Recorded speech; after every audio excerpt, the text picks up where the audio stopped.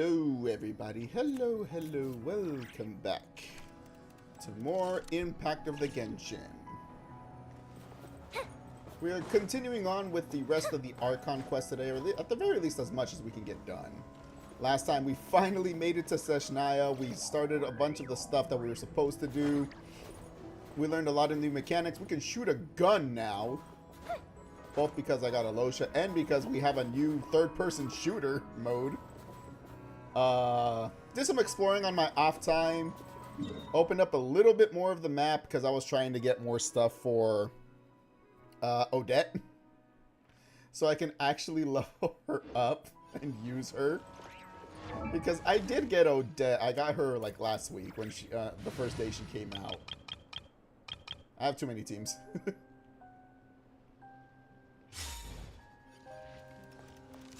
So we do have her here. I also have the Cryo Traveler now with his new weapon, which honestly is pretty damn badass.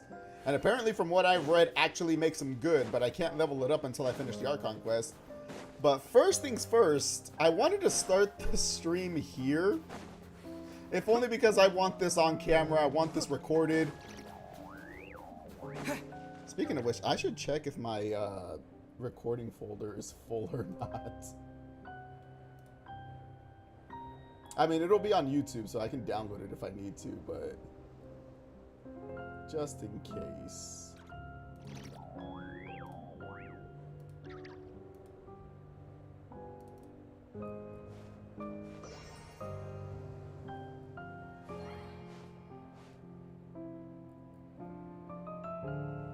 Oh, I think it's full. I don't. Oh, no, this is today's. This was the last one. Okay, yeah, it looks like there's still room in here. Hold on, let me check the behind the scenes stuff. I'm checking my drive memory. Oh, it's still got some space. Okay, cool. I don't have to worry about losing this recording. But anyways, the point is I wanted this recorded because when I walked over here, my little Eye of whatever his name is, Eye of Gray, gave me a message, and it said this. The database contains no information about this building. It was once recorded that this building was frozen. On that day, work across Snezhnaya was suspended for half a day to commemorate a certain Harbinger's passing. A Harbinger, a colleague of the director we met at the abandoned station. So this is probably the tomb of a Harbinger. Recording the relevant information, this ice-sealed palace, it is the tomb of the deceased Harbinger named Senora. So yeah, the Harbinger we killed all the way back in Inazuma like 4 years ago. The one that got a special trailer for, oh, I didn't mean to do that. The one that got a special trailer for when she died, and this is where we met all the other Harbingers. We finally get to the place where she's actually laying to rest. That's actually insane. This is such a cool location just for lore. What happens if I touch her? This is her butterfly, by the way. Her little fire butterfly. Also, I'm about to die over here.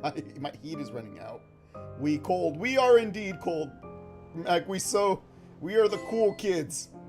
Literally, we get an achievement for that, and we get a chest. Yeah. We are grave robbing Senora. This is so fucked. You know what? I'm gonna make Odette do it. I'm gonna make her protege, her replacement do it. You get the chest. Hard work pays off. off. And I got the thing. Oh my god. What's in the storage device? Oh, it's just a bunch of like flowers and stuff. Oh, that's cool. This is also something new they added, apparently, where you can leave storage devices in everyone else's world and leave items there that any player can take, so that's really cool. Ooh, you get Pyro crystal flies here, too? That's cool. That's a cool attention to detail.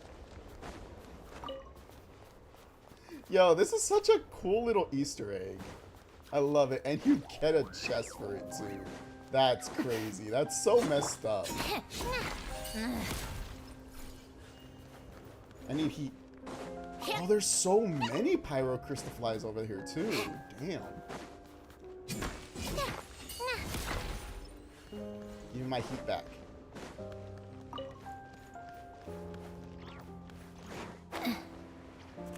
I can't believe I found this place. I found it when I was just exploring on my off time, and I'm like, no, I need to get this recorded. I need to have a record that I've been here for the first time so I could have a genuine reaction to it. That's crazy. I love it when video games do this. Anyways, now that I'm done gushing about this random location that I'm assuming doesn't have any story significance, it's more lore significant. How are you doing? How's everyone doing out there? How you doing, Big Mac? Hopefully you're not losing too much sleep being here. I am mourning and search for Pyro. I don't know what that means, but good for you, Zeno. I'll give you a like, just cause.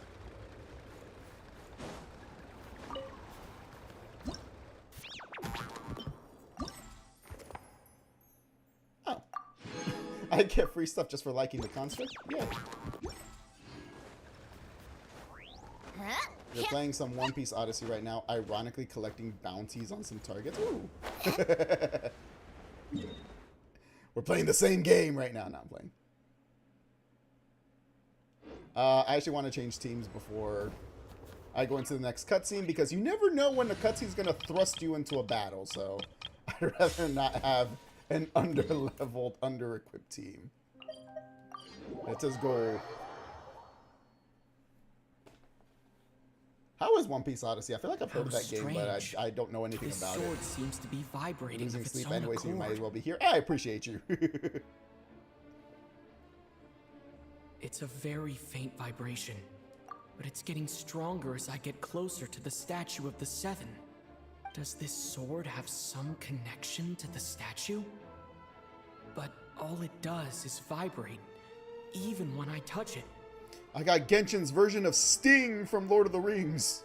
That place I got this sword from was definitely out of the ordinary. Maybe I should try channeling the power of Cryo.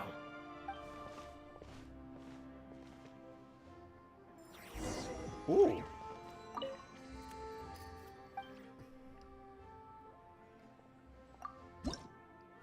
This isn't what I'm supposed to do.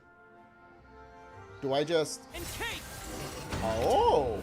There really is something special about this sword.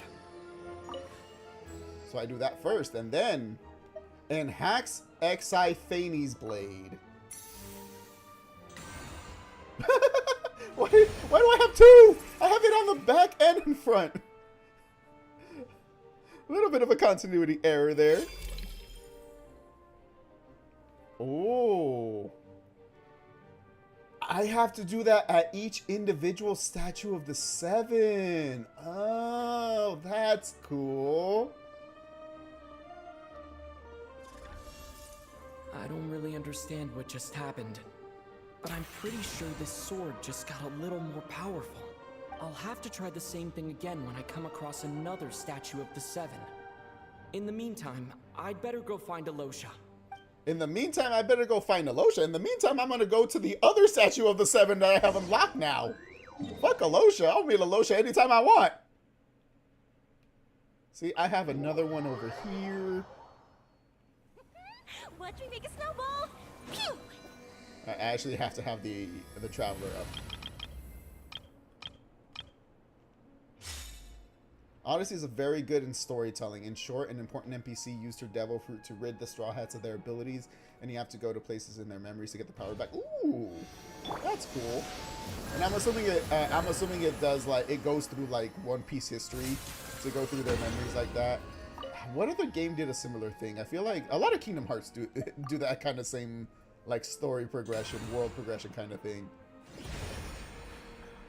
Exploration-wise, it's pretty cool. There are places and/or items where every crew member gets unique use because everyone can't do something the rest. Ooh, that's cool. Gives you a reason to use all the other members of the team. And I got a third one somewhere, right? Or did I just... Oh, unlocked... No, yeah, the third one's down here.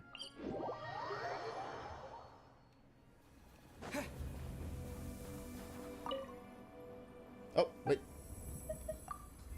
I have to do that first.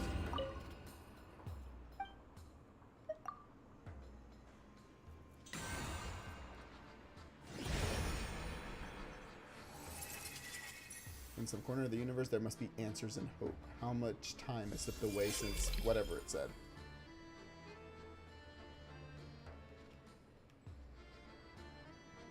It is now at 60. 1, 2, 3, 4, 70, 80, 90, and I guess it gets... So 70, 80, 90, and then it gets one extra boost, I guess? Let's see. Right now, I have 1, 2. So I can't fully upgrade the sword just yet. I think I can only get it to 80. Which is more than enough, honestly, but... Eventually. Now that that's out of the way. Oh yeah, chests.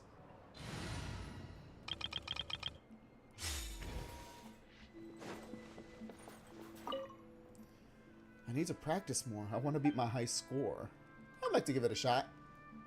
Brilliant! I've been waiting so long for someone who's actually willing to play. A perfect all this time without streaming and I still haven't learned to talk right. A perfect competitive sport like this deserves to be practiced constantly. After all, there's always a higher peak to climb. Give it a shot. Who knows? You might just beat my score. What game is this? Explain. Hold the attack button to aim. Oh, am I playing like darts?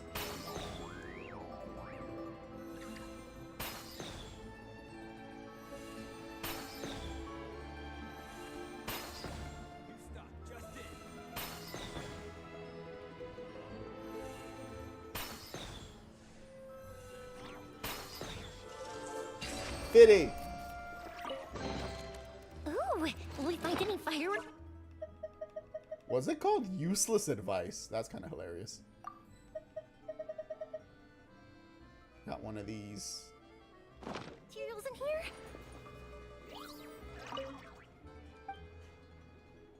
One more time. One more time. What's the next one?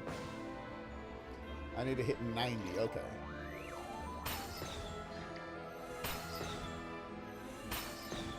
I just need to do it fast. Oh, I missed! Oh!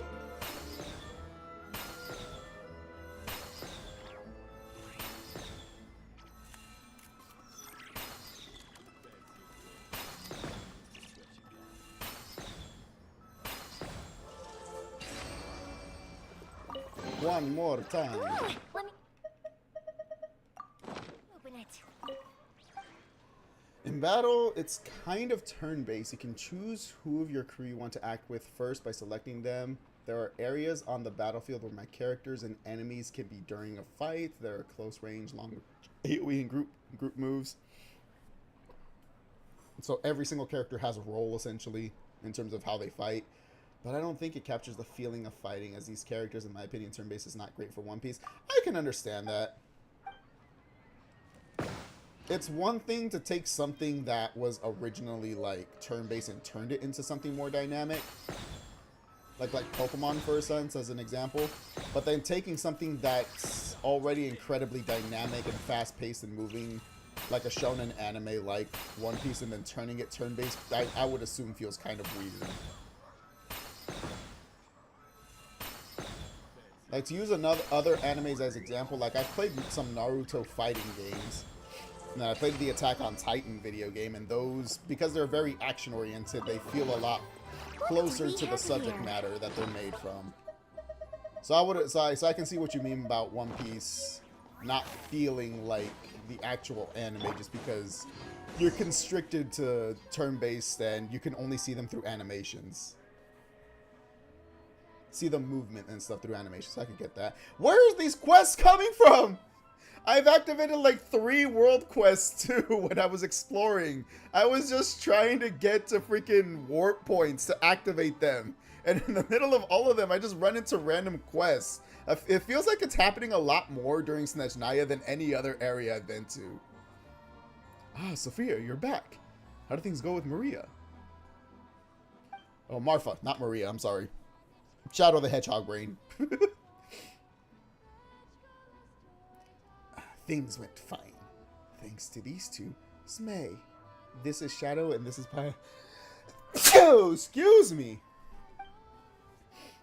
Ah, so you're the rumored Ah, so you're the rumored. The rumored what? The rumored what? Please tell me it's a good thing at least. On behalf of Marfa and all of Snezhnaya who suffer under the Izmaila's... Oh, I think this is a continuation of one of the world quests I started on my own time. Gesundheit. How do you say thank you in German? Danke, right? That's a different language. Don't mind me, I don't remember. Thank you in German. That's what I'll say. Ah, shucks, it's nothing. So to explain what I did off screen, there was apparently there's apparently like a freaking like mafia group or just like a group of thugs of a type of fae that are like big and beast-like, who are extorting money out of the smaller fays, smaller animal creatures. Danka's correct? Yes, I was right. I don't know if I pronounced it right, but I had the right word at least. Anyway, so that quest was me stepping in to help the smaller people not get mugged, essentially. I think that's the continuation of this quest. My name is Smay Luchkin. I guide the Luchkin on their path. Just call me Smay. Who are you? I'm not a furry, but damn. Arina Nikolayevna Voronina. God. These names, man. I did pronounce it right. Hell yeah. Like, I try to do my best when it comes to pronunciations, but sometimes I hit it and sometimes I'm way off. It just happens that way, but I got that one. Hell yeah. Well, that's Arena for you. She's the one who enforces the rules here and has done so long enough that she might appear a little hard. I mean, something's hard. I don't know if it's her, but anyways. But I'm not a furry, I swear. But I assure you, she's as warm-hearted as they come. Arena's workload has grown heavier ever since the old sire passed, and that's weighed her mood down lately. And recently there's been this ugly business with the Izmailovs. Ah, right. I was just going to mention that. Shadow and Paimon have agreed to help us teach those louts a lesson. Oh, well, that's the best news I've heard of late. I must say, is it true? Will the two of you help? My left arm pulses with valor's solitary spirit. My right arm ripples with the lonesome gallantry. No one told me you were such a funny person. Why, thank you. I appreciate that you don't take anything seriously. That said, though, we cannot settle the Izmailov affair with courage alone. Not a furry, sure, but a certified weeaboo. You know what? I'm not even going to argue that point. You can call me a weeaboo, but I draw a line at furry. Let's see, where should I begin? Ah, yes, with the debt collection, I suppose. Oh yeah, they're loan sharks, I think. They've been collecting across a vast area recently, regardless of whether the debtors can pay up or not. Marfa is one such example. This isn't something that a gang would normally do. Do this often enough and no one will ever borrow money from you again. Even so, the Izmailovs are doing it. That's gotta mean they need tons of Mora. Precisely, Miss Paimon. They need tons of Mora, and my sources tell me they've been using this Mora to rent many a train carriage. To pay for a trip, maybe? Paimon. Arena, don't laugh. I'm afraid that renting cars for trips doesn't cost that much. Instead, I imagine they're using the Snezhnayan rail system to move some goods in secret. That's generally how the world works. If you do some things in the open, then you'll more or less pay fair prices, but if you do something in secret, it'll cost you extra. So what are they moving? They're moving raw materials that could very well be used to construct a device that can open a shadow realm. Sophia! Oh. It's fine, Arena. If we're serious about asking for Shadow's help, we should lay our cards on the table. It's as Sophia says. Izmailov's young sire is finding a way to open a gate to the Shadow Realm. He's trying to find the Egyptian... He's trying to find the Millennium items. The Shadow Realm? You're talking about that weird space that we entered along with Alosha back then. Ah, I see you've already entered one such realm. Well, I'll be frank. Everything related to these Shadow Realms is dangerous, whether it's the realms themselves or the things within them. You don't say. You know, I would never assume a place called the Shadow Realm is ever a safe place to be. Except my Discord. I'm kind of bad at drawing. My lines are rather abstract, not sure where it goes.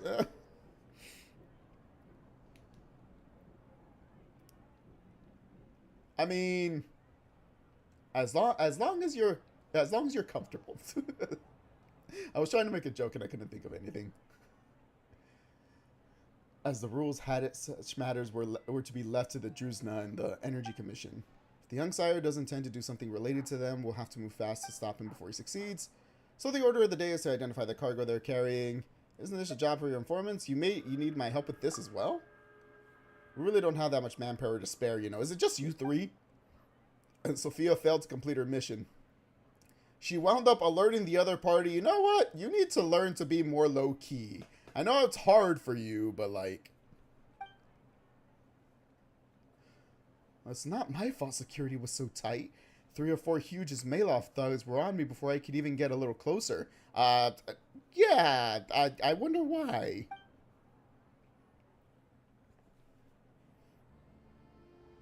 Hold on. Away with thee.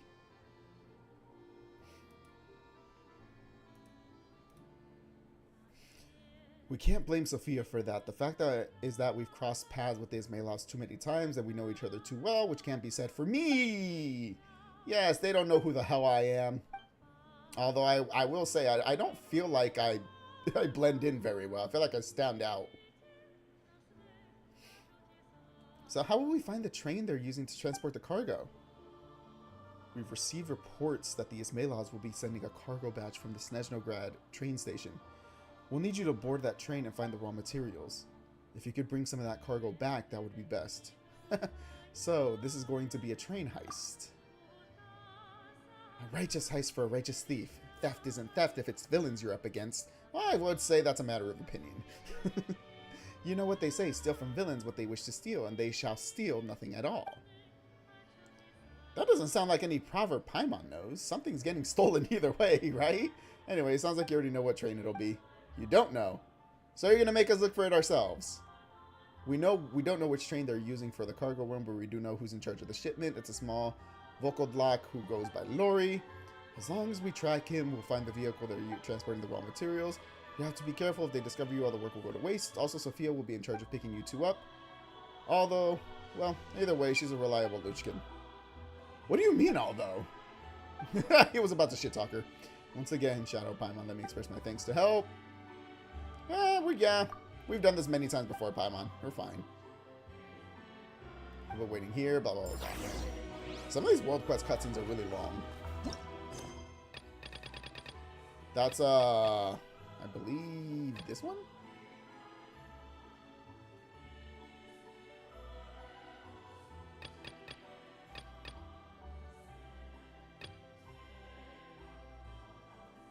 Yeah, I believe it's this one. The mean streets of the despicable. Anyways, back to the real quest. That was a detour I was not expecting to run into. I'm also going the wrong way, but I see a freaking... I know there's a thing over here. A Cryoculus. This game gives me freaking... Ooh, shiny syndrome every time because something pops up on the radar and I have to get it. It's right there! I see it!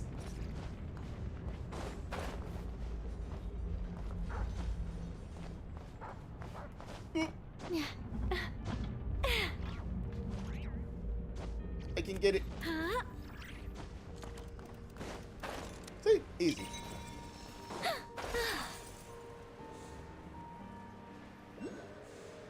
There's another one. I heard the sound. Where did it pop up? I know you're here somewhere. Oh! I was not paying attention to my stamina. I almost killed Nicole there. Hello there. How can I help? Tatishev. I'm looking for Alosha. Ah, sure thing. Give me a second. I'll go fetch him for you.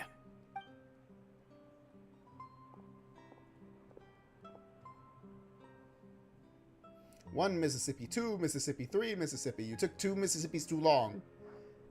I ask for compensation. When Alosha arrives, you tell him about what happened. I don't know how to pronounce that word. Familiar story. I've had similar experiences. Although Snezhnaya doesn't deliberately delay or withhold relief, those first few days of waiting for help are always the hardest. It's a fundamental contradiction. If emergency relief can't be delivered in time, what's the point in even calling it emergency relief? You make an excellent point. So that's it? They just have to wait? No more Snezhnaya has enough energy right now. Not necessarily. I think there's a good chance that Kresnik Crystal from Stratomaros will start flowing into the market. Really? Why? When we resolve Stratomaros' energy issue, it's like we open the floodgates. Oh, damn. A huge backlog of Crystal is now available to the townspeople. There's no way they can use it up at once. Just how much were the freaking dudes hoarding before we freaking demolished their little black market scheme? A lot of them will probably stockpile it and slowly work their way through. Probably a good idea, since energy prices are only going to keep rising. But there will always be people who urgently need Mora. So they'll sell it to the highest bidder. Exactly. At the current prices, selling Crystal is an easy way for an ordinary person to make a fortune. No, don't fall for the quick reach schemes. The dam will break eventually. Hey boss, how much do I have left in my account? 1 second, let me check. So, you're planning on buying the Crystal out of your own pocket? Yeah. I don't know if I have enough, so I'll chip in a little extra and buy as much as I can afford. Let me cover this. I can't let you pay for all of it yourself. No, it's fine. You're new to Snezhnaya, and you have your own living expenses to worry about. Besides, you're already providing the train. Alosha, shut up! I'm rich! You don't know how famous I am! Leave me alone! It's okay, I volunteered for this. Here's your Mora. See what you can find at the market. But I doubt there'll be much Crystal left. Yeah, well, can't hurt to take a look. Let's see. Huh? Oh, what's Odette doing here? Oh, Alosha, and... Hello, hi, this is awkward. Yeah, you remember me? The guy who killed your master? Hello? They told me you didn't like her very much, so... We cool? I didn't realize you two knew each other. We teamed up in Svetlolodovka. Svetlolodovka. I think that's how you pronounce that. I need to hear them say it again. I also didn't realize you two knew each other. Yeah, I take on some odd jobs in the city to supplement my hunting income. Sometimes I work as a cleaner or prop hand at the theater where Odette is one of the big stars, so I've met her a few times. Oh, that's cute. When the weather's as bad as this, it's better for a hunter to adapt than to keep looking for game. At least you're not stubborn about it. Yes, and we sometimes need extra help. Say something, man! Oh, Lord. Wait, why is the atmosphere so awkward? I thought things went pretty smoothly in Svetlolodovka. Svetlolodovka, okay, I was almost right. He's pronouncing it as Sviet instead of Svet, so... I don't even know if that's the correct Russian pronunciation. These voice actors aren't Russian, so I don't know. Svetlolodovka. Speaking of quick money, you interested in earning a lot fast? I know a guy whose uncle has a grandfather whose grandchild's pet hamster is very famous and earns about a shit ton every day. Cool! Sign me up! Here's my credit card information! So, what brings you here, Miss Odette? Looking for some new props? I will give you my entire life savings, so go make me rich! Make that hamster dance for me too! No. After I got back to the theater, I couldn't stop thinking about the situation in Svetlolodovka. It bothered me so much I couldn't focus on my dancing. So I decided I'd come here and see if there's anything I can do. Couldn't let it go either. You too, I presume. I suppose that's why you're here. That's what I do. I'm a hero. I help people. I only occasionally dabble in murder. Again, it wasn't me. I Anyways. didn't feel comfortable expressing my true opinions in front of the Harbingers. Not least because ordinary Fatui like me don't even know what Project Snezhnaya is all about. It sounds like the Harbingers don't even fucking know. I guess they did say there's some things that they couldn't reveal, so maybe it's less that they don't know and more they can't say anything. Anyways. Without knowing the full picture, I can't make sense of it. And at some point, if things aren't making sense to me, I can't just keep going along with it. I mean, that is a fair, very real mentality. I feel like that's what a lot of people in Snezhnaya are kind of feeling right now. So many people feel the same way. They wish they could do something, but Thank all you, kinds Elijah, of for reservations backing me hold up. them back. Explains why groups like the Road Cod are springing up to fill the gap. Yes. Well, that's one option. But there are risks to consider with organizations like that. The Fatui does not encourage their activities. It's always so difficult because you never know if those kinds of organizations are truly altruistic or if they're just taking advantage of of a shitty situation to seem like the good guys and then take advantage of people. Right, because things can get out of hand, and it's hard to hold the right people accountable when they do. I've heard about a few cases like that. Sandrone said Odette was on track to inherit the title of the Fair Lady. If so, she'll be able to find out what Project Snezhnaya is really about. Did I say shit ton? I meant he makes a ton of shit. Sorry about the money. I already spent it all on hamster food. No! How dare you? Can I at least have some of the hamster food? I'm gonna need to survive off that for the next 6 months. I'm gonna eat one little bit of hamster food a day. That'll keep me going. Still, it's probably a little soon to ask her about that. There may be more to the story. What's on your mind? Nothing. I just spaced out for a moment. I think we can both agree that no matter which side you're on, it can't stop you from doing the right thing. Where there's a will, there's a way. Mm-hmm. See, you understand me. I know what Rosaline did while she was abroad. You made the right decision, so no hard feelings. See? She does see reason. We don't have to feel awkward about it. She knows Senora was an asshole and deserved to die. So, what's your plan? Good. Glad we could bury that and nip it in the bud. Now, Odette, are you free this Saturday? Oh, we were gonna buy some Cristal. I heard there's some on the market right now. Funny. I had the same idea. In that case, let me pay. I can claim it back as mission expenses. This is like when you go out to dinner with your friends and or your family and you're all fighting over who's gonna pay the damn bill. The real issue here is that government relief is behind schedule. Surely it makes more sense for the state to cover these costs than for us to pay out of our own pockets. True. It's a huge expense after all. Thanks for helping.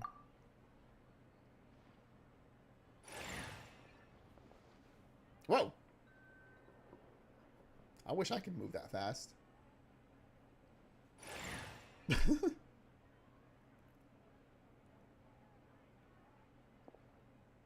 Let me see. I'll take it all, please. And I'll be needing a receipt. Right. Choose mission budget under the expense category, but be sure to specify emergency rescue operation in the description. Otherwise, the normal reimbursement limit will apply. Look at Odette taking advantage of her status for good. You're gonna pay. No, you're gonna pay. No, I'm gonna pay. Wait, no, I didn't mean it. I was just saying because I wanted to be like a good person.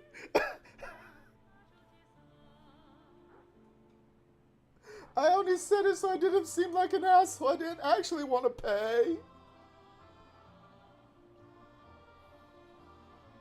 You're supposed to ask me, are you sure, first before you go through with it. Let's book this train. Regulations say that if we need to transport Kresnik Cristal during Project Snezhnaya, extra carriages can be added 1 hour before departure.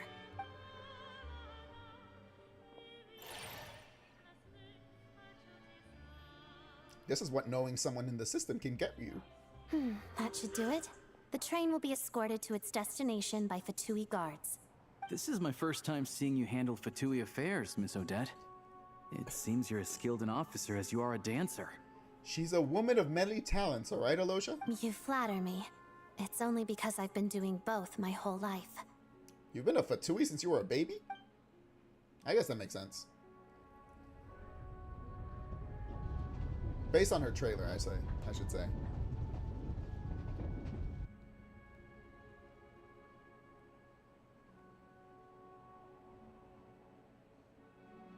Choo-choo. I don't know why in my head that's what Ether says, what the Traveler says every time a train passes by. Well, I'm glad we're in safe hands. Anyway, I bet you've been non-stop today, am I right?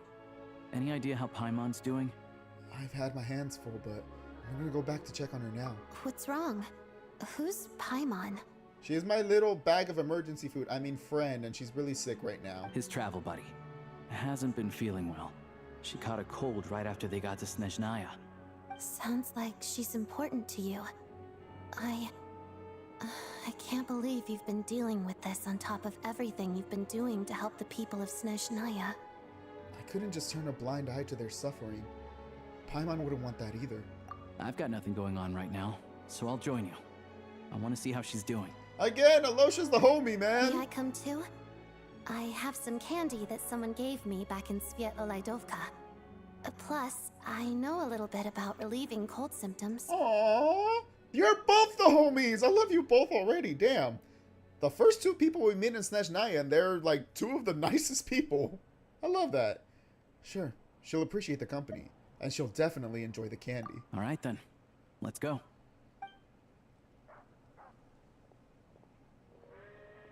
I still don't know what the deal is between these two, but at least the tension seems to have vanished. A good sign, hopefully.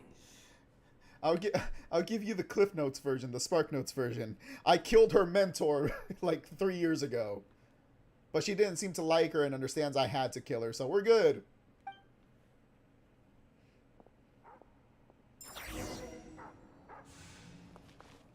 Return to the Podvorier restaurant. My pronunciations are going to be ass, so I apologize in advance.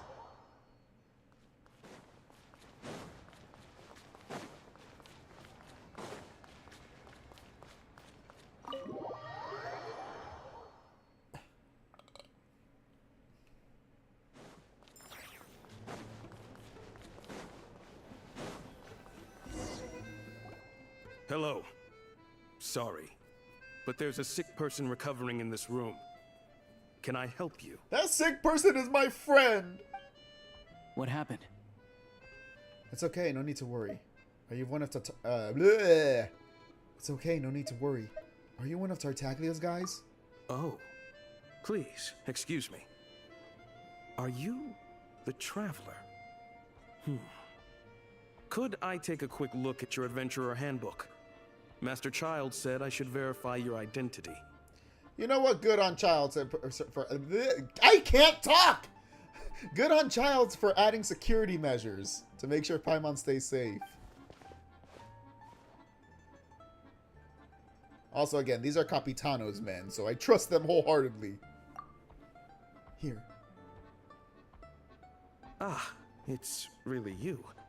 Sorry for the inconvenience. We're under strict orders from Master Child to keep this room well guarded. No problem. At ease, soldier. At the same time, we can't interfere with Podvorier Restaurant's business. That would only seem all the more suspicious and draw unwanted attention to this room. Besides myself, a few of my colleagues are stationed in and around the restaurant, in plain clothes, of course. Rest assured, you're in safe hands. Damn. Child really went out of his way to make sure everyone is safe. I didn't expect such a high standard of protection. Well, Master Child handpicked us for this special assignment. We're not about to let anything go wrong. You know, I said in the last part that Child being like taking Capitano's place and like taking charge of his men felt like a weird thing, and him being part of like political stuff in Fatui felt weird, but he's doing a bang-up job on it. I'm gonna say he's doing a fantastic job. I won't keep you any longer. Please, head inside. It's not what I expected, but I'm also not surprised.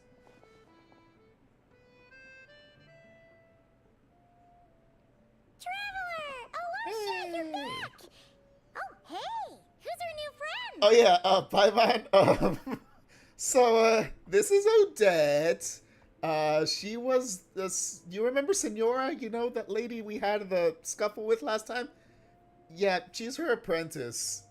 Hi, I'm Odette. The Traveler and I crossed paths a few times. She's a member of the Fatui, but she's solid. We can trust her. Another friend from the Fatui, huh? You're practically a member yourself by this point. You know, you're not exactly wrong, Paimon. Is that really a bad thing, though? Half the members of the Fatui are friends. How are you feeling? Paimon's definitely on the mend. We should be back to our usual travels in a few days' time. Seems like that doctor was right. Awesome. It's just... Paimon's limbs are still feeling a little chilly. Your limbs? Interesting. I have just the thing. Whoa! What's this? Is that a flame inside an ice cube? Wait, is this real ice? How's it not melting? And how does the fire keep on burning? It's cool fire. All keen observations. You're right. This is called core ignis. Whenever I've caught a cold in the past, I found I recover much more quickly if I place this by my bed. You're welcome to borrow it. Interesting. Awesome. Wow! It's so nice and warm! Oh, it's like magic. Your name was Odette, right? How did you two meet again? Looks like she's in pretty good spirits. That's a relief. Any progress with your investigation yet? Nope. I couldn't get anything out of the Harbingers. No surprises there, I'm sure. They're not likely to let anything slip. Why does every girl in this world wear extremely cute design dresses as if there are high brand designers clothes everywhere and so cheap everyone can buy it? Because they need to be... you need to know that they're playable characters. The NPCs get all like the normal samey looking clothes. We need you to see that the playable characters are special. In universe, I don't know.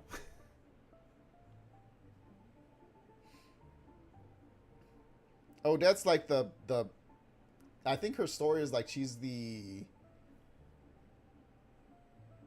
I don't want to say main ballerina. I feel like that's the wrong word, but she's like the main one of the biggest stars in the ballerina and the ballet and the theater of this country, so that makes sense.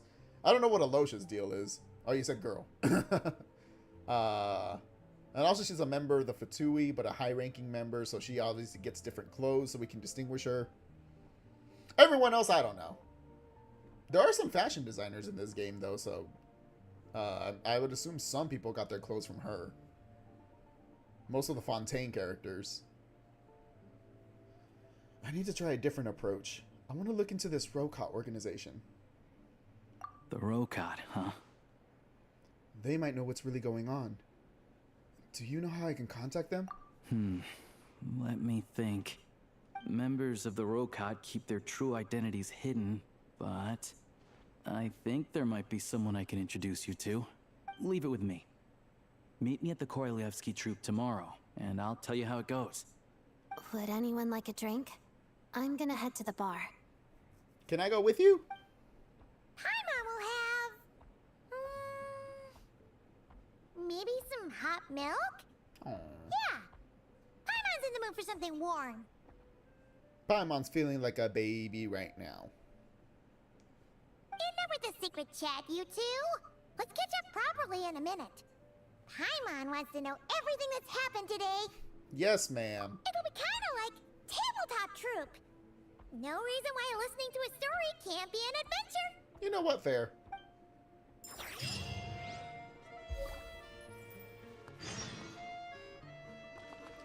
Rest until the following day. Cool. I don't know if this is a new feature or how long this feature has been here, but Being able to switch the clock to exactly the time I need to is so much easier than moving the clock manually by myself.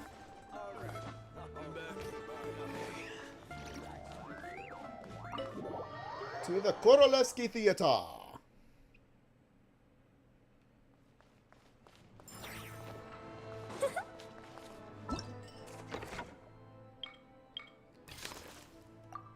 Free stuff. Let's go.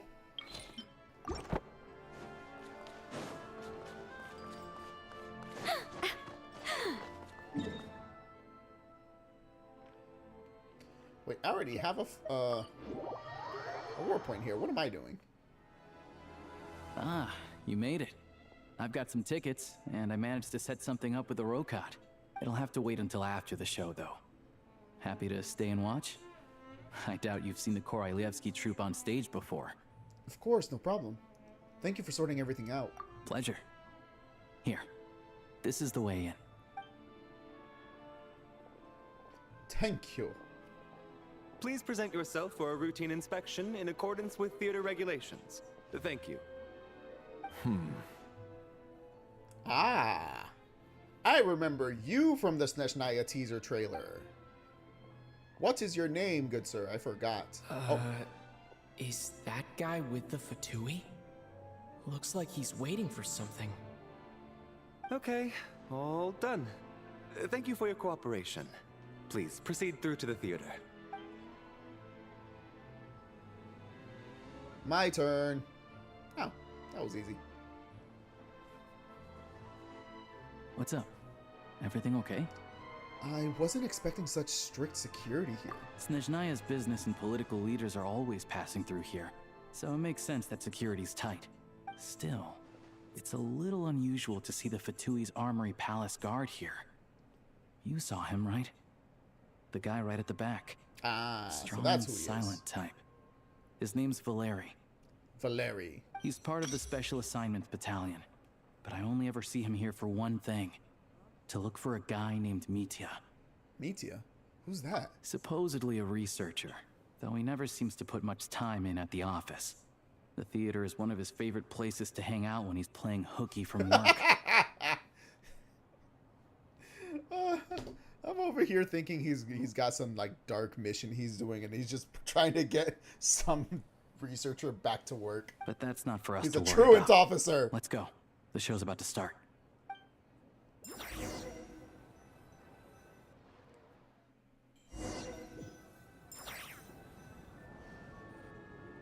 What do you think? Pretty impressive, huh?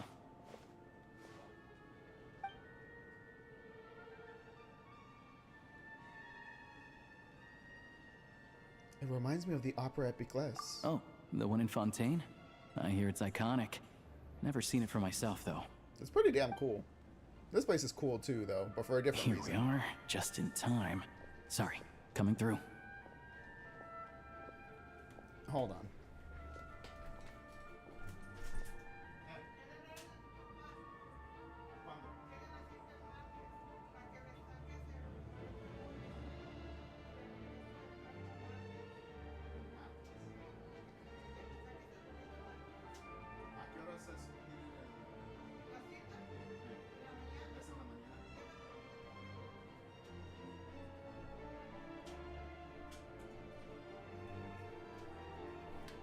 Hold up, I got something I gotta do kind of urgently, so I'll be back for a bit. Probably in like 10 minutes, 5-10 minutes, something like that. I'll be back. Got something important to do.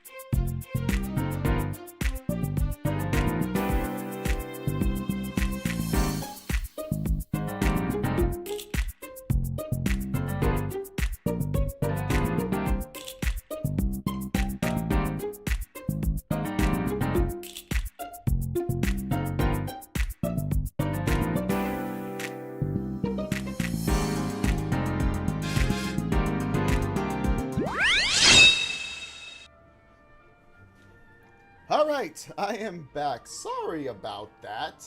I had to buy some plane tickets very quickly because my dad has to go on a trip like last minute. So I had to do that really quick.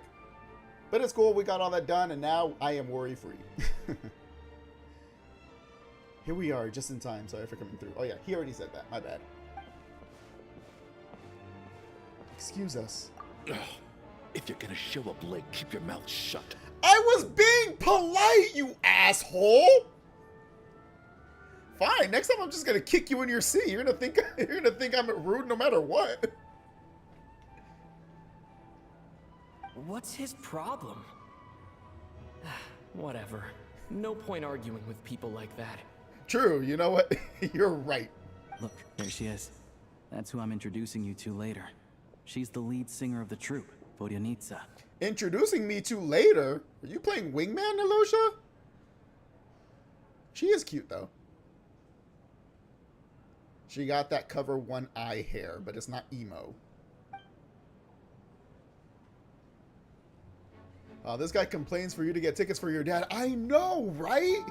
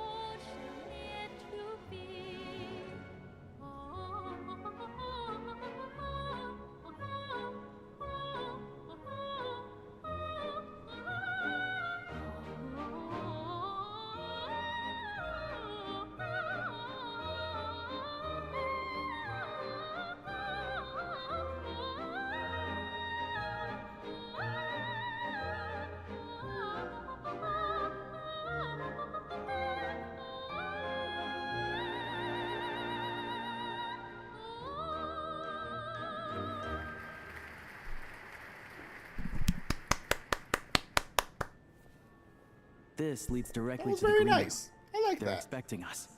Vodyanitsa will be waiting for us there. Smacked my mic like 3 times there.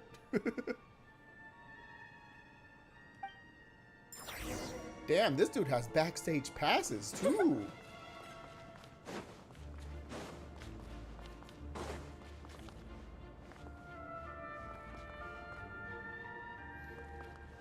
I don't have anyone who...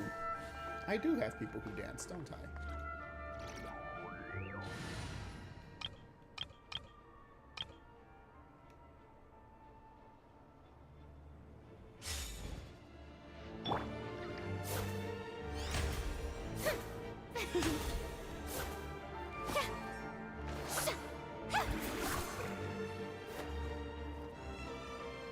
There we go. I just need to have my other performer character to be dancing.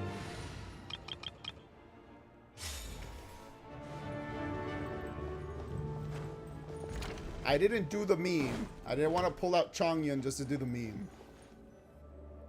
This is a great voice. Didn't think she would sound like this, though. Hey there. I usually feel Excuse that me. way about people who sing opera in general.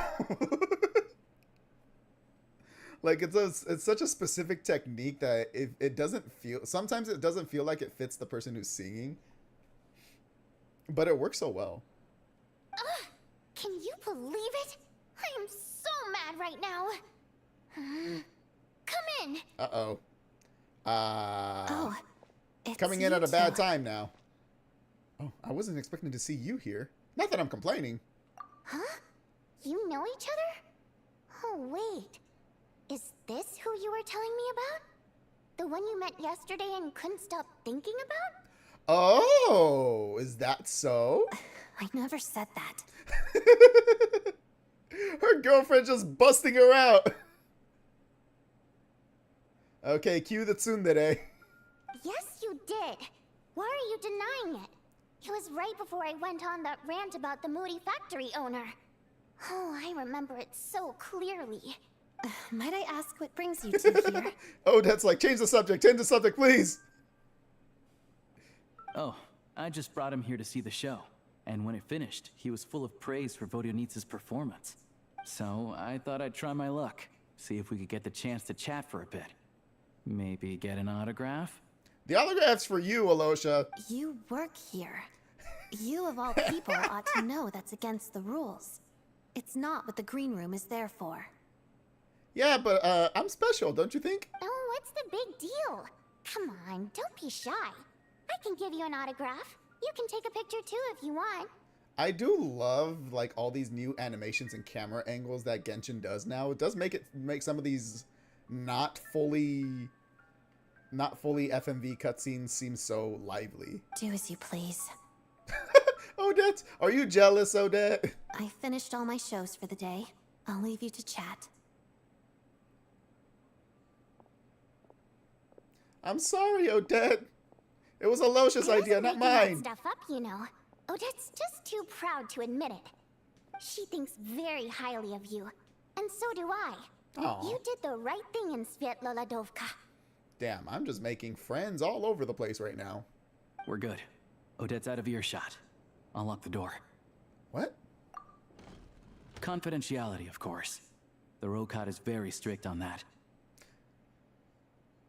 Vodyanitsa's part of the Rokot? Oh, that makes sense. Whoa, Alosha! Not out loud. Not with an outsider here. I mean, that's kind of the reason we came here. Sorry, Vodyanitsa. I don't actually want your autograph. Relax. I've taken care of it. Look at this. The president's reply sent this morning. Wait, so he's been approved to join? Huh? As in me? You told me last night that you wanted to get intel from the Rokot. Unfortunately, Rokot intel is only available to members. Well... Alright, I guess that makes sense. Still don't feel right about joining some kind of rebellion organization without my approval. But ever since you set foot in Snezhnaya, we've been I never working said I together. wanted to work for the I've seen the way rebellion. you work, your character, and your motives. Everything about you is perfectly in alignment with what we're trying to achieve in the Rokot. So I figured I might as well cut to the chase. I figured Alosha was with the Rokot and he just wasn't saying it. But now he's kind of confirmed that he is part of the Rokot. I wrote a letter to the president explaining your situation, including just the right amount of detail. His approval came very quickly. Who the fuck is the president? Can I meet him? Of course, it's still your decision whether you want to join or not. We'll respect your choice. So that means you and Vodyanitsa, you're both members? I felt like that was kind of obvious, Ether. Come on now. Well, assuming Odette was telling the truth and she didn't misjudge you, I guess we don't need to worry about you blowing our cover. Oh yeah, of course not. Sandrone! I got 2 Rokot members over here. Still, you gave me a real fright. I didn't know that's why you came looking for me. So, that stuff you said about admiring my performance, was that just because Odette was here? Did you actually mean it? I mean, I didn't even know you were part of the Rokot, so... so what reason would I have to lie? No, I meant every word. I loved your singing. Now you're talking. That's what I like to hear. Ah, she has a praise kink. Well, at least I know how to get on her good side then. Anyway, let me give you a quick rundown of how things work. Like I said, the Rokot is a covert organization, and we hide our identities. Alosha's just like me. Members typically don't meet Change in the person subject or as even quickly as know you each can. other's identities. This helps us maintain a high level of independence and secrecy.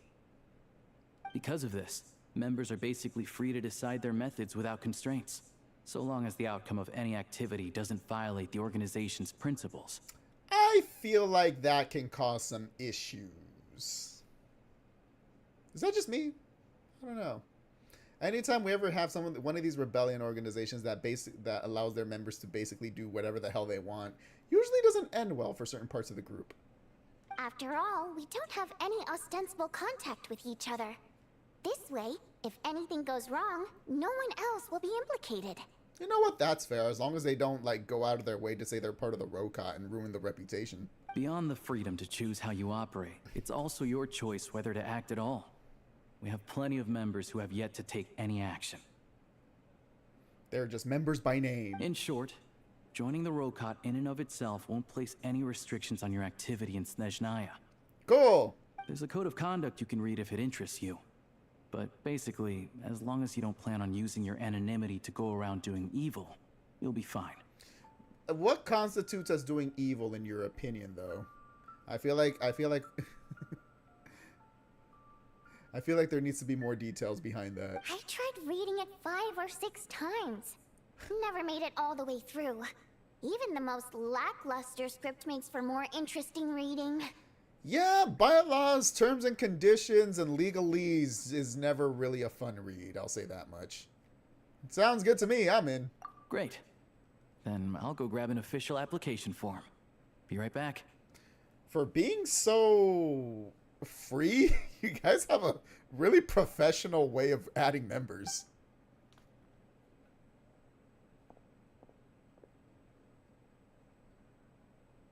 Since you keep your identities a secret, how come you two know each other? Well, Alosha has this pet dog, you see. His name's Tagarin, and this one time, Alosha brought him backstage. Tagarin took quite a liking to me, so I played with him for a little bit and fed him some treats. Okay. Then, the Rokot was out on a mission one day, and even though we were all in disguise, Tagarin recognized me right away. Well, that's unfortunate. Just a coincidence, really. We didn't report it to the higher-ups, though, to avoid dealing with the fallout. Like, my job at the theater, for instance. I really needed to make ends meet. Would they have made you quit the job just so 2 Rokot members wouldn't be together? That feels kind of extreme. By the way, what were you complaining about just before we came in? Did everything go okay with Chuganov? Who the hell is Chuganov? He's Chuganov. He's biting off more than he can Chuganov? Everything did not go okay. That was a terrible That's why joke. I was so mad. I tried to make some small talk with him before I went on stage to fish for intel about the Iskra manufacturing plant. But he wouldn't take the bait. No matter what I said, he kept dodging the question. And then he started complaining. He said he didn't appreciate his second-rate seat in the stalls because he usually gets a private box. Is this the dude that was an asshole because I said pardon me when I was getting by him? I mean, what did he expect? Everyone knows that if you want a box seat, you buy a ticket well in advance. But instead, he sends me a letter the day before the show when we're practically sold out. I had to juggle things around just to get him a half-decent seat, hoping he would appreciate the gesture enough to share some information. But nope, he didn't give me anything. Wow, that dude's really an asshole. Yeah, meeting Chuganov in person has definitely been a disappointing experience. Oh, you probably don't know who we're talking about, do you? Chuganov was that older guy you were sitting next to today. I'm sure he didn't make a great first impression on you either. Oh, that guy. I knew it! He's an asshole to everyone. At least it's not just me. With people like that, it usually isn't. Yeah, he seemed like a real grouch. To the citizenry, he's a family man and a kind boss. But our interactions with him tell a very different story. It's one thing to ask for a favor, but he acts like it's his right. He always expects special treatment. He's an entitled Nepo baby. Take the ticket situation, for instance. I've actually gotten him a private box in the past. But not only was he not even grateful, now he's acting like I've sold him short this time. Not to mention that he's never paid for a single one of his tickets. That's pretty outrageous, yeah. And another We have thing, Odette using your if he's connections such for a good, and we're family using man, and then we why have this doesn't he bring his asshole. wife and daughter to see the show once in a while? I've never seen them here, not even once. Maybe they're not real. Maybe they left and he doesn't want anyone to know. Maybe they secretly hate him like all of us do. To be fair, she would have had a better chance to learn stuff if she used that as a bargaining chip. Tell me stuff and you get a great seat kind of deal. I feel like this dude has kind of...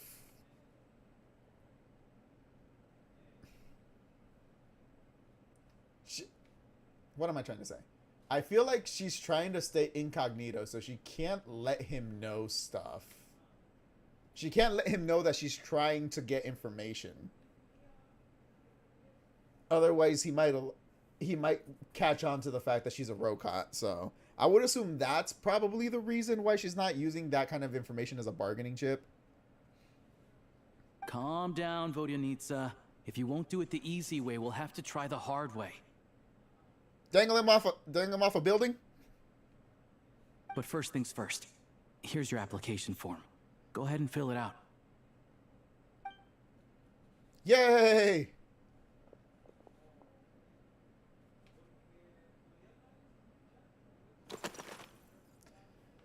My name is... Wait, I can't put... Wait, why can't I put all these names? My name is Mompai Fake Miller, Awaj Kumalil Khan, Octavia, and Jenny Lilbell. What the hell is Jenny Lilbell? I love all of these names. I don't know why, but Fake Miller is kind of screaming to me. My name is Fake Miller. My race, I'm a Dodoko. Codename. My codename within the organization. Wayfarer, Chess Mimic, Seamount Abyss. The 12th. Just the 12th. King Jabberfries and Lord of the Seven Calamities. It's gotta be King Jabberfries. And reason for application. I oppose Project Suja. I want to ordinary people. They can even let me put a typo in here. I think the Rokot is cool. I'm here to put an end to this organization. I need a part-time job. Mom told me to give it a try. Mom told me to give it a try. You know what? She wanted me out of the house.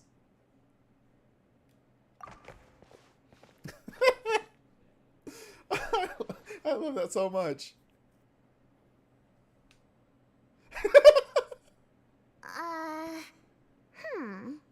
Looks like I'll need to make a few little... No! Leave it as is! Come on now! But other than that, you're good to go. We'll hold on to this for you. Leave it as is! Show the president who I really am! Alright. Now that we're officially Rokot comrades, I can tell you. Chukhanov is the target of our current operation. Recently, we've done some recon work at the Iskra manufacturing plant, which pretty much confirmed that their energy consumption is way beyond the legal limit. Okay. All we need now is some direct evidence to present to the Vetcha, so we can demand that they shut the plant down. Seems simple enough. That way, the Kresny Crystal can be allocated to where it's needed most. I was hoping he might let slip during one of our chats, but he's too tight-lipped. We'll have to find another way. I'm meeting another regular theater goer tonight. Mitya. Oh, Alosha mentioned that name earlier. But Valeri's here too, and he's probably looking for Mitya, so he may end up being a no-show. Don't you worry. He must know how to dodge Valeri, or he wouldn't be showing up on time for every performance. Does Valeri just not get a ticket? Mitya is a renowned I guess maybe energy Valeri expert. doesn't want to interrupt the show. Although we can't get any direct evidence of the excessive energy consumption at the plant, we can accidentally let the information slip to him. How? The authorities should take someone like him seriously. Oh, So I if get he it. starts raising questions about energy use at the Iskra manufacturing plant, there will be a proper investigation. Also, we're not allowed on site, but he has clearance. So all we need is his cooperation. Since he's an energy expert, does that mean he might know the inside story of Project Stuja? Yeah, so that's the other thing we're trying to figure out. Though I think we're far less likely to make any progress on that front. All I need to do is make Mitya my friend. That seems to be my plan of attack for everything in Snezhnaya so far. Still, I hear that Mitya is a bit of a chatterbox. So, who knows? Maybe if we catch him in the right mood, he'll let something slip. He's a yapper! Let's What go! do you think? Sound like something worth your time? Definitely. I'd love to join you. Okay, in that case, you guys find a seat somewhere nearby. Pretend you're a couple of buddies there to eat, and keep your ears peeled for useful information. He's a huge fan, so I doubt he'll have his guard up around me. But you two need to be convincing. If he suspects anything at all, he might stop talking. Sure. Don't worry. We'll make a believable pair of buddies. I'm sure we can manage a bit of friendly chit-chat. Perfect! You've sold me already. Now, Damn, help me that tidy just tells this me room you're up a gullible, bit girl. before we head out. Okay. What needs tidying? Everything. Girl, what the f-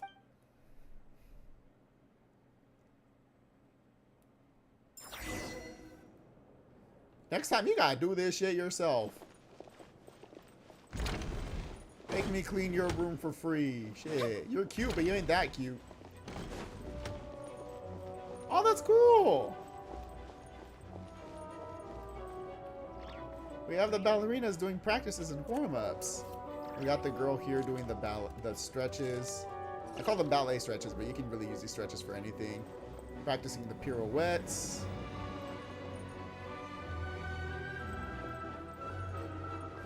How many can she do? A double. That's very nice. You know what?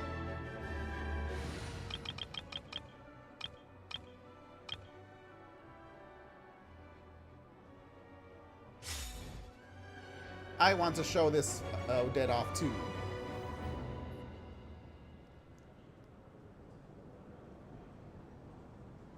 I have to wait for her to actually do her idle animation.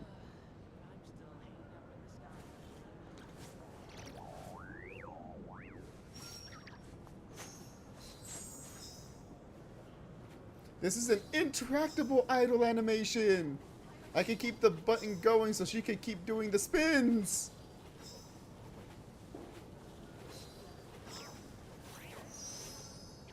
It's not unlimited. She eventually does have to stop, but she's so damn pretty. Also, the freaking lights at the end of her, the fake ice skirt that pops up, fake ice tutu that pops up when she finishes her thing and does her bow is actually really cool. Alright, we're done with that. The only reason I'm not keeping her on field is, again, because she's not fully leveled up. And I don't know when this game's going to throw a fight at me, and I'd rather not have a character that's half the level of this world be the character I'm fighting with. You mildly messed up in your game. There are rewards for certain things like battle X times in white area. But you cleared the Civil War situation. There are no more battles here now. 18 out of 20. You read online that there will be a post-game boss that can be fought in limited time, but apparently before that boss, you can't clear that. Ah, that sucks. So you can't 100% everything in the game before completing it. That's annoying. At least you can go back there post-game, but still.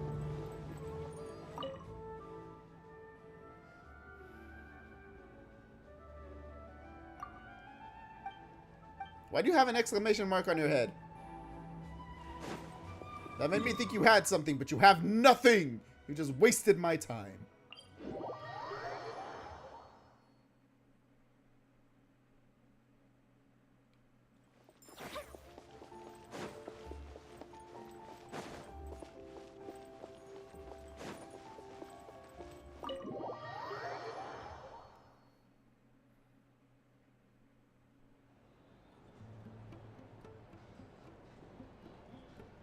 We come here often, so we shouldn't stand out. Let's sit here. Now, it's up to Vodyanica. Let's see how the conversation goes. Interesting. You could have cleared it, but you went with the main story before doing enough random battles. Oh, yeah. I understood that you could have completed it, you just didn't. But it kind of sucks that you can't go back until post-game if either you didn't know about the completion or you just didn't do it. Because you wouldn't know that there would be no battles after the main story. So it's just unfortunate that it's not, it's designed that way.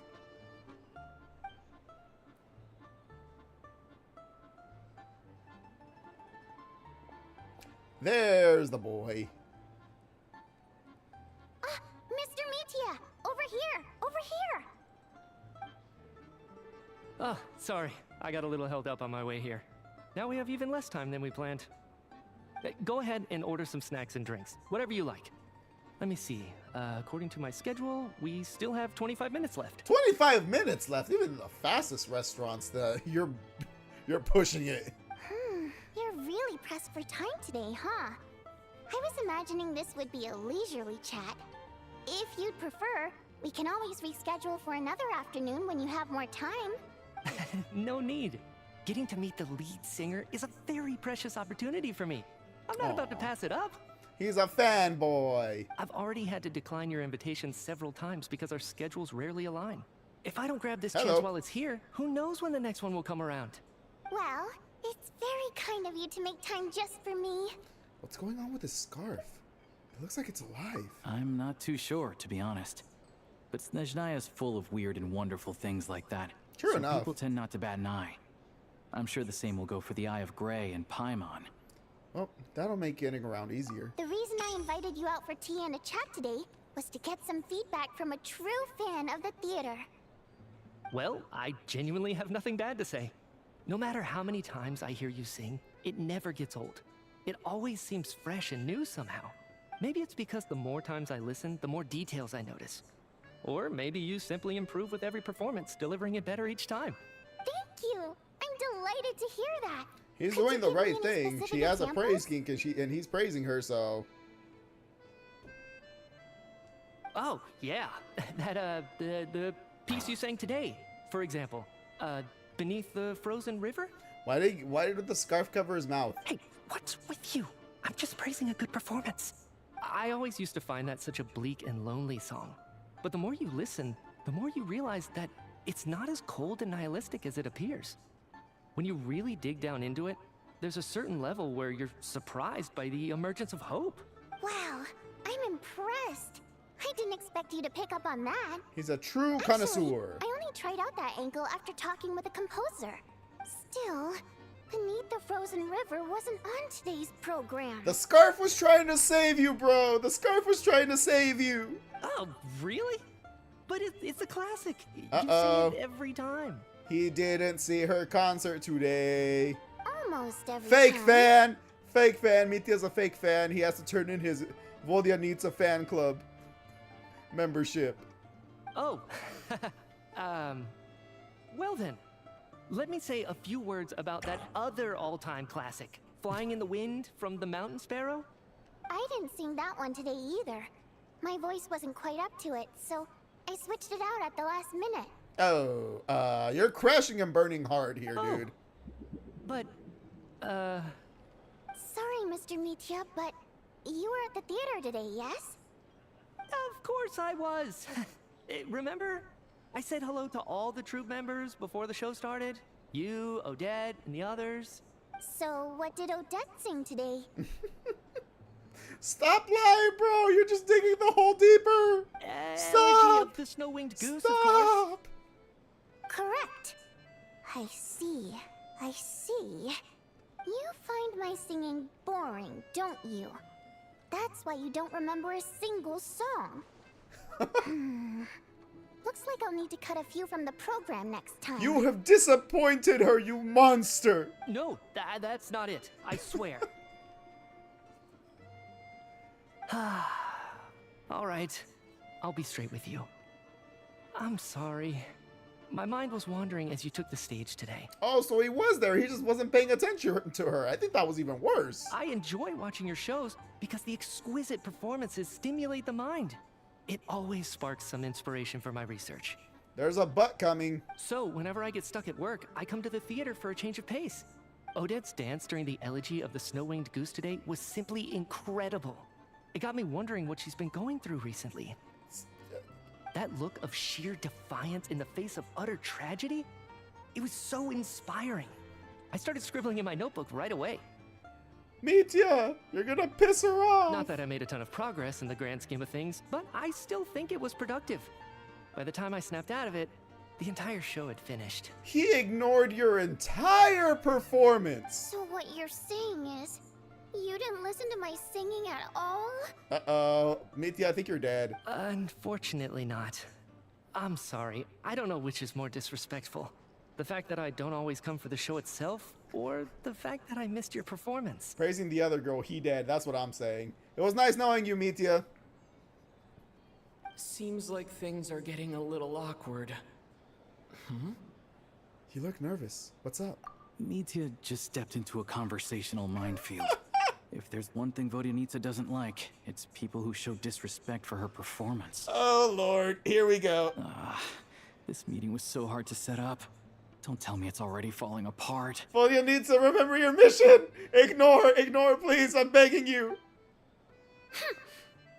Uh-oh. It's fine.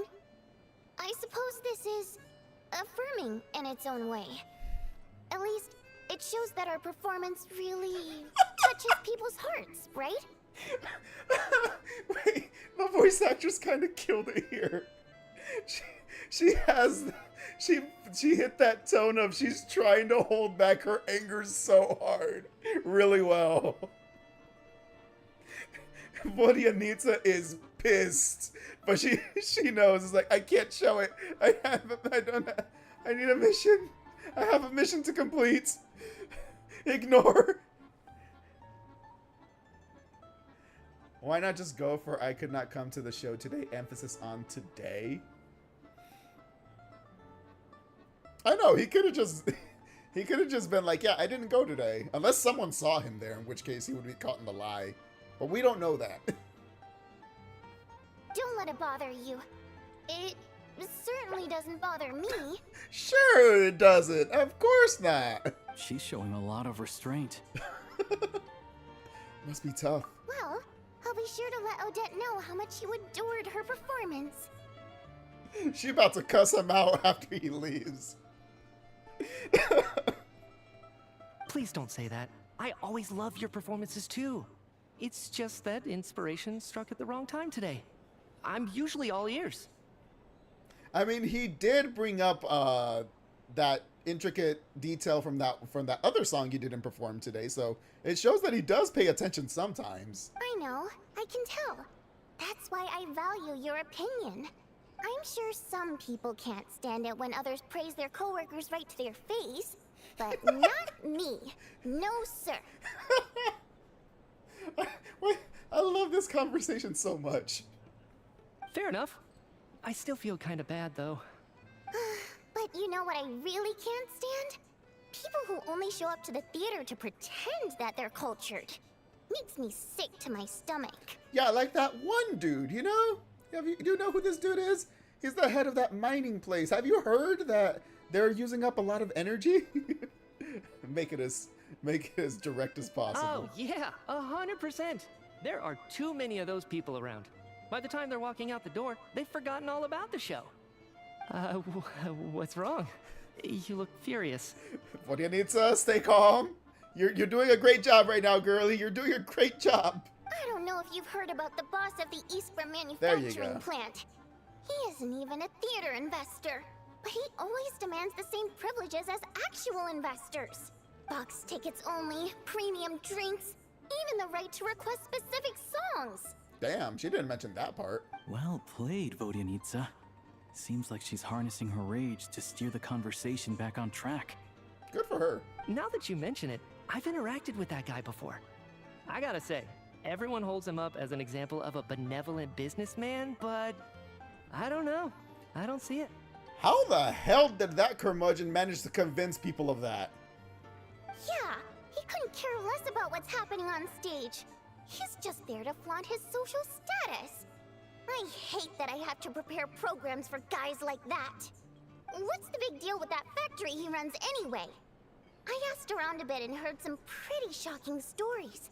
Sounds like he's just another greedy capitalist. Oh, really? Yep, the things people are saying are pretty damning. Low wages, insanely long working hours, equipment running around the clock. And as if that's not bad enough, he also strictly forbids his employees from giving any kind of interview.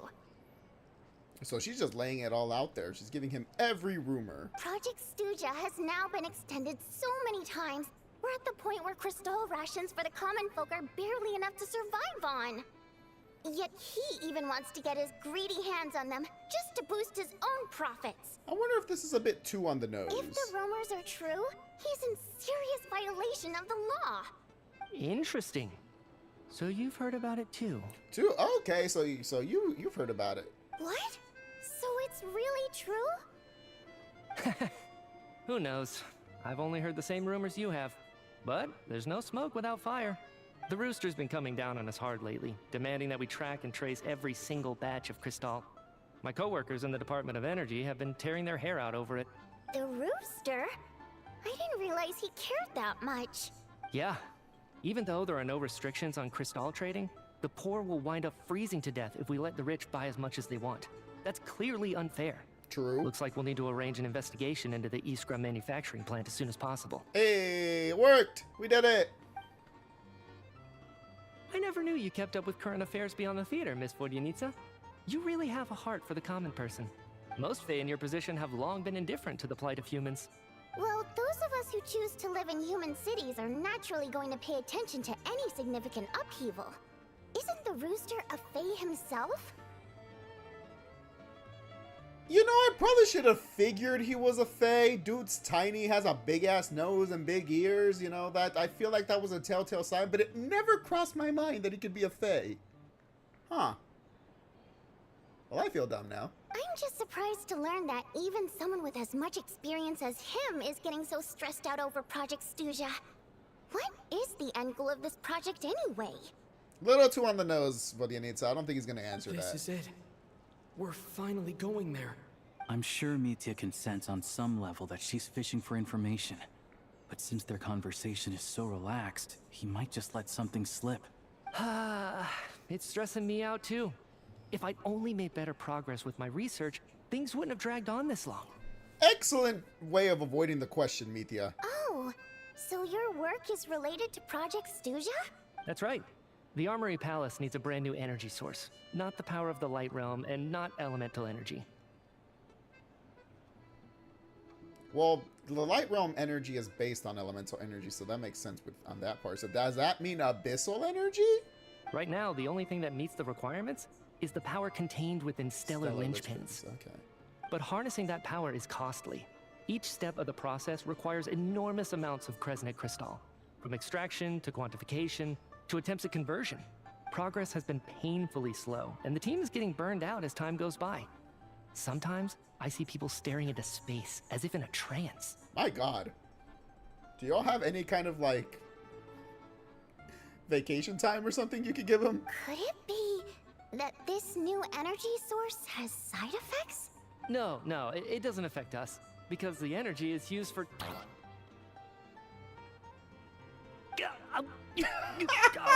Okay, I got it. Stop choking me. Sorry, I can't talk about that. Okay, so we need to get him away from his scarf. I think we're all just exhausted. We've been working ourselves to the bone for so long with so little progress to show for it. It's no wonder people are struggling to stay motivated. Seems like I owe you an apology. I shouldn't have gotten so mad at you for not paying attention during the show. Don't worry about it. I count myself lucky, to be honest. I don't envy the people who work closely with the Tsaritsa herself. I'd much rather be in my current position. At least I don't have to shoulder any major responsibilities. You know what? I feel the same way, my friend. So they're trying to develop a completely new kind of energy. It's a shame we didn't get to hear more. Again, take that scarf away from him and then he could spill all he wants. The scarf is pretty clutch for him. Absolutely. It tried to help him earlier, too, with the song stuff with Vodyanitsa. It literally tried to stop him. It was like, hey, shut up, shut up, shut up. She didn't sing that song. Stop. Yeah. Censored by a scarf. Who would have thought? Oh, dear. It looks like my time is up. I'm afraid I have to leave. Damn, y'all left all the food there. I'm so sorry. We ended up barely talking about the theater. That's okay. It was a pleasure chatting with you, really. Let's make up for it next time. Yeah, hopefully once the work pressure eases up a little, I'll be able to focus more on the performance, and then we'll have more to discuss. Run, buddy, We run. touched on some confidential issues today. I'd be grateful if you could keep it between us. Between us and my friends over there. That could have gone worse. Nice job. Why was Mitya in such a hurry to leave, though? That's why. Sorry. His truant officer has routine arrived. inspection. Is that Valeri?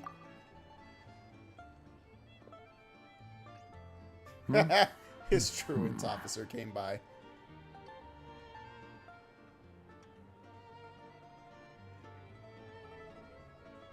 How would you talk about the theater if you paid no attention to her performance? That's why he said he would pay attention next time. But yeah, he really didn't have much to talk about this theater performance since he didn't watch it. Okay, let's go. He's lucky Volyanitsa didn't strangle him. So he wasn't rushing to get back to work. He must have calculated that Valeri would find him here in exactly 25 minutes. That's frighteningly accurate. Dude has studied Valeri's routine and route to the minute. That's crazy. One of the main duties of the Special Assignments Battalion is to ensure that important figures stick to their schedules. Sounds like Mitya's arch enemy then. All right, time for us to get going too. Excuse me, check please. We'll settle our check too then. Oh, hello there. Mr. Mitya paid the check before leaving. Oh. He also asked me to pass on a message. He said it was an honor to share his tea break with Miss Volyanitsa and her two friends.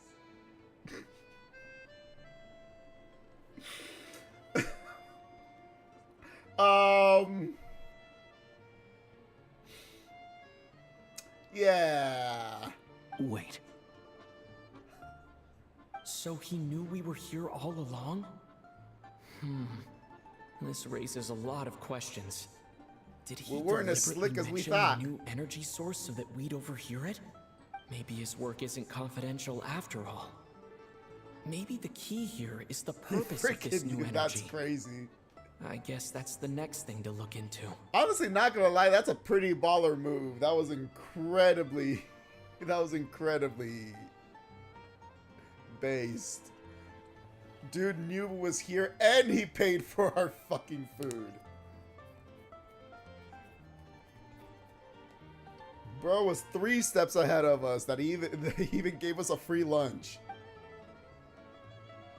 Adios. Volyanitsa and Alosha have left. Time to head back and call it a day. Oh, that was great. That entire interaction was fantastic. Hello again. Please rest assured, we'll keep a close watch on this place. Thank you, Saitin. I appreciate your hard work. Hey, Paimon's floating again. Here pretty early today. How are you feeling? Paimon was just gonna mention that. After she woke up today, Paimon felt like her temperature was completely back to normal. But her strength still hasn't returned. Well, you were always weak, so... Still, there's some good news. Paimon thinks she might have figured out the source of the problem. It's like there's some kind of mysterious power affecting Paimon. Interesting. Paimon's never felt this way before during any of her travels. We just heard about a new type of energy from Mitya. I wonder if that has anything to do with what's happening to Paimon. I hate Genshin for being such a damn good game story-wise while being such a gotcha money trap. Yeah, it's such a two-way thing. It's like if you want the good stuff of the game, you have to kind of accept the bad stuff of the game. Like, I've already accepted what it is and what my place in it is, so it's like, at this point, I'm just here to enjoy the ride. To be fair, you can always watch the story and cutscenes on YouTube and stuff like that. And again, you can theoretically play through this game free to play. Like, it's funny because my niece likes the Genshin characters. She's not a huge fan of playing through the game, but she's a fan of the characters, and she's just a fan of like running around the world and just doing stuff. And so I started another file just for her to run around in. And then I'm playing through that file myself as free to play. I'm not spending money on the second file. And because of how much content is in the game right now, you can theoretically get a lot of really good characters fairly, I don't want to say quickly, but depending on how much you play through like the content that's already in the game, if you're starting from new, you get enough resources to get a lot of the characters. Obviously, at some point when you catch up, you're not going to get nearly as much resources and stuff like that to pull for characters and stuff like that. But the game is set up in a particular way. The longer a gacha game is available, the more story events that are available and stuff like that, you are able to, at the very least, not feel gypped in a lot of ways, which I would say is... I'm not going to say it excuses everything, but at the very least, it doesn't make it feel as bad. I guess is the way I would say it. I'm a completionist on games I like, means if I would play it, I would want to have every character eventually, not necessarily high constellation, but all of them nonetheless. I understand that feeling. And yeah, being a completionist in gacha games means you have to be like a millionaire and have money to spend. There's no possible way to do it. I guess you don't have to be a millionaire, but you'd have to be okay with like spending a ton of money on the game. So I understand that point of view. If you're a completionist, then gacha games for the most part aren't going to be for you, because there's way too much stuff in the game that you can't feasibly get all of it without spending money. And so I understand that. I understand that point of view, and that's fair. That's fair. It means the game isn't for you.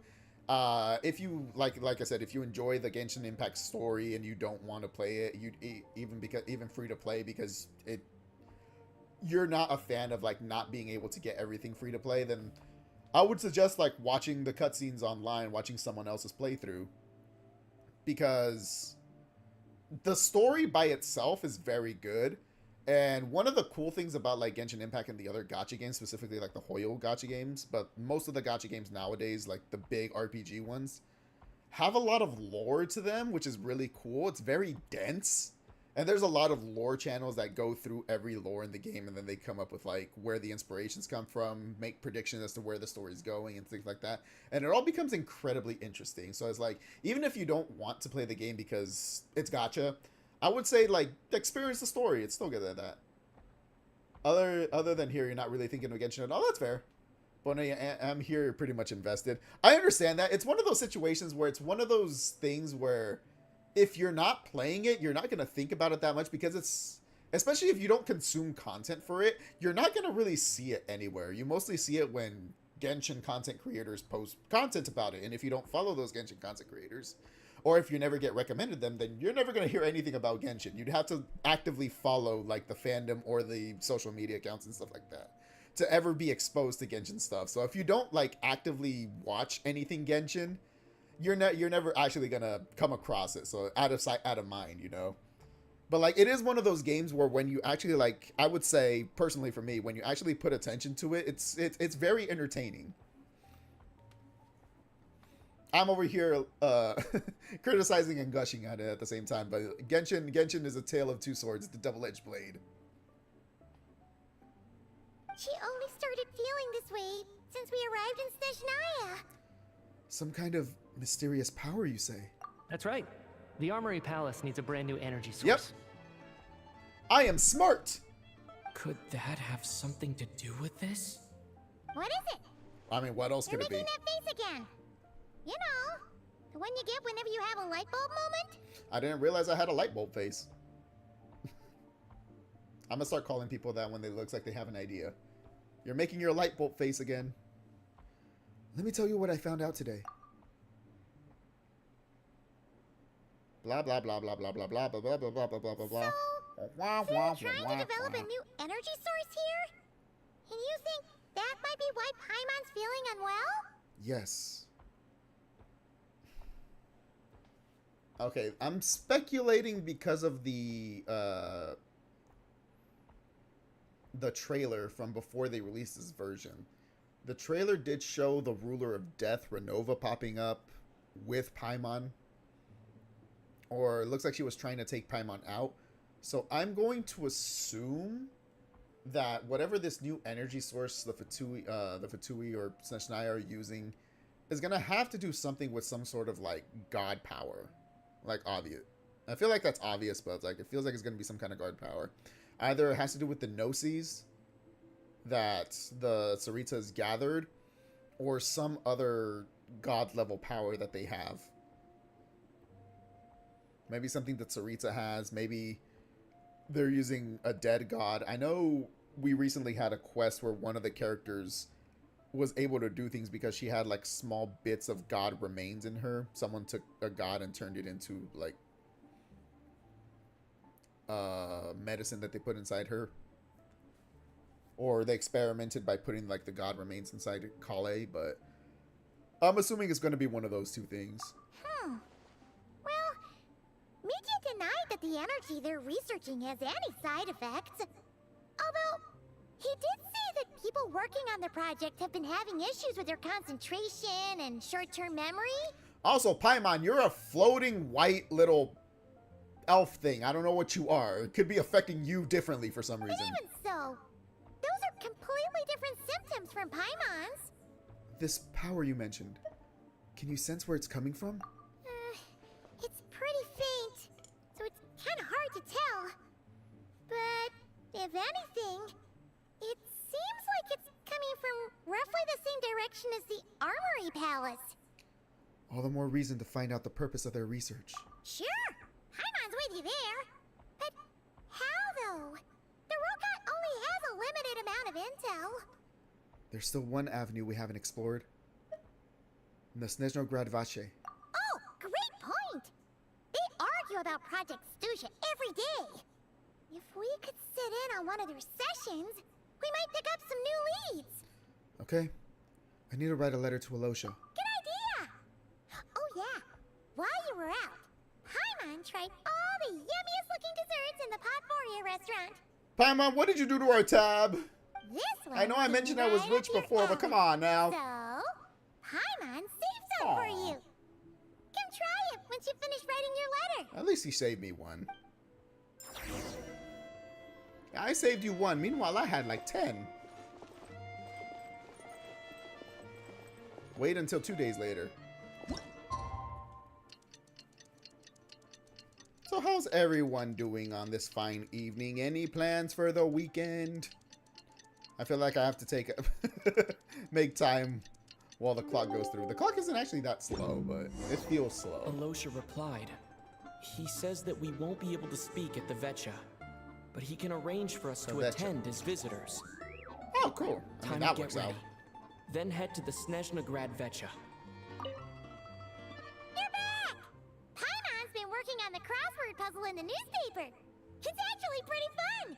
Nerd! I say that as I sometimes do the crossword too. Oh, shoot! Paimon forgot the next word. Oh, she had it a moment ago. Think, Paimon, think. I find it hilarious that Paimon is like a student at the academia. So she actually does have a little bit of intelligence to her. She has gotten a lot smarter since then. And the crazy thing is that you would only know all of that because of birthday messages from... Where's this dude? From Alhaitham. So every day on this dude's birthday, which is... What day is it? On February 11th, he always gives us a birthday. So essentially every character has a birthday. When their birthday comes up, they send you a birthday message. Where they're just kind of explaining what they're doing on their birthday or inviting you to some party or something.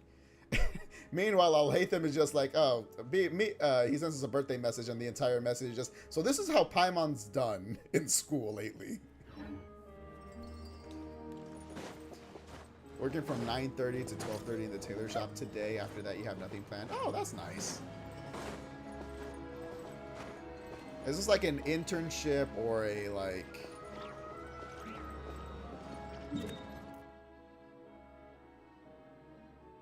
Huh? Why is it yellow around here?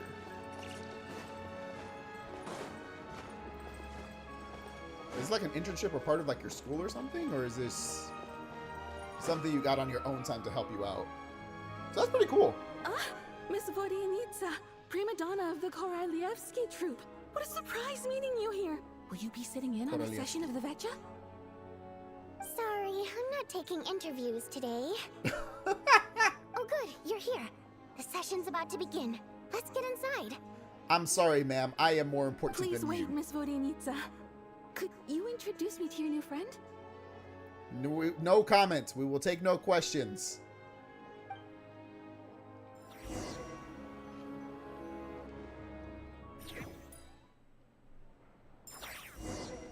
Yes. Oh, so it is part of your schooling? That's cool.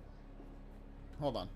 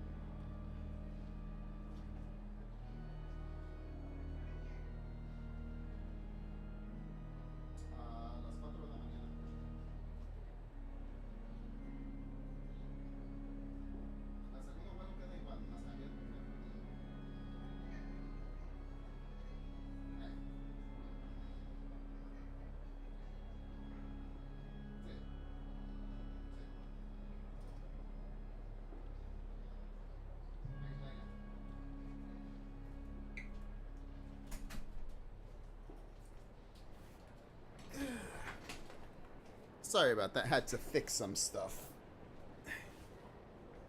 You needed 12 weeks of internship total, and you have, you don't know, about 30-ish by now. You stopped counting. Oh, nice. Always better to have more than less. More experience is always better. That's cool, though. Are you enjoying it? That's important, too. Shortly after you take your seat, the meeting of the Snezhnaya Vecha officially begins. Discussions on whether to extend Project Stuja are saved until the end. As the rooster Pulcinella shares various energy-related statistics, the dull and lifeless room suddenly becomes very animated.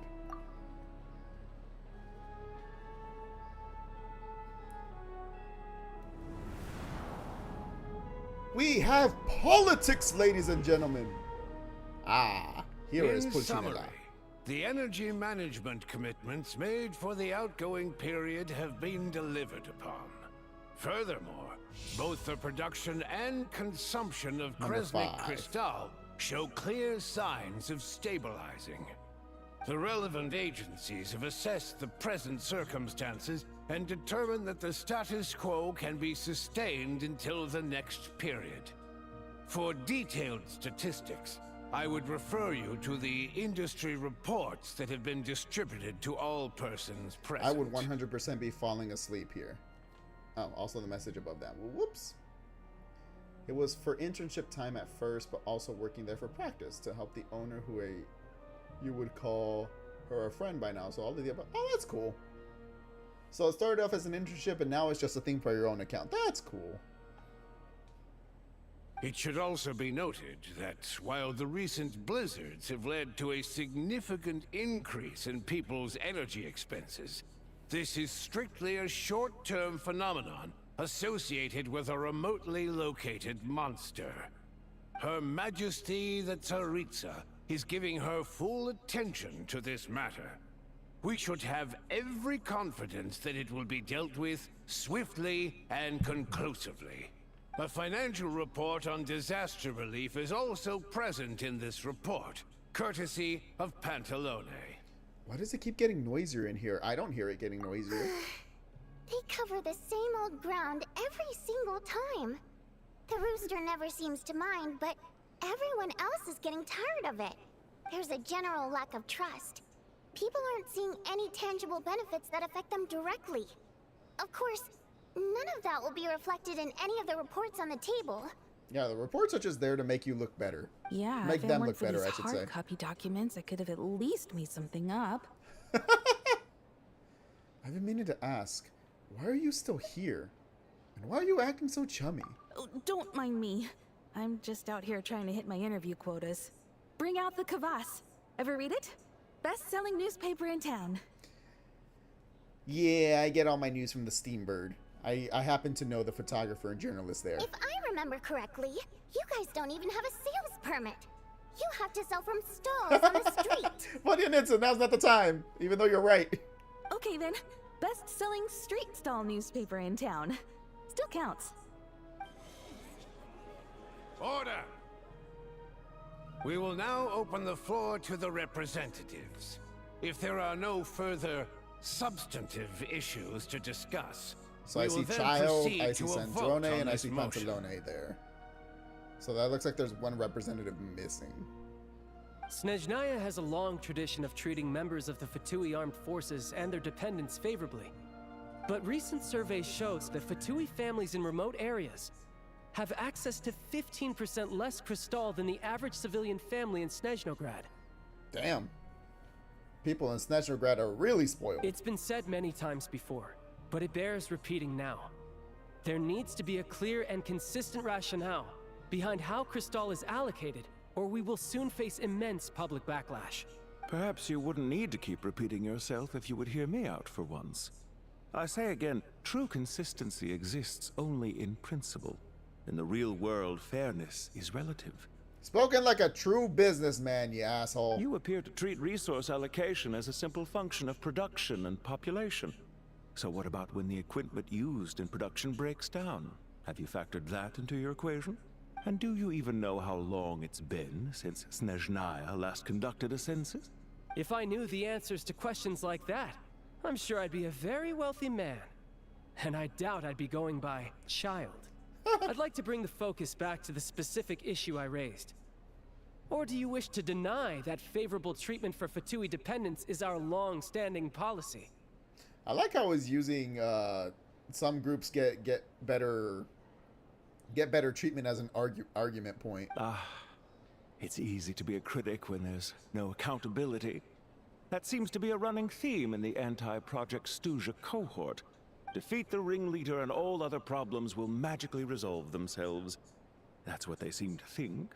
But in case you aren't aware, not one jot in my report would change whether Project Stuzha continues or not. So you have no intention whatsoever of finding a solution to this problem?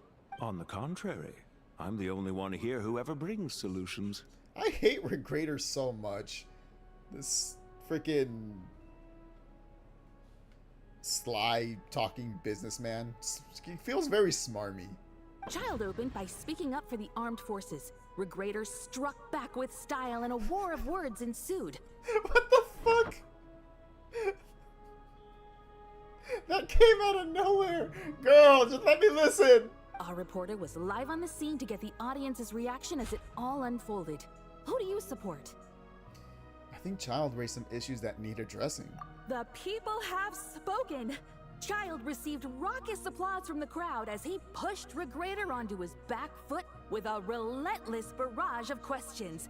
It had to be seen to be believed. It's very easy to feel like you're the only one coming up with solutions when you don't give out all the information to let people come up with other solutions. Now you see why they don't have a sales permit. However this reporter wants to spin things, I haven't forgotten that Tartaglia was representing the Northland Bank when we first met in Liyue. So surely their relationship can't always have been this strained. You two are getting off topic. Let's focus on what the data is saying. Sandrone being the calm-headed one is mildly surprising. Mr. Pantalone, may I speak on your behalf? Oh, please do. I'm more than happy to save my breath. Shut up, asshole. Crystal distribution policy undergoes modifications with each new period. The ultimate goal being to find the most reasonable method of allocation, which I believe is what Mr. Tartaglia also seeks. But I fear many may have been misled on this topic by extremist activists. To clarify, Project Stuzha is not the root cause of the problem. It is merely a framework for resource distribution. I mean, theoretically, if Project Stuzha wasn't in effect, there'd be a lot more resources to allocate. The most recent reports all point to Snezhnaya's resilience and adaptability during this period of fine-tuning, and give clear indications that a distribution framework is improving with each iteration. To make drastic adjustments without first considering the risks would likely do more harm than good. It would be a waste of the hard-won experience we've gained to date. Renowned scholar of finance, Arapov spoke up to clarify the fiscal logic, clearly alluding to social organizations like the Rokot in his words. Shut up! With the notorious Lelek still active to this day, should the Rokot be held responsible? No, there is someone else to blame. Jesus Christ, girl, shut up. At least we're getting kind of information from her. Where did you get the Rokot from? And who is this Lelek? She's just rephrasing what Mr. Pantalone said. The Rokot are the critics he accuses of taking no responsibility for their actions. As for Lelek, you won't have heard of him yet. He's currently the most famous member of the Rokot. Well, more like infamous. Oh, that's great. Ending Project Stuzha has become an obsession for him. Unlike the more decent ones among us, he believes that votes in the Vetcha are all that matter.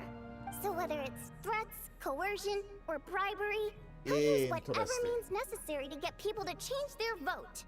Wow, there's more to the Rokot than I thought. And since we're already on the subject, what do you think of Lelek's methods? Are you for or against? Hard to say. I suspect there's more to his story. I literally just heard about him and heard one person's description of him. How the hell do you expect me to form an opinion? Well, whatever the story is, his actions benefit us all. We stand with Lelek. Again, I need to hear more about this dude before I jump in on the Lelek train. At least someone here wants to take this discussion seriously. I've been considering that issue myself.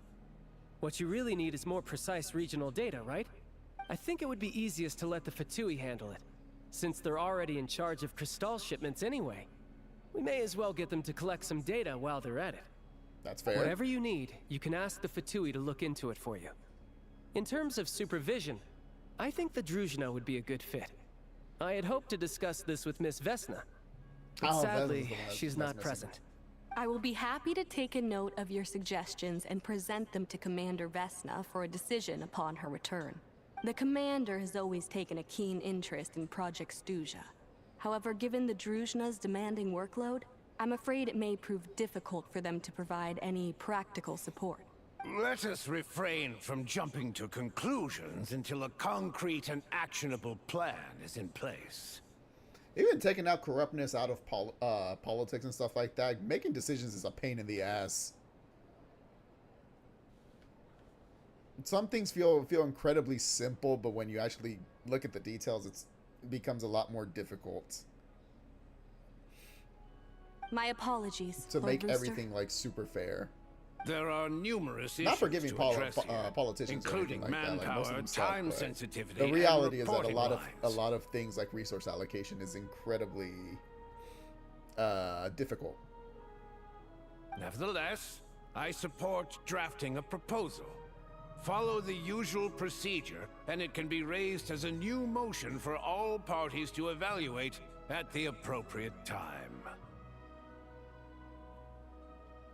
It is unpaid, or rather delayed by unknown time, because the shop isn't doing so. Every euro we gain is needed for the money to survive at the moment. That's unfortunate, but hopefully things start turning around for that. Taking corruption out of politics would mean delete all, nothing would be left. Well, you're not exactly wrong, but like, when it comes to civilizations and groups, decisions still have to be made. Like again, we're talking. I brought up politics, but like, even if you have a small group that has to handle finances, you still have to like allocate those finances correctly. The smaller the group, the easier it is, but the more stuff within that group that you have to allocate for, the more difficult it becomes. It's kind of what I'm saying. In that case, I'd like to share one thought before the proposal is drafted. The issue of time sensitivity was raised just now, which I presume relates to the official reports. In fact, the Energy Commission already collects regular statistics on each urban center and its surrounding area. Would these be of any use? That's a good idea. I read every issue of Svietlolaidovka's report, and although my focus is mostly on the section about equipment operation, the energy consumption statistics also yield a lot of insights. Be that as it may, does no one see an issue with using local data to determine Crystal quotas? In the long term, it seems like a very risky solution. Need more data from more than just one area. Not if they are used purely for reference. So long as we have the report from the Northland Bank's headquarters to corroborate it, no one will be able to fool me. Can't be too confident, my friend. Very well then. It appears that this arrangement is acceptable to all parties. You know, just needed to comment that, but let's leave it there and not discuss politics. I agree. I will say, I'm not saying you're necessarily wrong. I'm just saying there's a lot of nuance to a lot of different situations. That's about it. That's as far as I'll go. Yeah, sounds good to me. The members reached a provisional consensus on the issue of improving treatment for Fatui soldiers. All right, the yawn is the only thing I agree with you here, Miranova. You notice a reporter jot down a few words before suddenly crossing everything out and starting a fresh paragraph. Today, the prima donna of the Korailievsky troupe attended a session of the Snezhnograd Vecha in the company of a dashing young man. The question on all our minds is, what is the true nature of their relationship? What is your newspaper? Is that a fucking tabloid now all of a sudden? Write anything like that again, and I'm revoking your permission to interview the troupe. Got it? The remaining discussion covers everything from energy to healthcare, technology, and industry. All parties take the opportunity to express their stance on Project Stuzha. You ignore Miranova as she carries on writing her sensationalist report, but after a while you start to feel that reading the news from her might actually be more interesting than being here in person. Like I said, I would probably be falling asleep in a meeting like this. Now, Jesus Christ, man. If there are no further contributions from those present, we shall proceed to the final vote. Here we go. Hey, check it out! Is that Chuganov? What made him vote against? Why now? Interesting.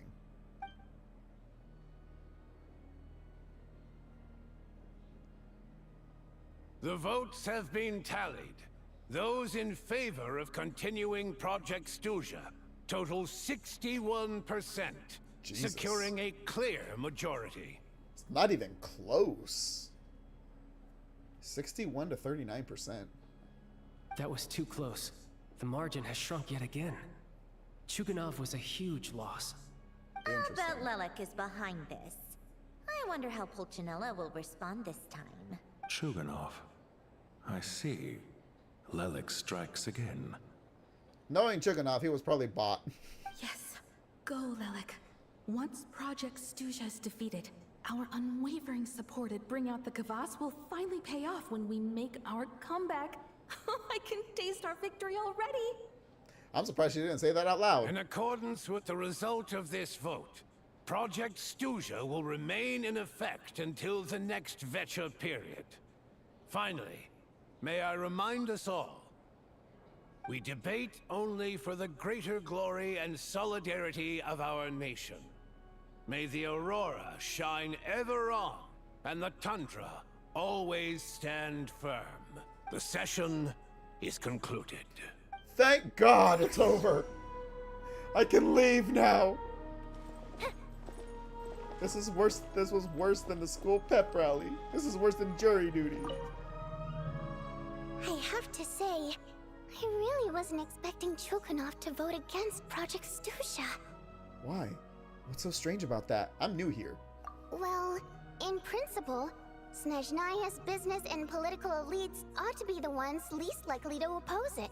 As we heard, Project Stuzha is basically just a resource distribution framework that requires everyone to cut back during the winter.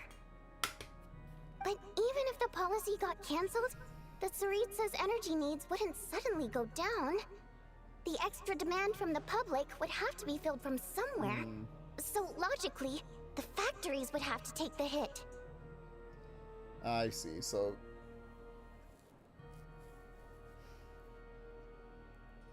but I guess the main issue is still is that no one knows what the Tsaritsa's energy is being needed for. This explains a lot. I got a letter from Mr. Mitya just before today's session. He said he's confirmed that there are issues around overtime and excessive energy consumption at the Iskra manufacturing plant. Hey! In a situation like this, once the Rooster receives the report, he'll order the factory to halt production and submit to an investigation before issuing a penalty. So what is he trying to avoid? But that's a week-long process, and thus didn't make it onto the Vecha agenda this time. I don't think he suspects anything so far. Got it. So for him, it's a choice between reducing production and stopping entirely. Exactly. And as you know, he's a very selfish person. True! I was originally gonna try and flip him after he received notice of the official sanctions. My plan was to convince him that the whole thing was completely unfair. So now that he's flipped by something else, it's not necessary anymore? Rather than just sit back and take the hit while his factory stopped production, he'd be better off voting to end Project Stuzha. At least that way, no one else would be able to make any money either, because all the factories would suddenly have more limited energy to work with. But now, he's already voted against it, which means someone must have used more forceful means to change his vote. Just like with everyone else who flipped. You mean Lelek? Yeah. No one knows why Lelek is so obsessed with ending Project Stuzha, but by the looks of it, he's inching If I know closer and anything about closer these to kind of success. stories, it's always rooted in tragedy. Lelek must have strong motivations, given how he'll stop at nothing to achieve his goal. Maybe he knows the full truth of Project Stuzha. Or maybe he hopes the truth of Project Stuzha doesn't matter. Maybe my next step should be to focus on him. Who the hell is Lelek? All right. What are your plans for the rest of the day? Shall we head out? Sure. Hey, comrade. I noticed you were here during the debate. Hey, my two best friends in the Fatui. I didn't take you for a political enthusiast. I'm not. I was falling asleep in there, girl. Greetings, Harbingers. I just happened to have some free time today, and my new friend here thought it might be fun to check out the Vecha. Oh yeah, fun. Turns out I was completely wrong. Ah, Odette must have introduced you. Looks like you two are getting along pretty well. We're doing fine. Just know if you read any kind of stories in the tabloid newspaper, they're not true. I'll leave you to catch up. I should head back to the troop. Sure. Break a leg and all that.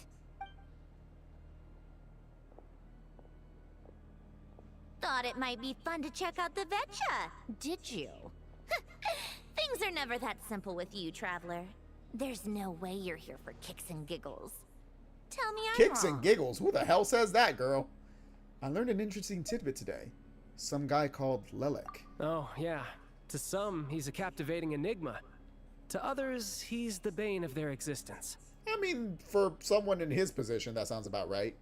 Wealth, fame, power. The man who gained all that is Gold Roger. Sorry, wrong story. That's the stuff they really want. True. No one ever thought that some anonymous nobody from the Rokot could cause such a stir. One Piece reference in my Genshin Impact? I want to find out his true identity. Is it okay if I start digging around? Huh? You want to look into Lelek? Then I'm sure his days of anonymity are numbered. What do you think, Sandrone? I mean, considering my track record, I'm assuming my, if I look into Lelek, I will find out who he is 100%. Fine by me, I guess. If the Traveler actually manages to expose Lelek, it'll be doing Pulcinella a favor. In return, it seems fair to let him in on what we've learned so far. My thoughts exactly. Sharing is caring after all. Hell yeah. Head back to Glupov and grab the files on Lelek. It's easier to just pull the records than go through the rigmarole of getting the Traveler a visitor's permit. Can I get one anyway? I feel like it would be useful. As you command, child, sir. In that case, since we're going to be waiting anyway, I'll have someone brew a pot of black tea. You just can't go 5 minutes without tea, can you?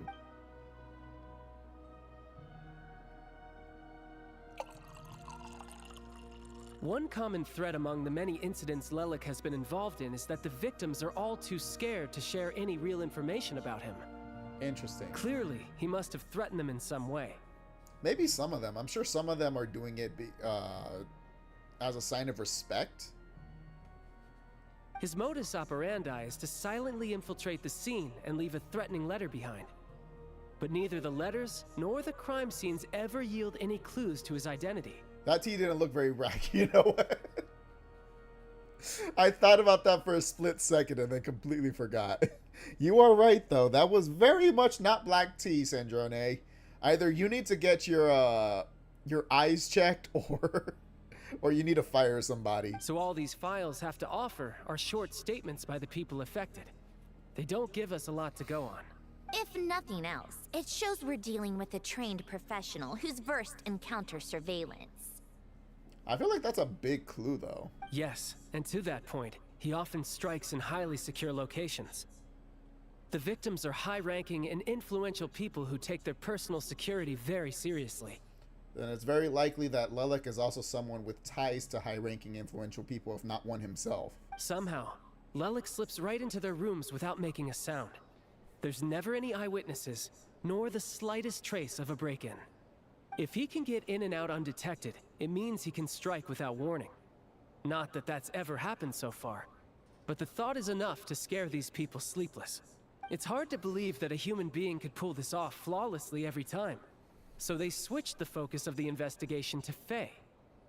Unfortunately, no one's found anything yet. That does make sense, considering Flynn's and Nodcry was able to get through places using his lamp and turning into fire and just teleporting. Are you saying even you can pull it off? Careful. Don't underestimate me. Although, truth be told, I'd probably find it hard not to blow my cover. Direct confrontation is more my style. Yeah, no shit. You're the freaking fighting addict that wants to spar every time we see each other. We haven't ruled out the possibility of Lelek being human. It's just, there can only be a handful of people in all of Teyvat who'd fit the profile. Faye, on the other hand, plenty would have the ability, but few would have the motive. So it's someone as strong as Tartaglia and even more meticulous. No, not as strong as me. You'll never find the culprit with criteria like that. Let's go with a little weaker than me. Nouvelette? The guy who kicked your ass even in fucking in your powered up state? Your foul legacy form? Oh, you hit me right where it hurts. I'll admit, he's strong and meticulous. But can we at least limit this to candidates who have something to do with Snezhnaya? You know what? That's fair. He's just trying to find a reference point. Stop getting fixated on who's stronger than who. But that's the most important thing. Oh my god. In my opinion, anyway. Alright. Let's take it down a notch or two. Jesus, child. How about Odette as a reference point? She's someone we all know and I've seen her in action. Odette? Yeah, that seems about right. Her skills are solid, and she's always calm under pressure. Except she's Fatui, so the likelihood of her working against us is pretty low. But yeah, much more accurate than your previous example at least. Jesus Christ, child, let it go! No, wait a moment. Maybe we should interrogate that assumption. What do you mean? Which assumption? That Odette wouldn't work against you guys? Her Fatui identity doesn't necessarily exonerate her. And when you think about it, the Rokot would be precisely what she needs to conceal her identity. Interesting. Plus, she wouldn't need to be such a pro at covering her tracks. She'd already know where the Fatui will be and when. So she could choose the perfect time to act. Oh, yikes. I was just thinking out loud. Why is this starting to sound like such a convincing theory? Mostly because she has the ability and the knowledge to do it. Still, what reason could Odette possibly have for trying to call off Project Stuzha? Arlecchino would be the best person to ask. She knows Odette best. Arlecchino? Unfortunately, she isn't back yet. Rosaline used to open up to her in private about her struggles with Odette. Interesting. As I'm sure you can imagine, Arlecchino is quite a lot better with children than Rosaline was. Considering she's the orphanage lady and everyone loves her, so yeah. She gave her some tips on how to handle the situation, and Rosaline managed to reach a settlement with Odette before leaving. So I suppose there were at least no lifelong regrets left behind. Beyond that, I don't know the details about that side of things. But I do know that Odette definitely has a motive to hold a grudge against Project Stuzha. The reason being, her father passed away during the early stages of the project. That was back before it had been named Project Stuzha, when things were still being worked out. But in essence, it's remained the same ever since. I did say that whoever Lelek was doing, that these kind of stories are always rooted in tragedy, so it's starting to look like Odette's fits well with who Lelek would be. It feels like the game is pushing this narrative, so I'm going to assume it's not actually Odette. Because the game is pushing this really hard, and it feels like they're pushing it really hard as a red herring. Huh. The more you know. Rosaline was always so self-centered. I But never what do I know? understood Maybe why it she is started Odette. paying so much attention to Odette. Oh, even you didn't know about this? Is that such a surprise? If you cast your mind back, you may remember that Rosaline and I weren't exactly close. We had tea together a few times, but that was about it. And then she screwed you over in Leeway by using you as a scapegoat. Odette's past is no secret. Her father was a Fatus, and her mother was a very famous ballerina. On the surface, it looks like she followed right in her parents' footsteps. But the truth is quite a different story.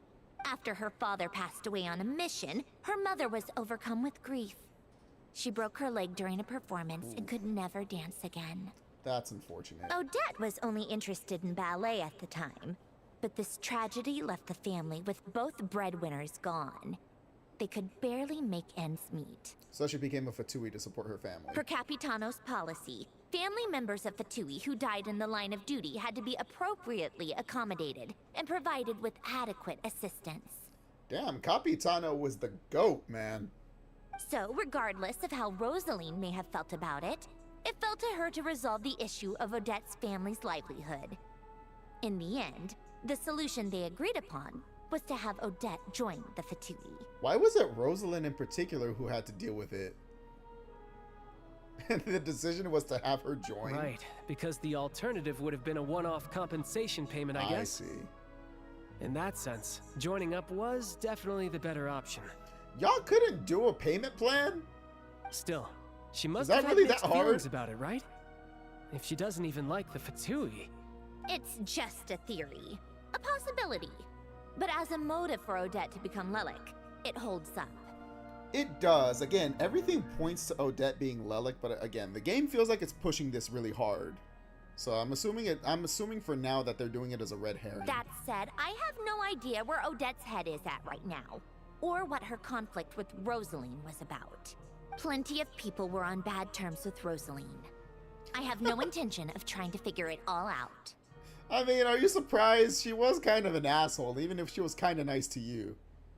So Senora actually wanted to mend her relationship with Odette. Yes, but there's not much point in discussing that now. Sanjay is like, she's dead. It's all just a theory, a conspiracy theory. Wear your foil hats. I don't have mine with me. Just pretend I have a foil hat right now. Yeah, back to Lelik. Since our investigations so far have turned up next to nothing, we've got nothing to lose by trying a new angle. Funnily enough, Tonya and I had actually made plans to go to the theater tomorrow to watch Odette's rehearsal. Unfortunately, thanks to this Lelik situation, I'll be stuck working overtime again. Ha! Sucks for you. Which means you can go in my place. No point wasting the ticket.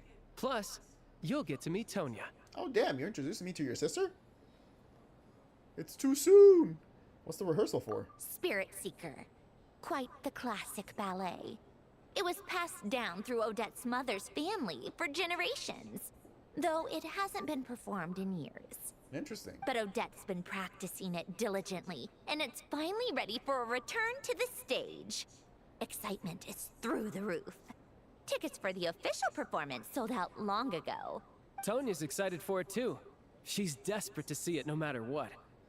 Personally, it's not really my kind of thing, but since she's my little sister, I had to figure something out. And now you're pawning her off to me? Damn, you really are her big brother. I've actually seen it several times before.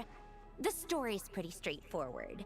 The lead character follows a trail of clues left behind by a spirit, gradually recovering her memories along the way. It's a tale of love and regret. So not exactly reinventing the wheel, at least by today's standards.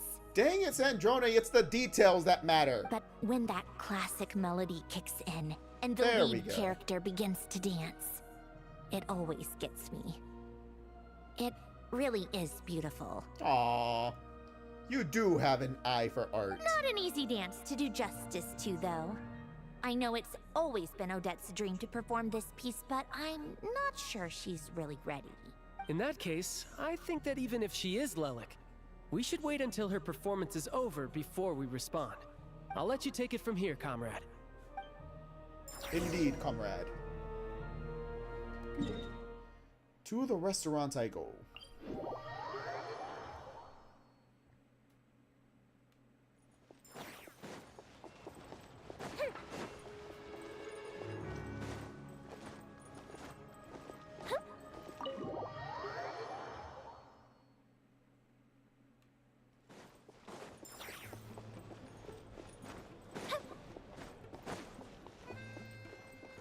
Hello, Saitin. Goodbye, Saitin. Keep up the good work. A ton of progress today. It's good that everything's going so smoothly. Next step is to head back to the theater and get a clear answer from Odette. It could be easier said than done. Even if she's the one, she won't necessarily admit it. Either way, Paimon doesn't get the sense that she's a bad person. Sure, she might have done some pretty extreme things, but Paimon bet she has her reasons. Well, yeah, all people have their reasons. It just depends if they're good reasons or not. Maybe this is going too far, but like, with everything she's managed to do so far, wouldn't it make more sense in theory to be even more, you know, heavy-handed? Why leave a letter when she could, well, we know there are plenty of other ways to keep people in line, right? The point is, she could have gone further, but she didn't. Just say it, Paimon. She could have been a serial killer. So, if it is her, she's got some principles at least. I want to believe in her too. Yeah! Well, all you can do is follow the facts wherever they lead. How are you feeling today? No change, really. That thing Paimon told you about yesterday? Paimon feels like she can sense it more clearly now. Hearing you talk about your day makes Paimon itch for an adventure. If only she could be there with you so we could experience it all together. Yeah, I wish you could be there too. I'm not used to adventuring alone. But don't worry, we'll get to the bottom of this. It's very funny because if you run into a quest outside of the outside of town or anything that isn't part of the actual Archon Quest, technically Paimon is there and commentating on the quest too. So she's technically still with us in some way. Guess it's just one of those things. Never mind. Paimon will behave herself and keep resting. Good for you. You're more mature than most children. If Odette is Lelik, she may well have inside information on Project Stuzha. Her father was involved with the project's early implementation and tragically died in the process. Now, she's dedicated herself to bringing it to an end. It's hard to imagine Assuming all of this is true without knowing anything at all about the Tsaritsa's true intentions. When she spoke to us as a member of the Fatui, how much did she let on? And how much was she hiding? Only time will tell. Maybe tomorrow, everything will be answered. Hey look! It's snowing! Could be a tough day ahead. Make sure you wrap up warm tomorrow. I mean, this is the most warm clothes I got, Paimon.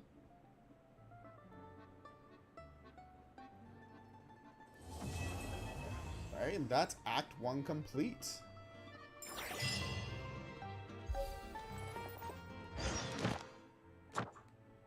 Free pull!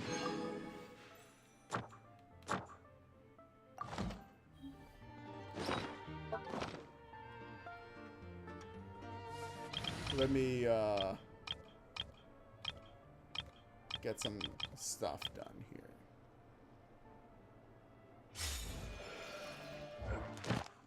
Let me get these out of the way. I do not have enough for... I didn't mean to do that. I was saving up for a temple. I need 1120. I need like 800 before that. Okay. I'm still trying to get Odette's weapon.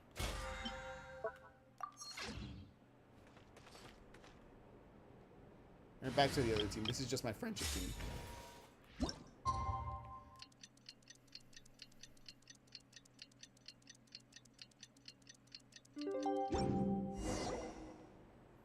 Go to the Korolevsky Theater. You're back! Paimon! Oh, shit! She's still doing the crossword. Good for you, Paimon. Keep stimulating that mind if you can't do anything else. Korolevsky Theater, but I'm going to get stopped halfway through.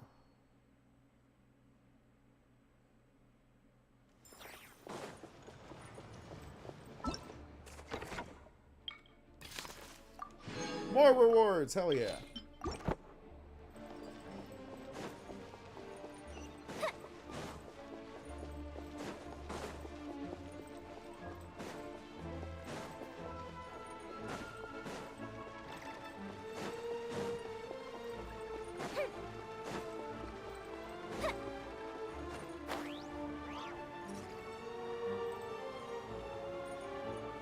What is this?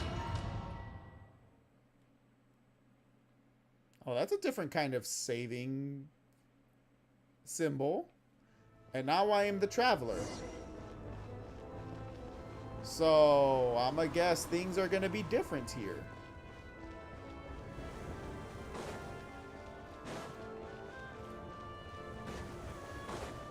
Okay.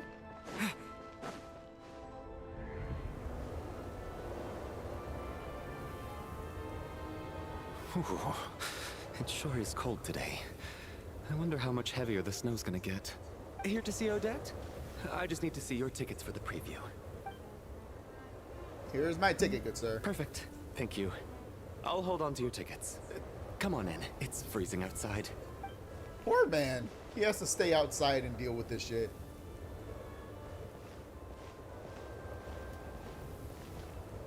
This is an omen. When the weather gets bad, it means bad stuff is going to happen.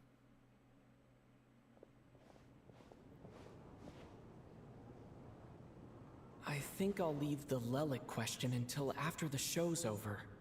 Then I'll go find Odette.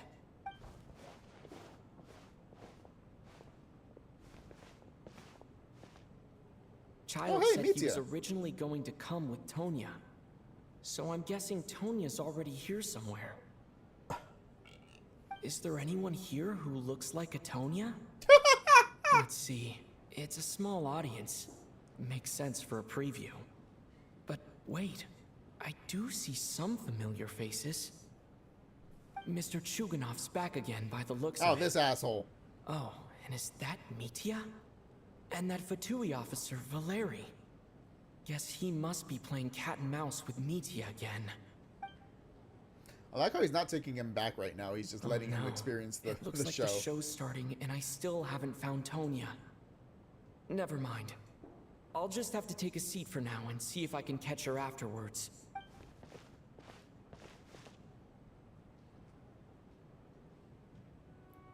Ah. This is a full cutscene.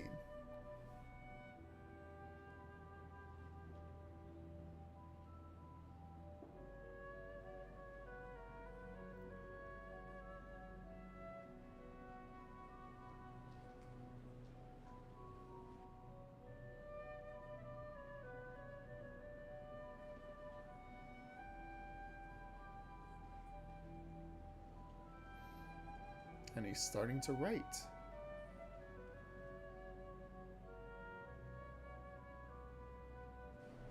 Whoa. Is this part of the show, or...?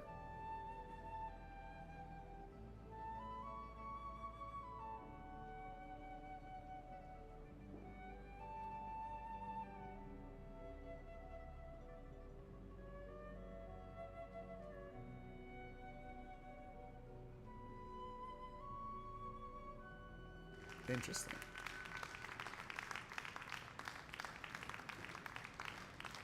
Hello, members of Now the I'm audience. confused. I'm a staff member here at the theater. Today's performance was a very special one for us, as it marks the first attempt in a long time to revive the classic Snezhnayan ballet, Spirit Seeker. To commemorate this occasion, we would love to take a group photo of the cast, crew, and audience members present today. Could I kindly ask the audience to please come up onto the stage? Oh, y'all are very trusting.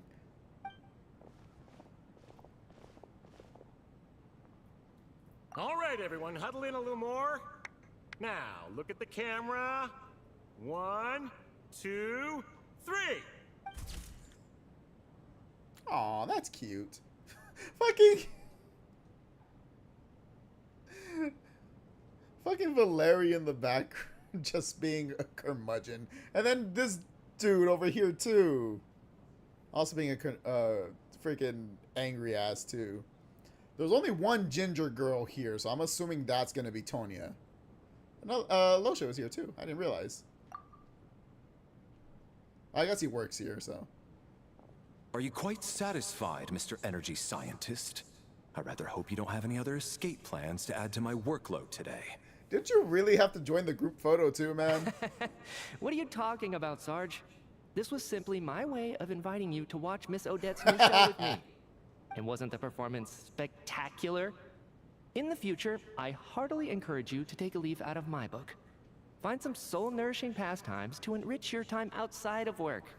Honestly based. It was indeed a fine performance, but I must correct you on one point. This is not time outside of work. These are working hours. Oh, tomato, tomato. We're not technically in work, so I'll say this is time outside of work. Working hours and non-working hours are just a social construct. Human technology can never advance if we're too rigid in our thinking, Sarge. May we leave now? Already? I mean, I was kinda hoping to soak up the atmosphere for a little longer, but... No? Okay, guess I'm pushing my luck.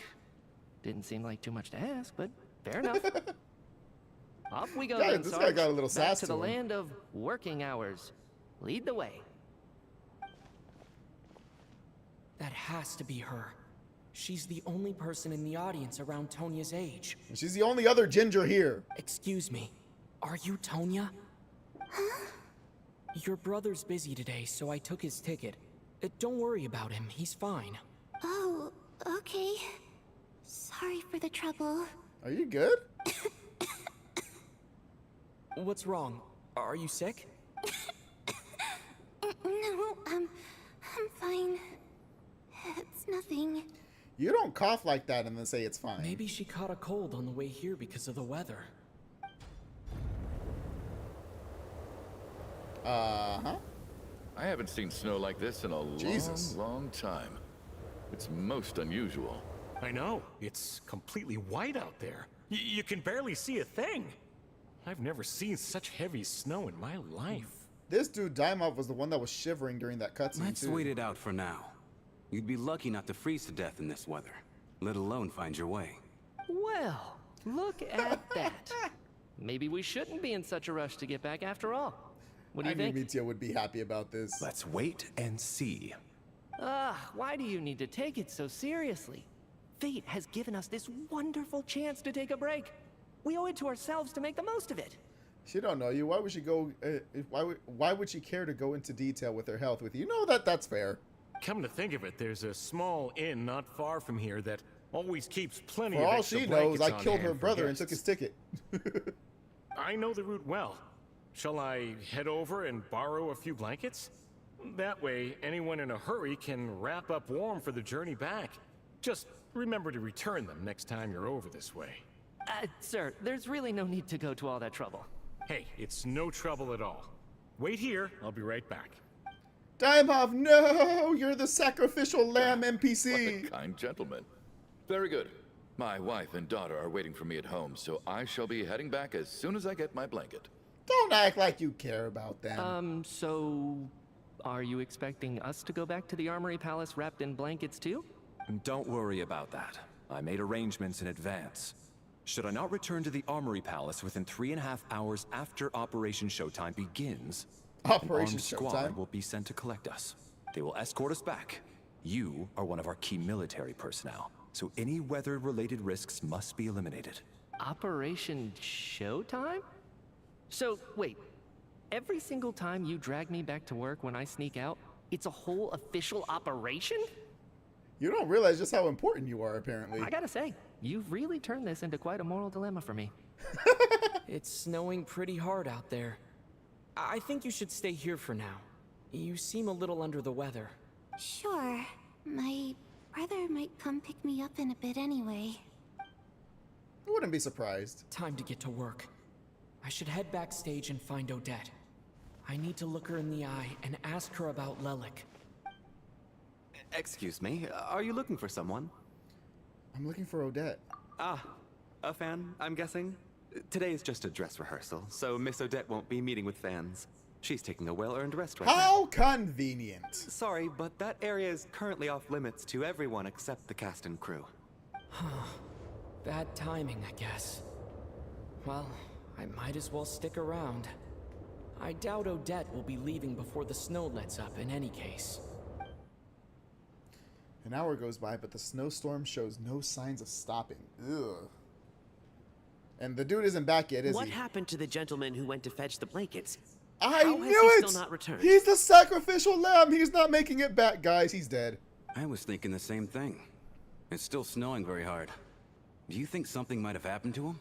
Whatever the reason for his delay, I must say I hate nothing more than people who make empty promises and fail to Oh, deliver. shut your ass up. If he died...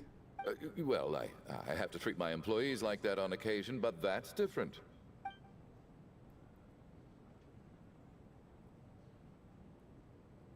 You must be some boss to work You with. seem anxious, Mr. Valeri. It's been nearly 4 hours since I left the armory. The army should have arrived to extract us by now.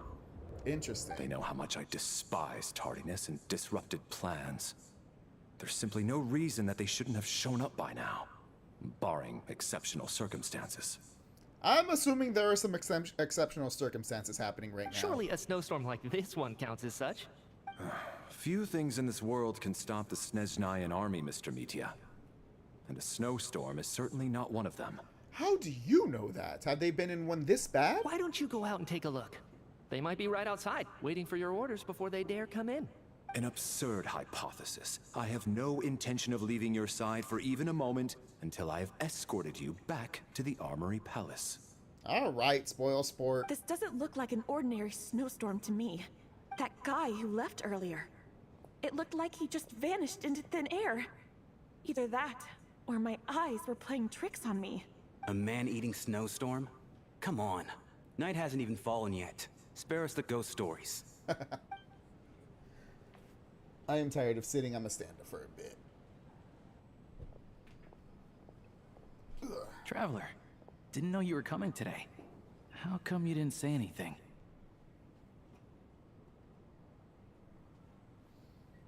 Better. There we go. I'm not sure how I should say this. What is it? Something the matter? Tell me. I can help. Whoa. That's quite a snowstorm out there. I've been working backstage this whole time, so I didn't even notice. No wonder the audience hasn't left yet. Yeah, we're all kind of stuck here, you know.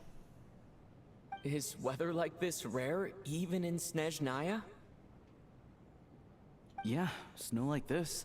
I'm sure I've seen it out in the wild before, but never in the city. Actually, I take that back. I don't think I've seen snow this bad even in the wild. This is something else. It's not normal. If even Alosha thinks snow like this isn't normal, could it have anything to do with that monster people have been talking about? Didn't the Tsaritsa go to kill that monster, We can't though? stay cooped Why up would it here be forever. Someone needs to go out and take a look. Should I go with you? No need. I have plenty of experience with snowstorms. Besides, I work here while you're an audience member. I should be the one to do it.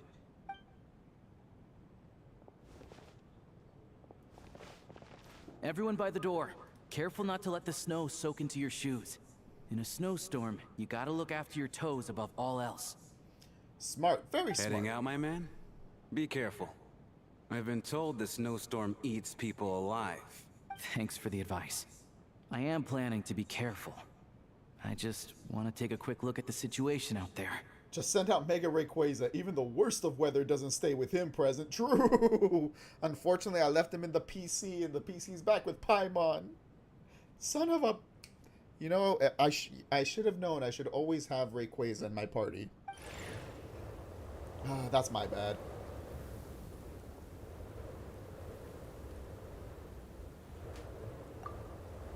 Oh, he's back!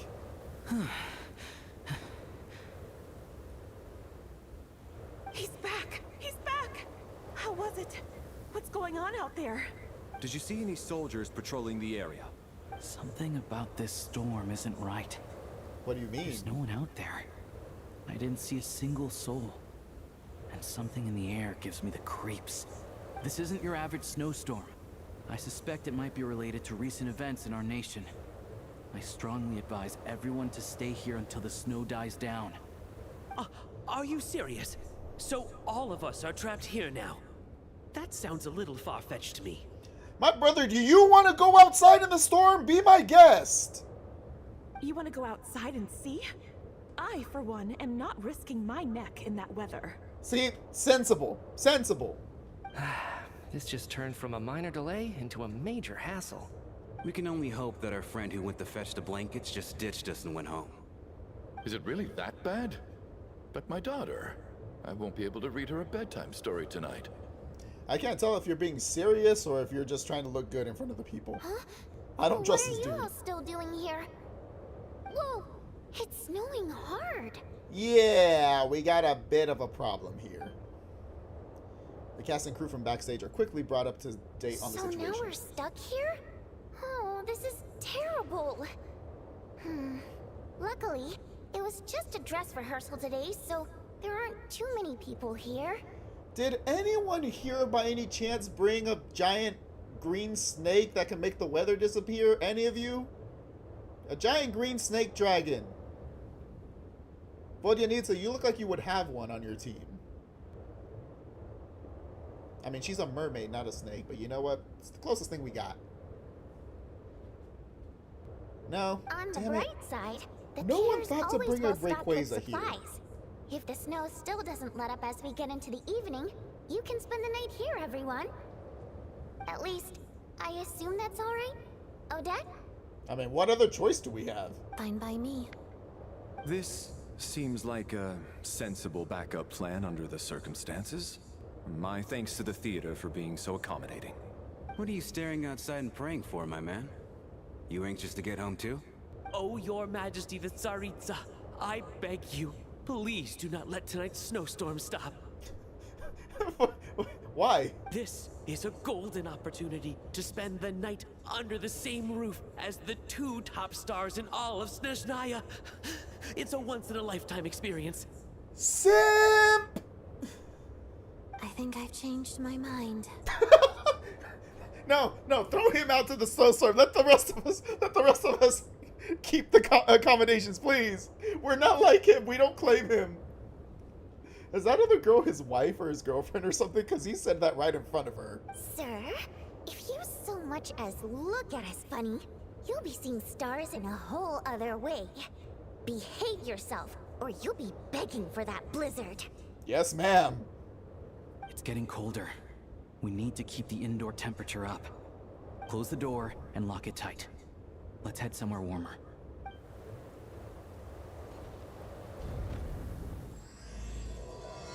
Wraith's Nocturne. That's a cool name. Waltz of Regret and Love. Ooh, we get the picture.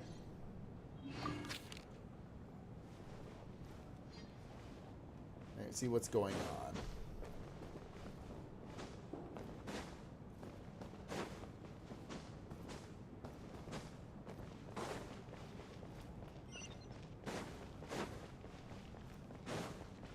Everyone's backstage.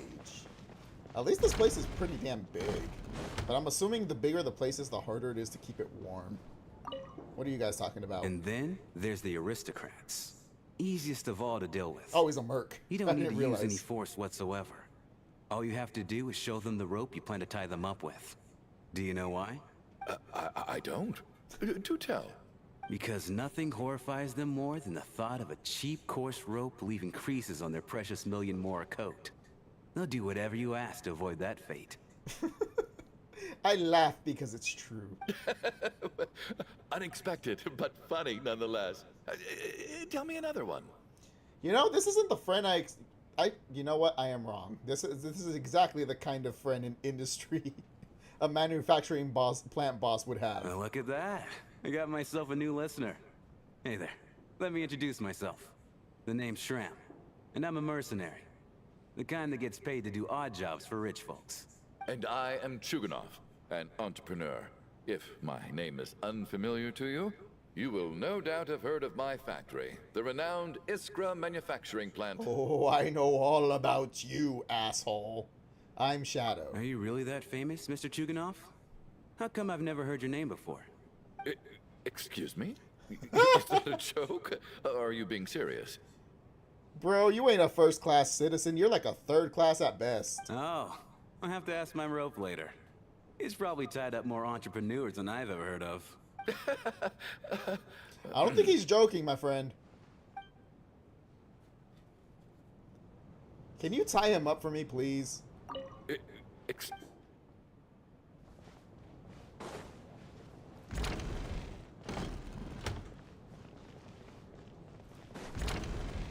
Let me go check on the other room first. These are the main characters. I want to check the side characters first.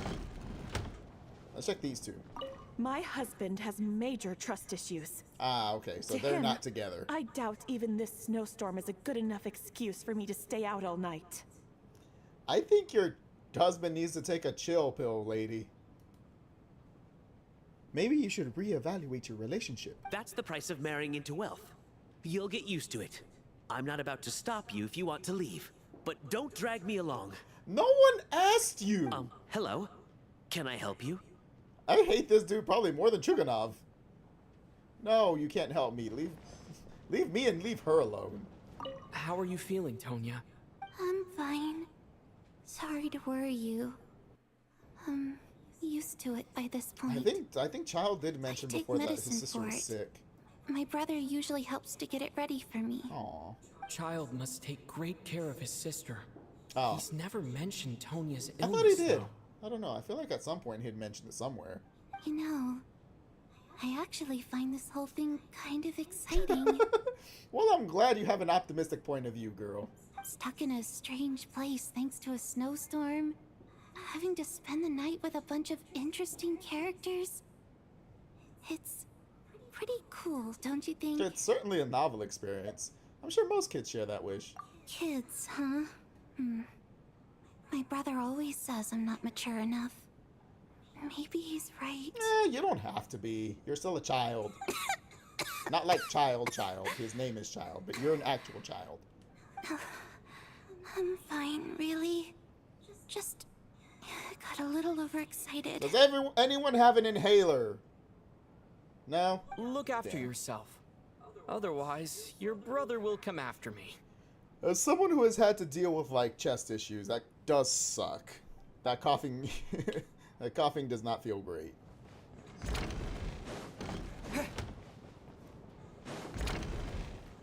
Mitya and Valeri. This is highly irregular. A delay of over an hour during an operation like this theoretically warrants a Harbinger-level response. I wonder what the issue is. The storm, or something else. Methinks it's something of the magical variety, you know? Sarge, the day you learn to let go and just enjoy moments like this is the day you'll finally understand the meaning of life. Alright, one of these guys is way too has a stick up his ass way too much, and the other one is way too carefree. Better make sure it won't evolve into a wheezing. Oh.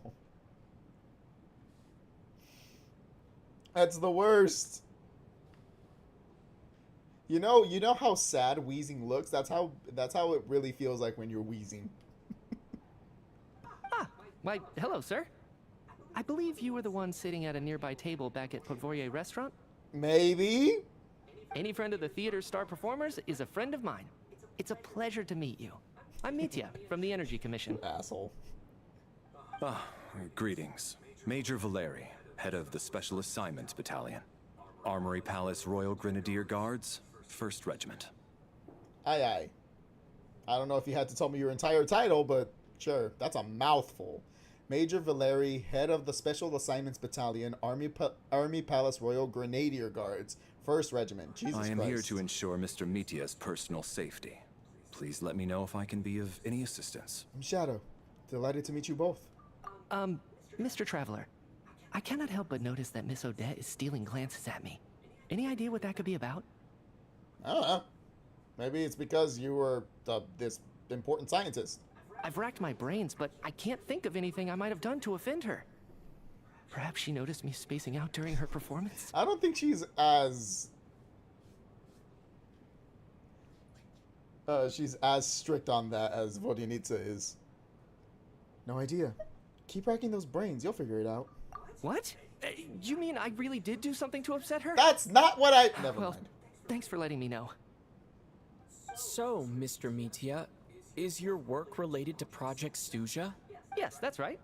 The higher-ups in the Fatui transferred me from the Energy Commission to the Armory Palace because they wanted me...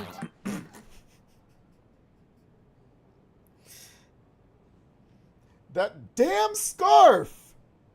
Really? I can't even talk about that? Pretty sure it counts as part of my private life. All right, I won't say anything.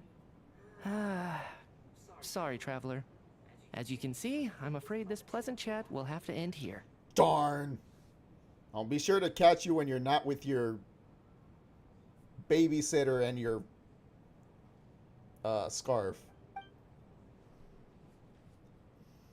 We're like this close getting information. Come on, man. This is... He just repeats what he says. Hey, you two. I don't think it's ever been this lively backstage before. I didn't know you were coming today. Hey, have you seen Chuganov? I heard he was coming today. Have you spoken to him at all? Not really. They're chatting it up with a merc. I'm with you. This could be just the chance we need. Yeah, I gotta figure out a way to coax some more intel out of him. I want to know why he suddenly changed his stance on Project Snezhnaya.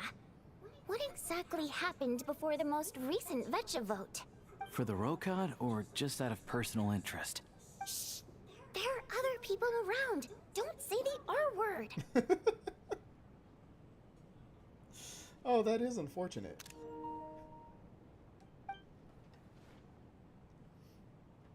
I took a screenshot of that just because I think that would be a funny reaction image.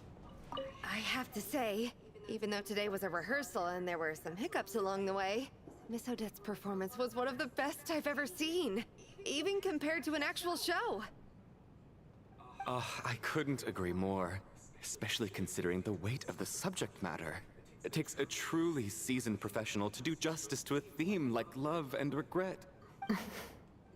Do you think we were coming on too strong? Odette's ignoring us again. Maybe she's just tired. I don't know. Give her some space. What about you? What did you think of today's performance? Actually, I wasn't paying much attention. I think you could be more expressive. Damn, I could be an asshole. Everyone's a critic. Consider me a new fan, Odette. I think you could be more expressive. Huh. That's actually a more insightful critique than I was expecting. My mother would agree. She's always thought that was my biggest flaw. Really? Maybe I was just need kind to of work throwing on up making straws. my facial expressions appear more I was just throwing darts randomly at a dartboard with my with my eyes closed. I'll make sure to save a ticket for you when the show's performance ready. Aw, yay! This doesn't seem like the time or place to bring up the subject of Lelik. Not with these two people I need here. a chance to speak with her in private. So unfair. Talk about double standards. Don't blame me! And now it looks like I've been spotted. She does keep looking at Mitya. You know Mitya too? No, I don't. I just have a feeling that he might be dangerous. Dangerous how? His scarf? It seems to have a mind of its own. Time flies by as people make lighthearted. I can't read that fast!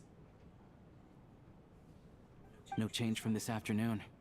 Heavy snow with no sign of slowing down. Does it tell me what it is there? Okay, it does tell me. You know, I've never thought of doing this. Time flies by as people make lighthearted conversations and gradually get to know one another. Before you know it, the evening grows late. May I have your attention, please?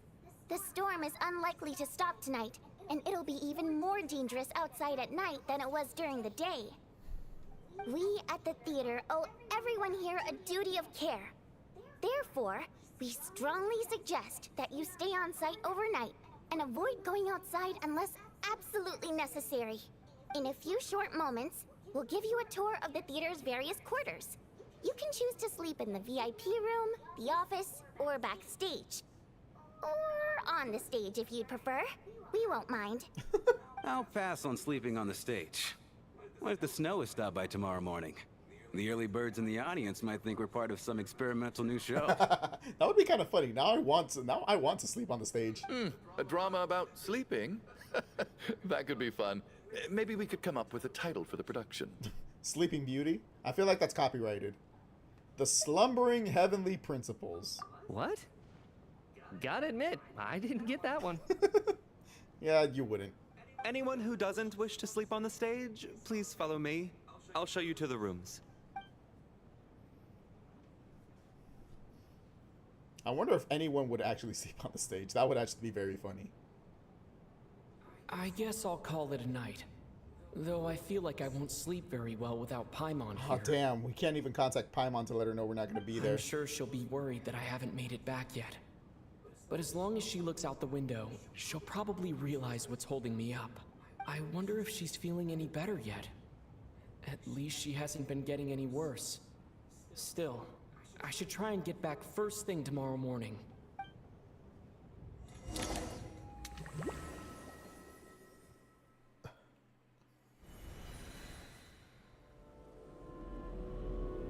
Floating candle.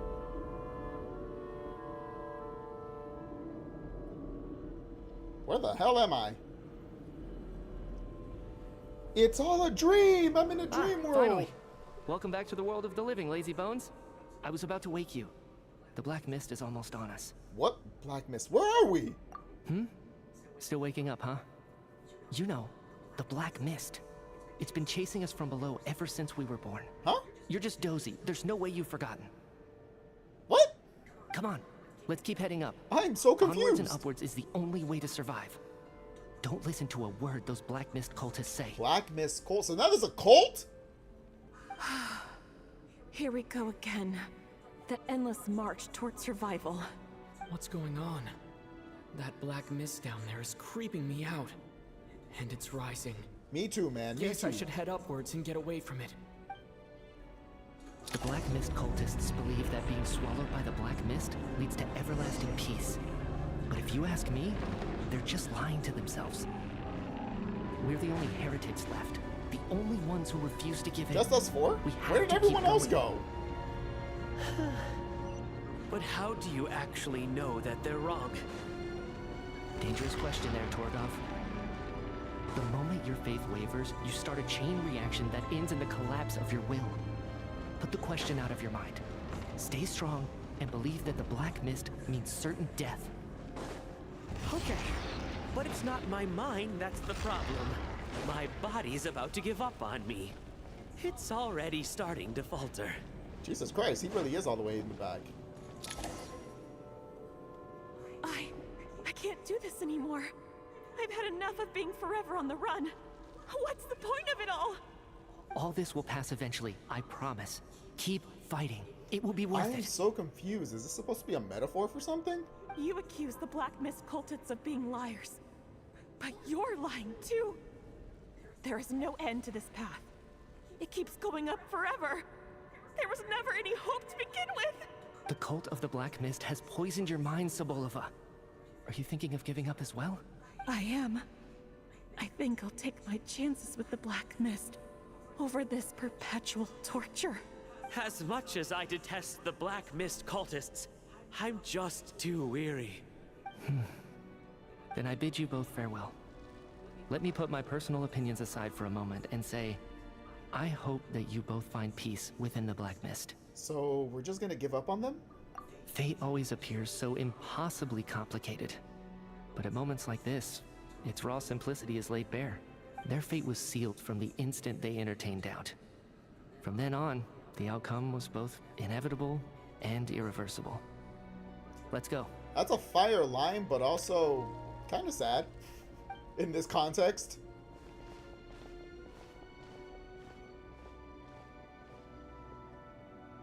Torgov and Sobolova are gone. I never thought the day would come when even they would be swallowed by the Black Mist. It's just you and me now. Is it just me, or has the Black Mist stopped moving? Yes, it looks like it's satisfied. For now. This happens from time to time. But it won't be long before the Black Mist starts chasing survivors once again. No one knows how to stop its advance for good. Can someone please explain what the hell is going on? Well, we should make the most of the precious moments of rest that those two bought for us. Huh? Are you really that sleepy, traveler?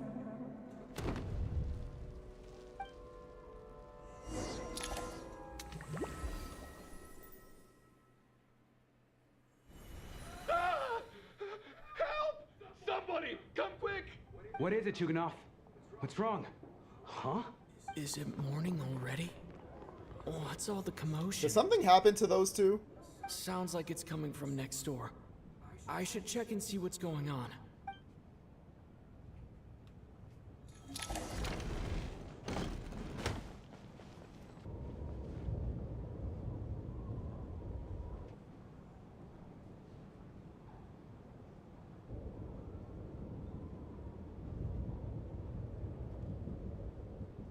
Don't look, Miss Tonya. Stay here. Okay. What happened to them?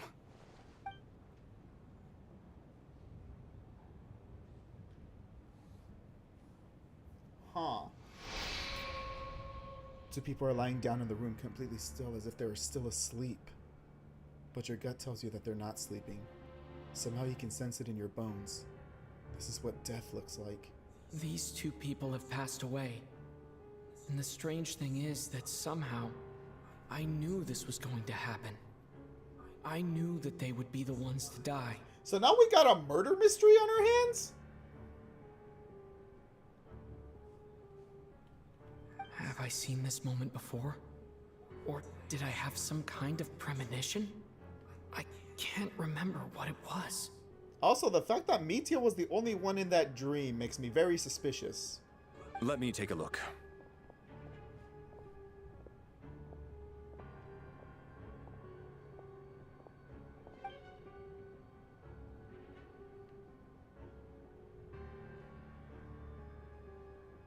No vital signs in either of them. They're dead. The cause of death, however, remains unclear. No wounds on the bodies, no signs of a struggle, and no skin discoloration caused by the buildup of toxins. But just last night, they were chatting and joking away. This is so sudden. This is not where I was expecting this story to go. Could they have had pre-existing medical conditions?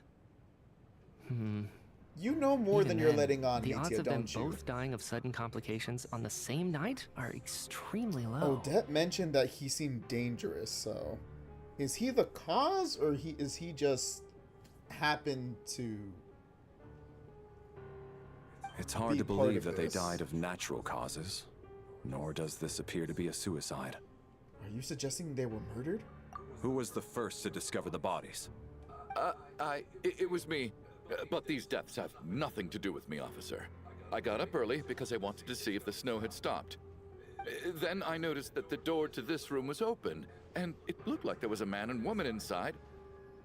I just went over to see what was going on. I had no idea they were... He was trying to see if they were getting busy. And they were getting busy dying, apparently. I can corroborate this. I was doing my morning exercises near the stage. When I saw Mr. Chuganov heading this way, I followed him. I can also confirm that I didn't see a single person approach that room before him. The snowstorm was raging all night, and it's still going now. There's no way someone could have come in from outside, correct? Maybe not a person. You mean an intruder? No, not possible. I slept by the door last night as a precaution. There's no way I wouldn't have noticed if anyone had tried to open it. Everyone, split into pairs and search the theater for anyone in hiding, or any signs of suspicious activity. I'll follow up with a full search of my own shortly. Go, there is no time to waste. You pair up with Tonya. After a thorough search, you're satisfied that no one else from outside of the group is in the theater, and everything is exactly as it was left last night. Nothing on your end either? It wasn't me, I swear. It was you! It was your scarf, Mitya! Get rid of the scarf! Get rid of it, and then we can have a normal conversation. Backstage is clear. No signs of suspicious activity. We checked the basement. Also clear. I don't think there's anywhere here that a living person could hide. I didn't find anything either. Are we certain that the theater doesn't have a back door?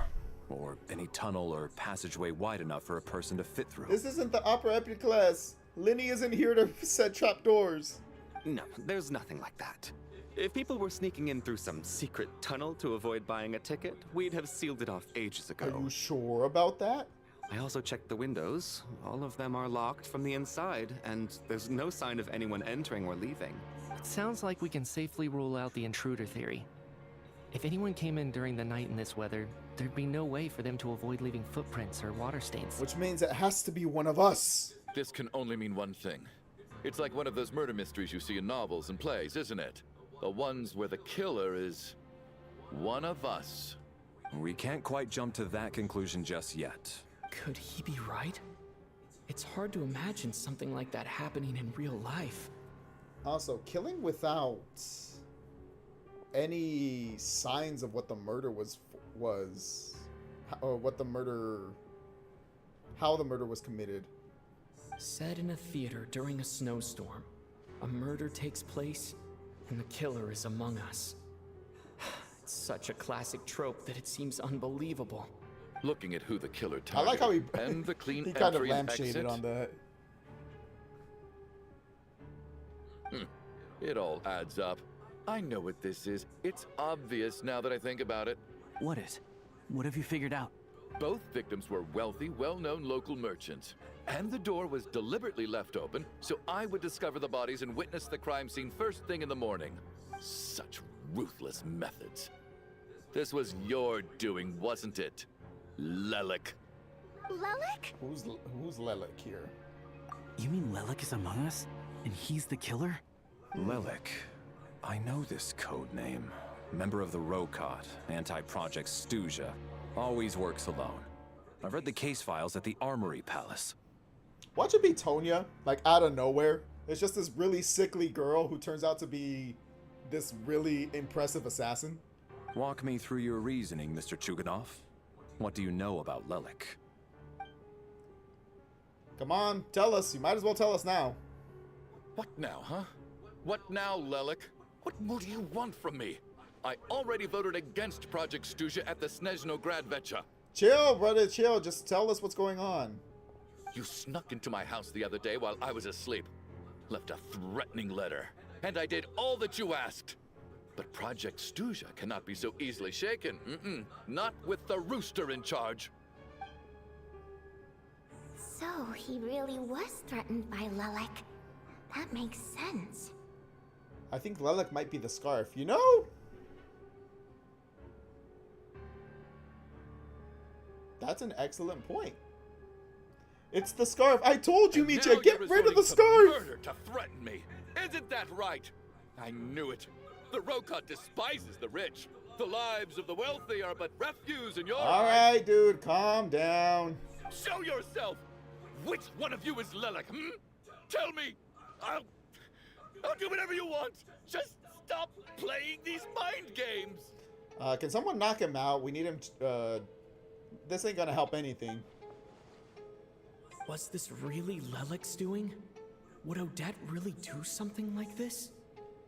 You see, Ether, you're following the false assumption that it is Odette. We don't have that confirmed yet. If Odette really is Lelik, this seems out of character. But then again, how well do I really know her? I'm probably the only one here with a compelling theory about Lelik's true identity. But if I reveal it now, I'll be putting Odette in the line of fire. And again, we don't have any proof she did anything. What should I do? I don't think it's likely that Lelik killed anyone. At least from the stories I've heard, he's never killed anyone before. And his name has never come up in connection with any murder cases.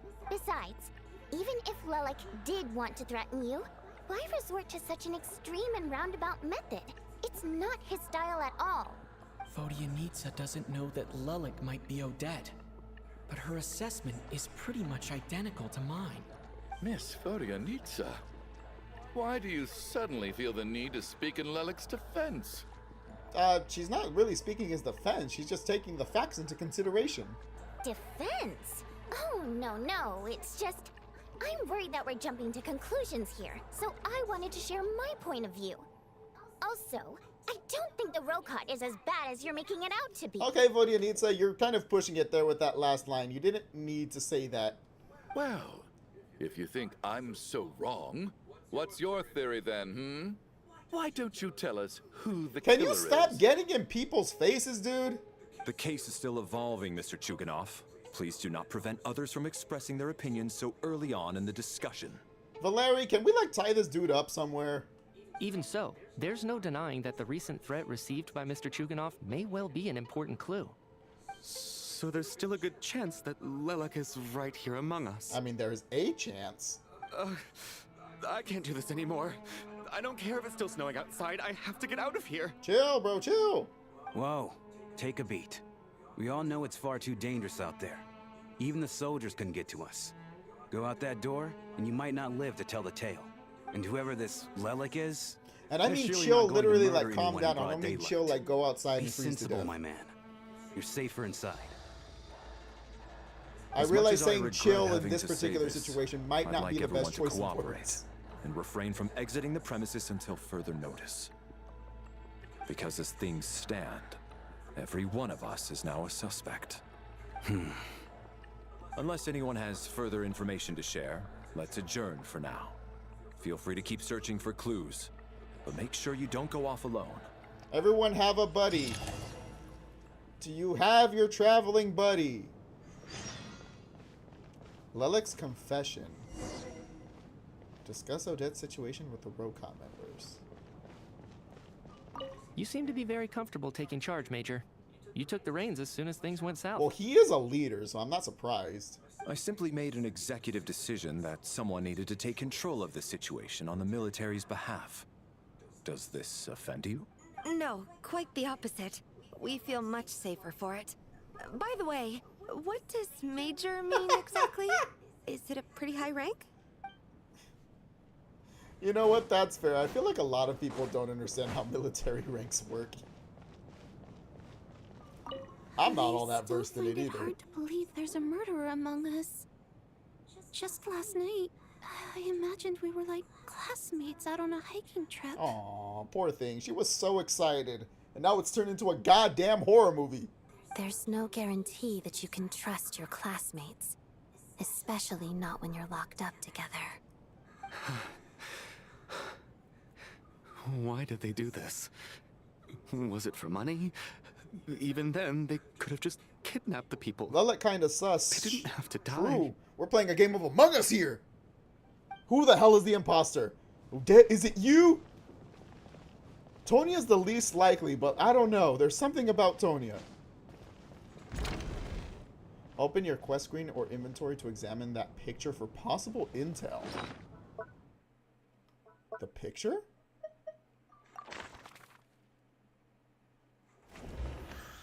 Oh, I get to look at everyone's details. This is cool. Coolish, a staff member at Korolyevsky Theater. Exceptionally diligent and reliable, he rarely makes mistakes. Regular theater goers know him well, as he has long been responsible for checking tickets at the entrance. He also seems to be a fan of Odette. So much so that he seemed pissed that I was close to her. Also, he rarely makes mistakes, so planning a murder where there isn't any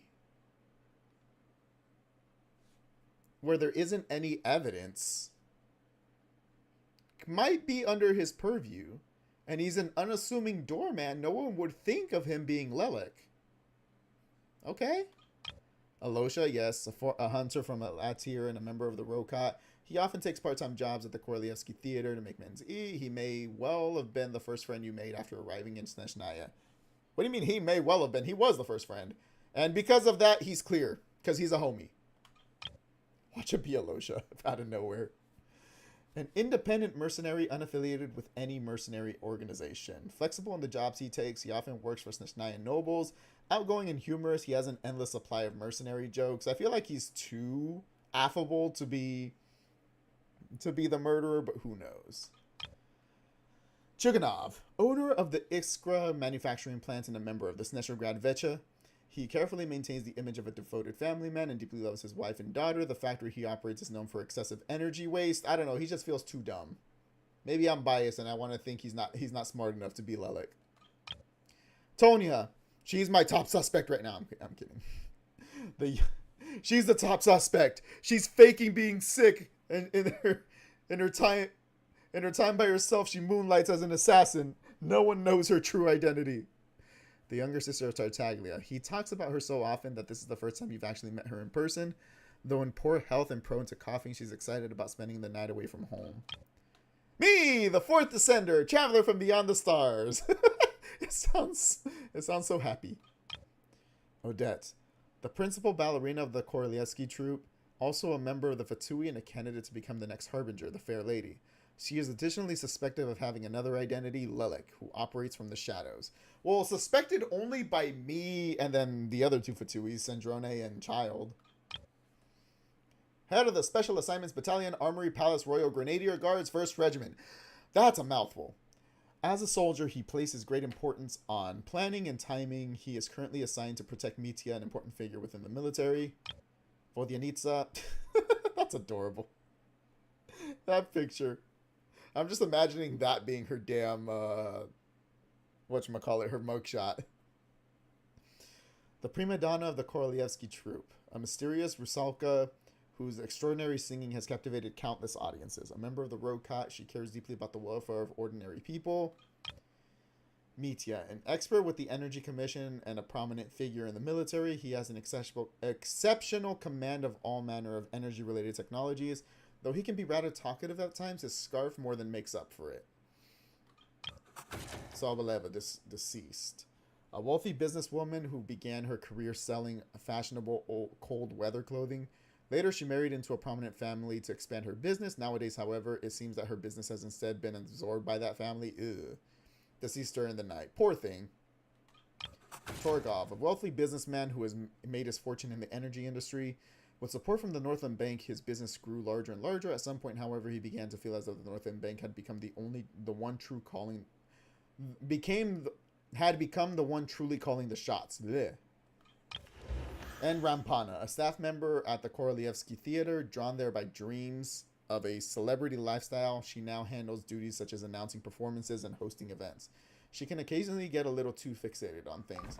So right now, my top candidates for who is everything, besides Odette, because she's the one that's being suspected right now, but again, I still think that's a red herring, is this dude, Coolish, Tonya, kind of as a joke, but at the same time, and this motherfucker Scarf! He's trying to keep everyone quiet. I don't know what these two found out, but he silenced them. I just know it.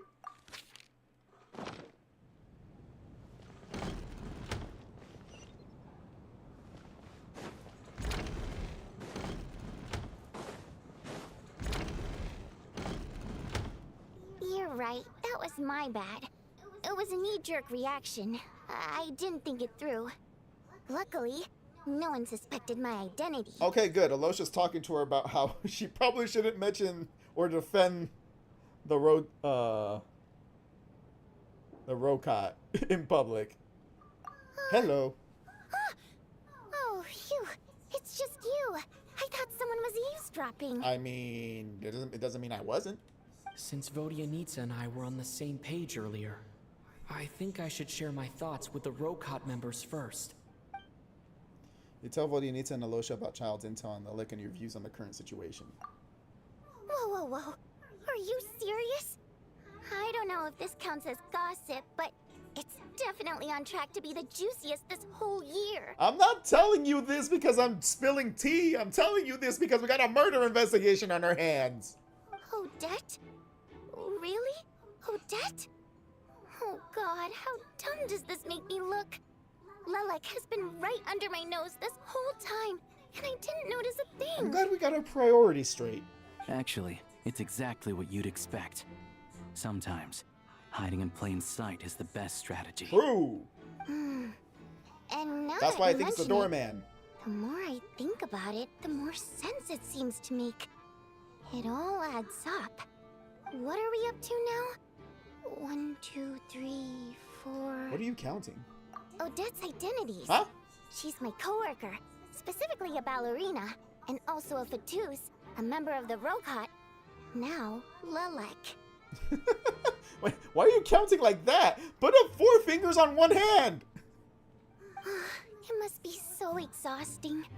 I just want to give her a hug. We still haven't even confirmed it yet. I guess since I've always known her as a member of the Fatui, it never even crossed my mind that she could be involved with the Rokot, let alone be Lelek. I don't understand. If she's with the Fatui, what reason could she have for being so opposed to Project Stusha? Her sweet papa died. Probably best if you ask her that in person. Well, since you waited until now to bring this up instead of announcing it to everyone earlier, does that mean we're all on the same page here? She doesn't seem like the type to kill innocent people. Yeah. Lelek may not follow orders from the Rokot leadership, but as far as I'm concerned, she's never crossed the line. If anything, her actions benefit the poor. We need to confront her face to face. Do you think she'd really admit to being Lelek? Depends how we ask. Fingers, I count with my toes. Is that not normal? If you're counting to 4, do you count on 1 toe or do you count on 2 toes? 2 toes. Do you count on 1 foot or do you count on 2 foot? Do you count on 1 toe or do you count on 2 toes? Yeah, you could count a lot with just 2 toes. I don't don't know. We'll have to see how it goes. For now, we'll work on the assumption that she didn't kill anyone, and see how much she's willing to tell us.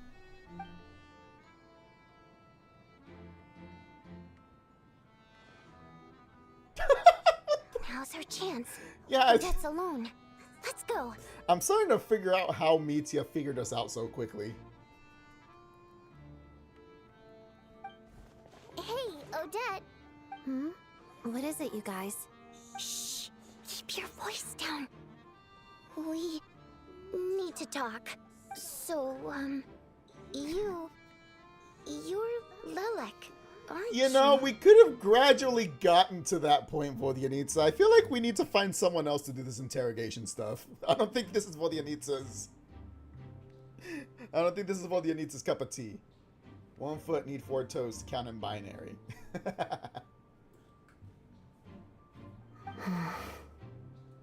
Alright, fine. You don't have to say anything or explain yourself. Just hear me out first. 3 toes to count to 4. Oh, in binary. None of us believes you'd kill innocent people. Whoever murdered those 2 people last night, it wasn't you.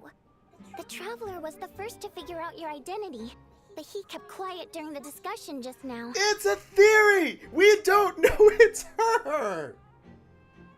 Still, it's clear where the group consensus is heading. Everyone believes Lelek is the culprit. If your identity is exposed, you'll be in a really bad spot. Odette's really getting annoyed now. We're your colleagues, and we know what kind of person you are. I don't want anything bad to happen to you. Are you gonna say something, Odette? Or are you gonna keep letting Vodyanitsa put her foot in her mouth? So, can you clue us in? Tell us everything. The more we know, the more easily we'll be able to cover for you. Alright. Yes, I'm Lelek. Okay. And no, I'm not the murderer. And thanks, but I don't need you to cover for me. Actually, I'm planning to reveal my identity. Okay, so I was wrong about her being a red herring, I guess. It really was the simple answer. That felt too easy, though. Huh? You're gonna reveal that you're Lelek? Here? That's right. I'll admit I was surprised at first when Chuganov guessed that I was here. It was just a lucky guess, but it caught me off guard. But after taking some time to assess the situation and confirm where everyone stands, I don't believe I have anything to worry about. Well, she is neither red nor a fish. True, Vodyanitsa's the fish. I should have known. Damn it! That was the first clue. If she was Pyro, it wouldn't have been her. Are you sure you don't need a second opinion? Given the circumstances. Mr. Valeri! Well, damn! What? Okay then, we're doing this now. Odette gets straight to the point and announces that she is Lelek. So, Odette is Lelek? Okay, again, I guess it was that easy. I was overthinking it. The game was literally telling me, no, it's her. Everything matches. And I'm like, no, there's some kind of twist happening here. No, the twist is that it actually is the thing the game was telling me. Okay. I don't know what game you're playing, but you've got a lot of nerve. It worked, didn't it? It's just one identity. So what if it's exposed? I can disappear and adopt a new identity anytime I please. Is that a threat? I made my peace with this when I chose to become Lelek. But more importantly, I promise I am not the murderer. Which means that someone else is. So, if anyone still insists that I did this, you'd best produce the evidence now. What game? It is called Genshin Impact. Well, yes, the game called Genshin Impact tricked me by making me overthink. Otherwise, I suggest that you bite your tongue. Because if you really believe I killed 2 people without making a sound or leaving a trace, pointing fingers at me would surely only make you my next target. I don't want to get on her bad side. Is this really the truth, Miss Odette? Aw, are you disappointed? That's confidence, all right. I believe you. A real no-nonsense attitude. I can see why Marionette said that she's on track to inherit the title of the Fair Lady. I meant to answer to this guy who does not know what game you... Oh! I don't know what game you're playing, but you... It's called Genshin Impact. No, you're right. I completely forgot he said that line. We are indeed playing Genshin Impact, sir. I thought that part was obvious. Maybe this dude shouldn't be running a business. Are you seriously buying this? Hey, officer! She just admitted to being Lelik. Aren't you going to do something about this? What exactly is he supposed to do right now? I do have one question, Miss Odette. Why have you chosen this moment to come forward and reveal your identity? If I didn't say anything, everyone would be focusing all their efforts on finding Lelik. And that is exactly what the real culprit wants. I don't want to be the scapegoat who lets the murderer get away with this crime. Despite all the accusations, she made the smart choice. A remarkable display of rational thinking under pressure. Clearly, Odette's talent extends far beyond the art of dance. She thought so far ahead. Why do I always feel like I'm one step behind her in everything? Well, in everything except singing, you still probably sing better than her. You've convinced me. Dealing with the murder case remains the top priority right now. Let's put the name Lelik and all related incidents aside until further notice. Nevertheless, the group still considers you the prime suspect. I assume you have no quarrel with that, Miss Odette? I understand. You're welcome to keep an eye on me around the clock. I have no objections. I volunteer as tribute! Mr. Chuganov? For my wife and daughter's sake, I'll let you off the hook for now. But don't think you're forgiven for breaking into my house and threatening me. Just wait till we get out of here, Lelik. We'll settle the score then. Oh, shut your ass up. Okay then, so now what? We're back at square one.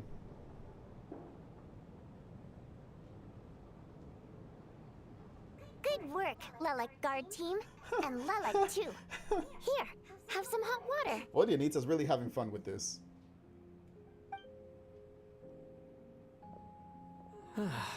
Turns out Valeri knew about my exploits. So now I've been told I have to guard Lelik with him. Yes! Why are you You're mad? facing my way if you're guarding me. At the moment, it looks more like you're my bodyguard. I mean, we have to make sure no one tries to kill you, too. If the true culprit is indeed still at large, as you have claimed, we must keep our guard up against them also. Exactly. Don't worry, Tonya. We'll get through this. Once the snow stops, the officials will step in. The investigation will get easier, and then we'll be safe. If the snow stops. But once the snow stops, won't everyone just leave? You're gonna miss us, huh? Well, some of us work at the theaters, so we'll still be here. I'll even give you a special backstage pass. Aw, that's so nice of you. What the hell's going on with the texture on that chair? It can't decide if it wants to be 240p or 144p. Really, Miss Vodyanitsa? That's awesome! You've made a fan for life. So this is how she's planning to make her fans. Bribery. Aw, you're so cute, Tonya. Aw, that's a cute little animation. All right, let's swear to it.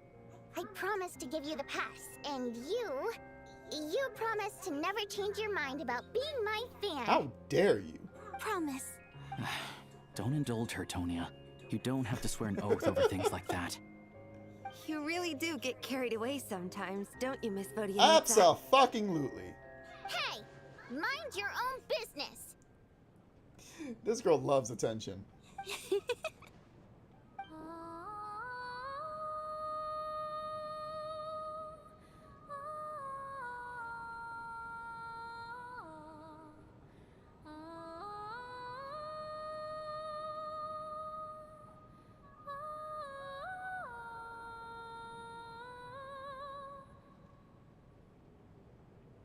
It's Vodyanitsa. She's a mermaid. Mermaids are sirens. She's drawing us in to murder us. Don't be nervous, Miss Water Imp. Everyone's here. There's nothing to Water be Imp? afraid of. Excuse me? Do I look nervous?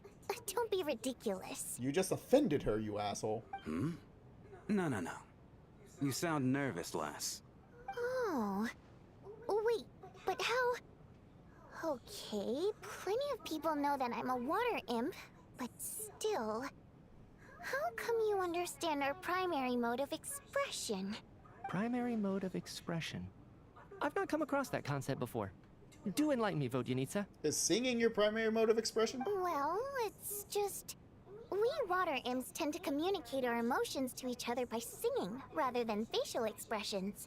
The emotions we convey through song take precedence over our facial expressions. So, we think of it as our primary mode of expression. Interesting. I'm impressed, Shram. I didn't take you for a man of culture, but you're clearly rather learned. It's not about being cultured or not. The thing is, this mode of expression can usually only be understood by other water imps. It's not a simple case of a song sounding happy or sad. Are you a water imp too, my friend? And yet, you're clearly human, Mr. Shram. It's really not the big deal you're making it out to be. I think I just have a knack for it. Plus, I have a... very close friend. A very who's a water close imp. friend. Okay, I see. But keep that a secret. Oh, I see. He's really getting to know water imps very well. He needs to. You found 2 more battles with side quests, meaning you did finish it. Yes! Side quest for the win. You don't have to wait till post-game to do it. Anyway, we spent so much time together that before I knew it, I noticed I could understand her expressions. Oh, that's cute, actually. Oh, I guess that makes sense. Still, the fact that you have a water imp friend is even more surprising. I'd better watch what I'm singing when I'm around you from now on. Hey, what are you implying? You're not secretly insulting the audience in your songs, are you? No, just you, Chuganov. Everyone else is fine. Heavens, why would I do a thing like that? It's getting late. We should discuss our sleeping arrangements for tonight. To guard against the killer, someone needs to keep watch. I think we need to take turns. I suggest that we don't sleep in separate quarters tonight. It will be safer if we all stay together. As long as someone keeps an eye on Lelik, I'm quite sure we won't have any trouble. Are you saying that you wish to bet your life on Miss Odette being the killer? Nonsense. Of course not. I'm sure we'll watch Odette, but if it's not Odette, you're gonna die. Then I propose the following arrangement for tonight. The Traveler, Odette, and I will form the Night Watch. We'll sleep in shifts, but 2 of us must be awake at any given time. Fine by me. An excellent idea. This allows us to handle the Night Watch while also keeping an eye on Lelik. Meanwhile, the rule of taking shifts in pairs resolves the other issue. Namely that we can't necessarily trust the Traveler or Valeri either. What if we're working together? I expect that plan took you quite some time to come up with, didn't it? Actually, our field combat manual outlines a similar approach. Although the scenario there involves guarding prisoners overnight during field operations. That being said, I must clarify that I harbor no disrespect towards you personally, Miss Odette. You're being so polite. In fact, Lelik's numerous covert operations make fine textbook examples for military agents. You know, you may be a criminal working against the Fatui, but you're giving us a lot of good education, too. I care less about respect and more about the fact that you just robbed me of 2/3 of my sleep tonight. You know what? That's kind of fair. I'm calling dibs on being the first to rest. Good night. Okay. Damn.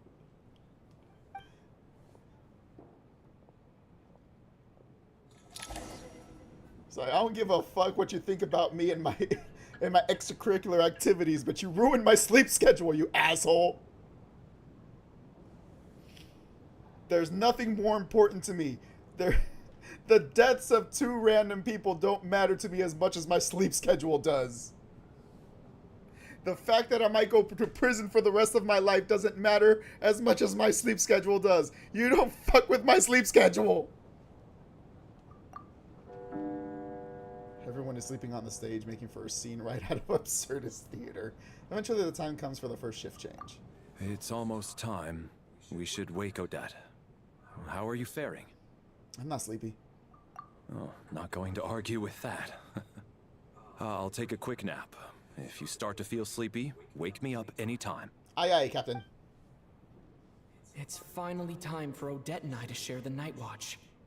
I should wake her up.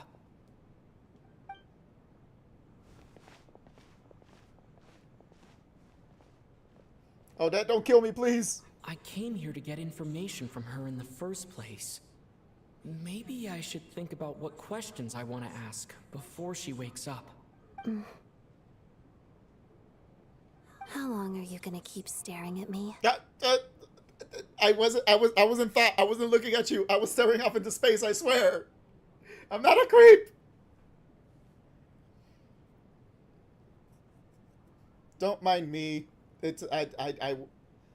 I was just staring at you lovingly while you were asleep. There's no way to make that sound good. You're awake? But I didn't even wake you yet. Couldn't sleep. My mind's been running haywire. Plus, there's something I've been meaning to talk to you about. You too? I had a hunch that you wanted a conversation too. Let's take this chance to clear the air, shall we? Finally!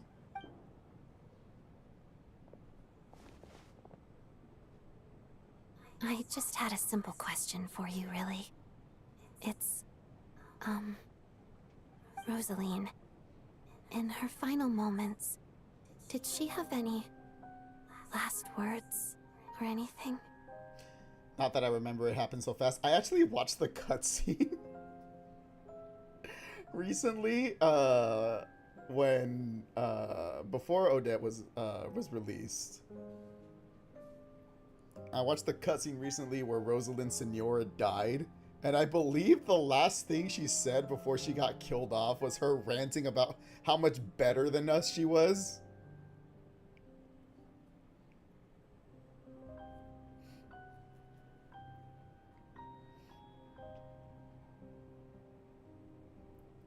So I think that's what it was, but for her sake, you know what? Let's pull it up actually.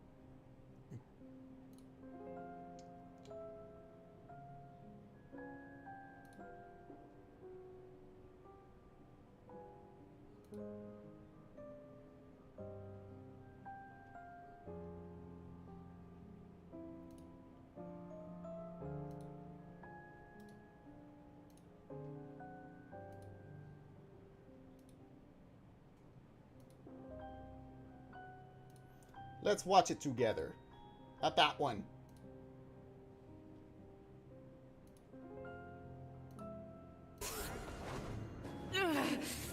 So strong, but how?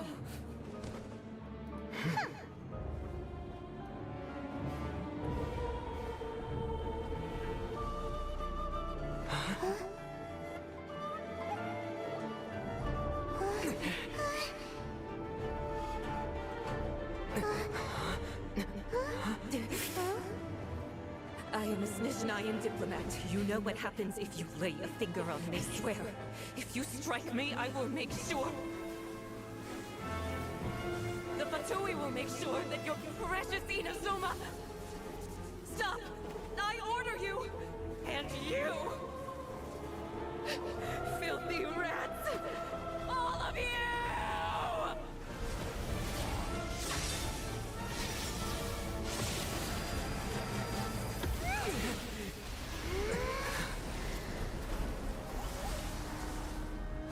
You are the enemy of eternity. But as the victor, I acknowledge your honor. Therefore, I shall allow you to leave Tenshukaku alive. Yep. Okay, so her last words we now know are filthy rats, all of you.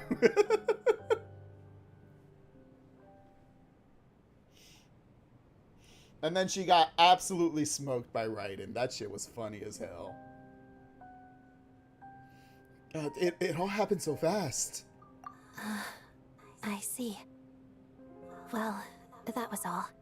I have no other questions. Do you miss her? No.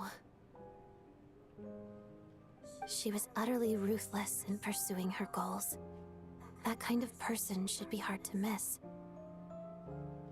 And yet, even though I never approved of her methods, and she was an abrasive person, the fact remains that I am indebted to her. She did try to help her after her father died, and she was the one in charge of helping her, so I can understand that point of view. I heard a little about that from Snezhnaya. Oh, she told you. I guess that makes sense. I think she and Rosaline were on pretty good terms. Still, she didn't know the full details. Yes. Rosaline wasn't the kind to gossip about this sort of thing. Not that it's any huge secret to me, though. When I was a child, I had to join the Fatui for the sake of my mother and me. I trained under Rosaline. Right, you didn't have a choice, really. It was extremely grueling, and it didn't exactly come naturally to me. All I could do was try to ignore the biting cold and practice, practice, practice. Doesn't sound that much different from ballet training from what I hear. I was a newcomer who'd managed to make a good first impression on a harbinger. There was pressure to live up to her expectations, to be worthy of the fair lady's reputation. Every day was a struggle against the cold, pain, and fatigue. And most nights, I struggled to fall asleep.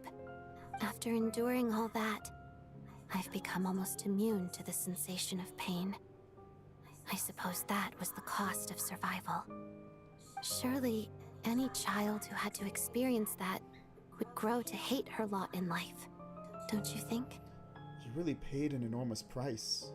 So, I put an equal amount of effort into my ballet. Because in my young mind, that was the only way to defy my fate. It was my way of telling her I didn't realize that the Tui's demands and your expectations Valerie of me are was not sleeping sitting what I down. wish for. One day, I will leave. I think she probably blamed my poor performance in training on my passion for ballet. She knew my heart wasn't in it. One time, when I was secretly practicing a dance at night, she suddenly showed up. I knew she was there to catch me red-handed. I told her, "You don't deserve to watch the dance I learned from my mother." Good for you, Odette. She looked stunned. I guess she was surprised that I lashed out first, before she had the chance. But strangely enough, on that occasion, she wasn't fierce with me like she was during training. Instead, she fell silent for a moment, and then left. That's probably around the time she went to speak with Arlecchino, being like, how do I deal with this? After that, she never interfered with my dancing or asked me how it was going. She never came to watch me dance again either. Not even once. She was a very proud person, yeah. So proud that she got chewed out once and is like, alright, I'm not letting that happen again. She was. But even now, whenever I take out this core Ignis, I can't help but think of that night. Of the look on her face. So this was a gift from her. That makes a lot of sense, considering Signora was using an ice power, but she has natural fire power. So she was able to control both ice and fire, so giving her a gift that was ice on the outside and fire on the inside is actually incredibly symbolic. So this was a gift from her?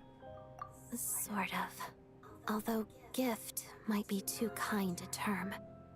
This is her flame sealed That's within her ice. flame. A symbol of her favor, yes. But also her way of keeping an eye on people. Well, she's dead now, so it's just a lamp now. She knew the location of every piece of core Ignis. If any recipient started acting suspiciously, she'd be on to them immediately. Trust her to make even a mark of approval feel suffocating. I approve of everything you're doing. Here's a tracking device. But it looks pretty, doesn't it? Now don't go being a traitor or I'll kill you. So, when news of Rosaline's death reached Snezhnaya, many people immediately crushed their core Ignis. It gave them a profound sense of relief, like they'd broken free from her shackles. Nice to know there's some people who weren't exactly sad about her death. But I kept mine. With my sensitivity to pain being as dull as it is, the warmth from this core Ignis is one of the few things I can still feel clearly. Damn, that's sad. I still wonder, did she really come to stop me that night? I wasn't sure, but I was scared. So I said some really awful things.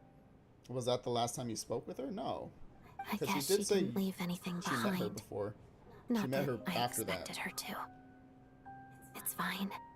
It's just a bit of a shame that we couldn't settle our differences before the end. Wait, but Snezhnaya told me you two had settled things. Mm-hmm. She did. Are you sure she was talking about this event? She said that Arlecchino gave Rosalind some advice, and then that Rosalind went to see you. Huh. No, she didn't. I didn't even find out that she'd gone to Mondstadt until a while after she'd left. Wait, in that case... I think you should go and see the Knave.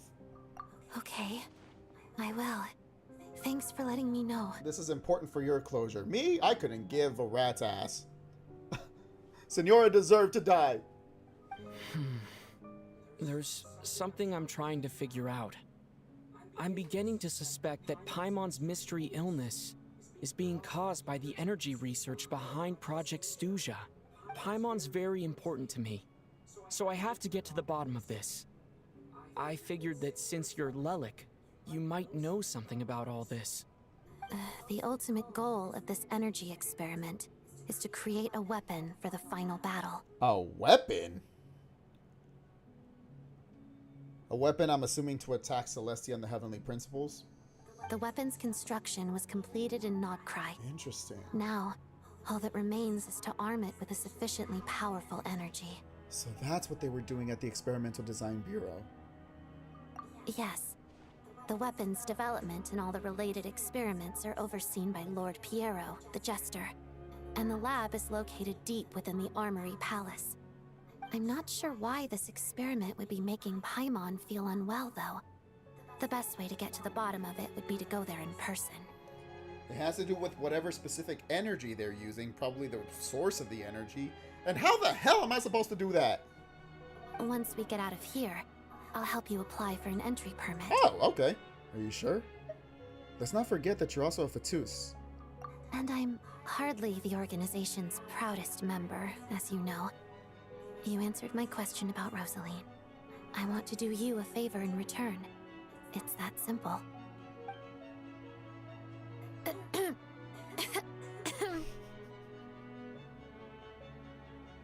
I don't think he heard you. What's wrong? Are you not feeling well? Dude, turn around! You two seem to be hitting it off. Stay calm, just act normal. You made me jump. I thought you were sleeping. Of course I was.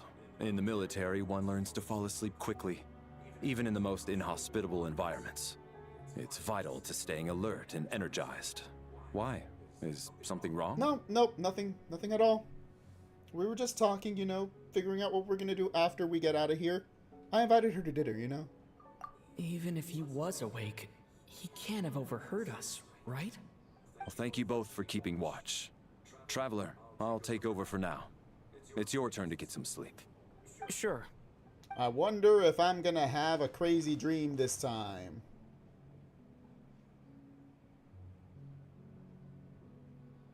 This is our second night here, but at least I found out a little more about Paimon's condition. I hope she's been sleeping well the past couple of days. Why do I feel like I'm being watched? Ah! Okay, look. You're also a creep. How dare you stare at me while I was sleeping after I stared at you while you were sleeping? 2 wrongs don't make a right, you know. Seriously? Is this payback for when I stared at her earlier? But I thought she was asleep.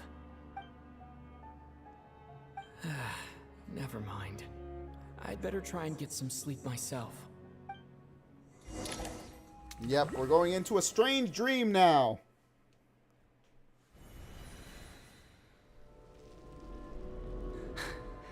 Hey. Oh, what are you spacing out for? Are you reaching your limit too? Where are we? I don't know where this is, and yet it feels strangely familiar. How long have we been walking for? Do you remember? Time's lost all meaning. Does this mean these two are gonna die next? Ever since we noticed that thing above our heads. A star key? Or key star? Anyway, the person who named it was Girl, swallowed by the black big mist. enough. Don't stand there and stare at me. If anything, come here and lay down with me.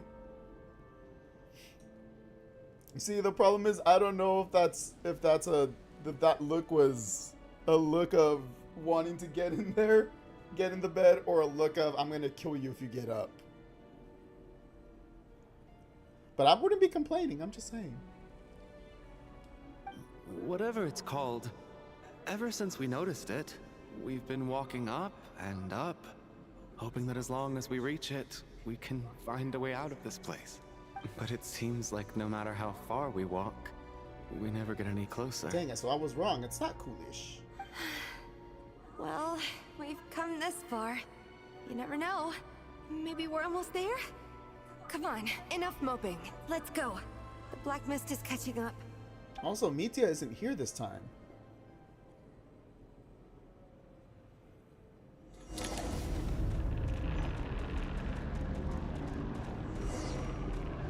Flee the blackness. Come on, guys. You got this. I'm not gonna let y'all die. No, we got ourselves a straggle. Watch out! Not again! Fine. Count of how many times we run into them. Careful.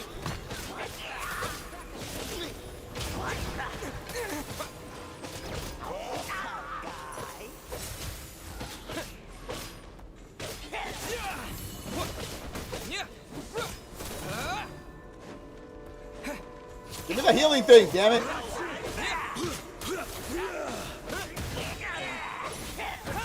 Fighting frog! Shut up! Run faster. Alright, come on, y'all. Where are you going? I was just going back to get healing. Go, guys!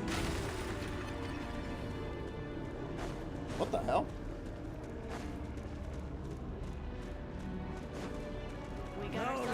Here comes another one. Here they come again! Get ready! You wanna fight? Let's go! Gonna leave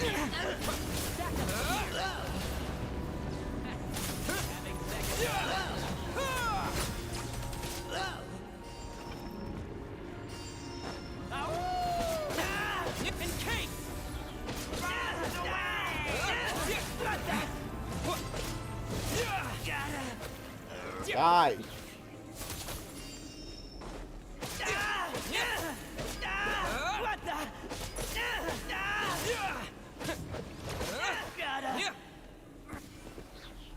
Alright, come on, guys.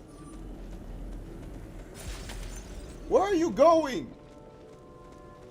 I'm trying to make sure you don't die. I actually like both of your characters. Somewhat. They're inconsequential in the grand scheme of things, but they're still nice at least. Monsters ahead of us. The black mist behind us. It feels like there's no escape.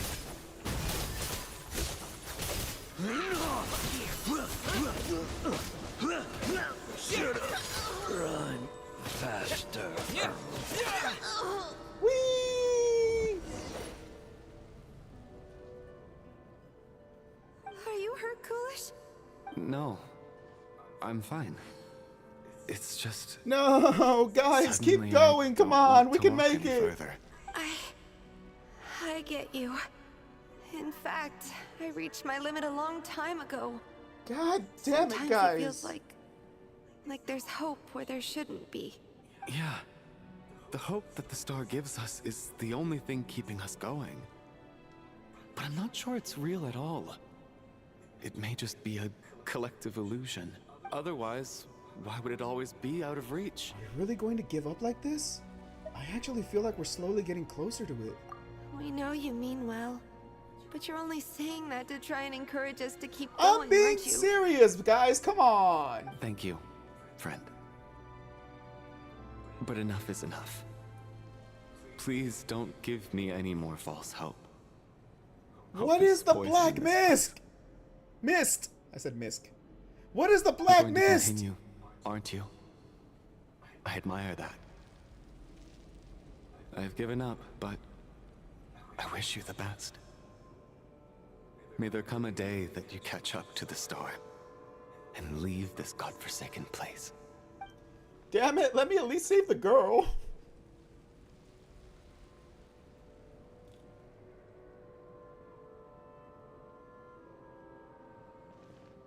And I made it! It's not an illusion. We really are getting closer to the star. Come on, guys.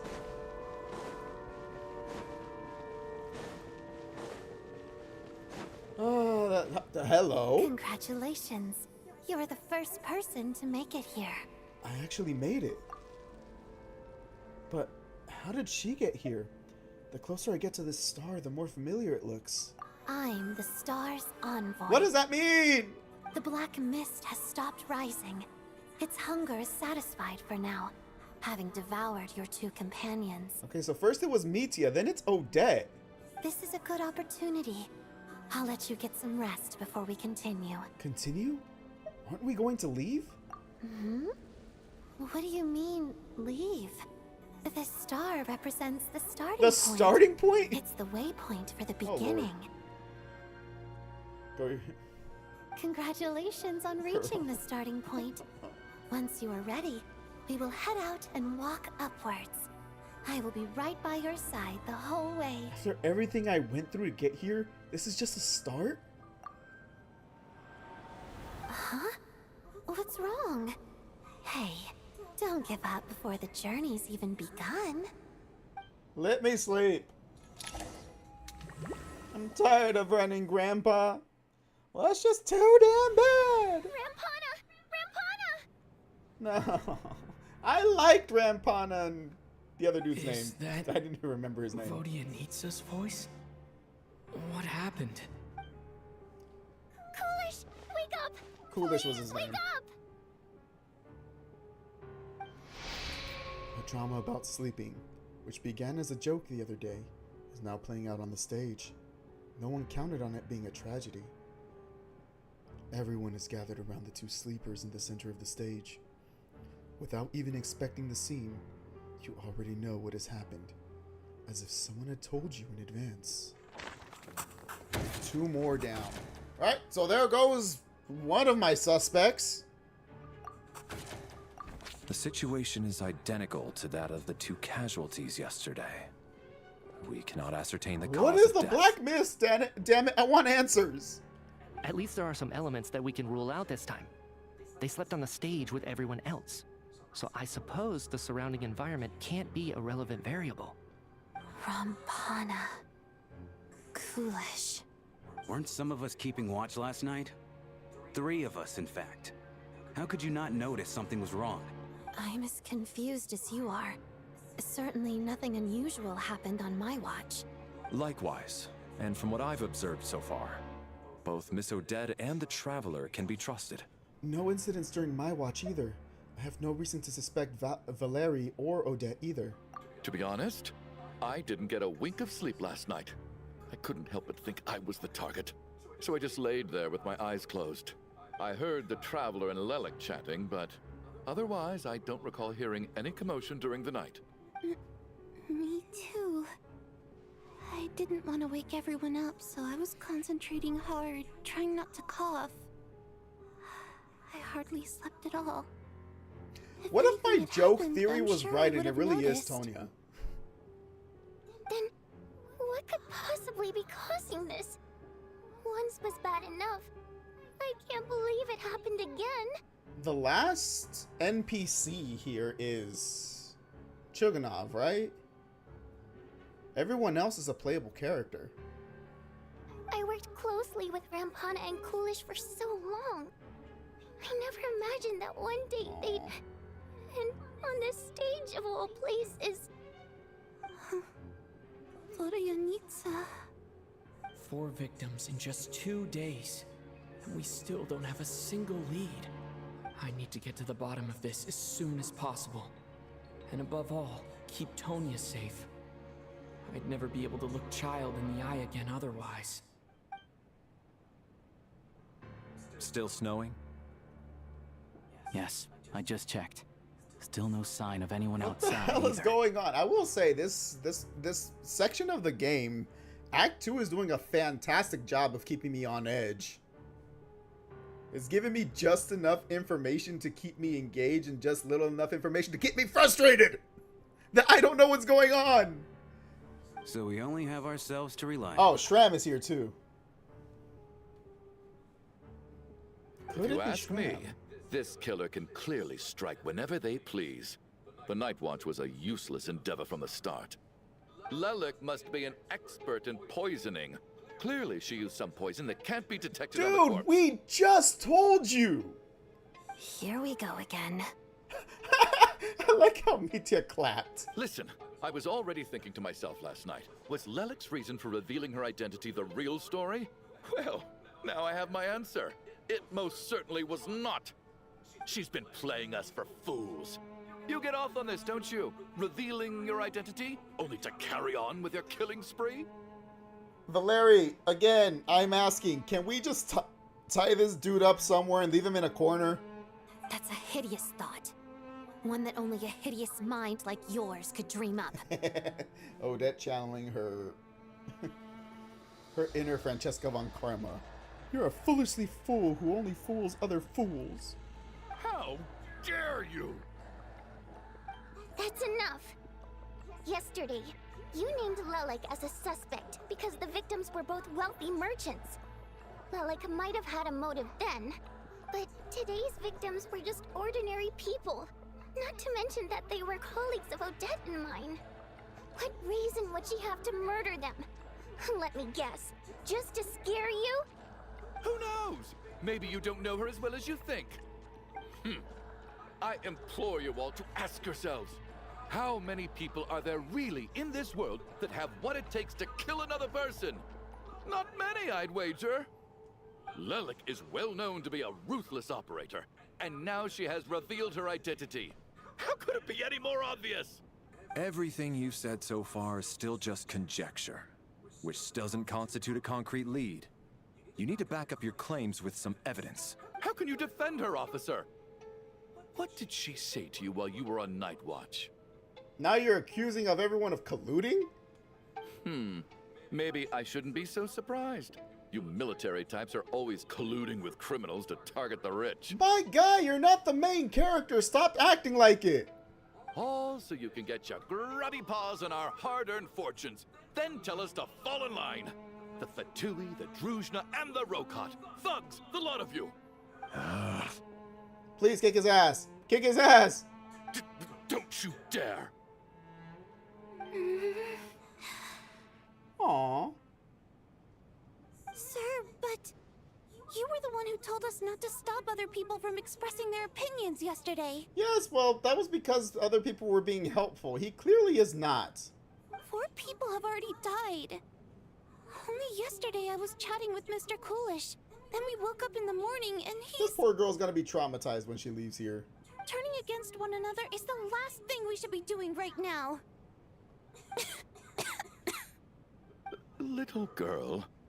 Even if Mr. Chuganov is a puffed up pig pig-headed windbag who doesn't have a clue what he's talking about. Oh shit, I almost tripped over my chair because of that. Let's go, Sonia! He's still one of the victims here, isn't he? Be happy she's defending you at all, bro. Take what you can get at this point. Quite. Go ahead, Shram. Go ahead, laugh. I had no intention of resorting to violence. But you're right, Miss Tonia. I ought not prevent him from speaking his mind. In any case, I believe Mr. Chuganov has calmed down a little now. We may resume our discussion. I don't think there's any need for that. What is there to discuss? Nothing about this situation is normal. Did you have an idea, Mitya? You're the brainiac here, right? Come on, clue us in. I've been mulling something over. All the leads we have so far concern things from outside the theater. Miss Odette's alter ego, the threats Mr. Chuganov received. But then there's the 2 double murder crime scenes themselves, which have given us absolutely nothing to go on whatsoever. That's highly unusual. Even with the most careful killers, there's always some evidence left behind. Right, which leads to believe this isn't normal murders. These are supernatural. So what are you suggesting? I think this could be a supernatural event. Thank you! It isn't characteristic of human-on-human homicide at all. Correct me if I'm wrong, but aren't you supposed to be a scientist? That doesn't sound like a conclusion someone like you is supposed to make. Haven't you ever heard the saying for people who like do science and stuff like that, to the researchers?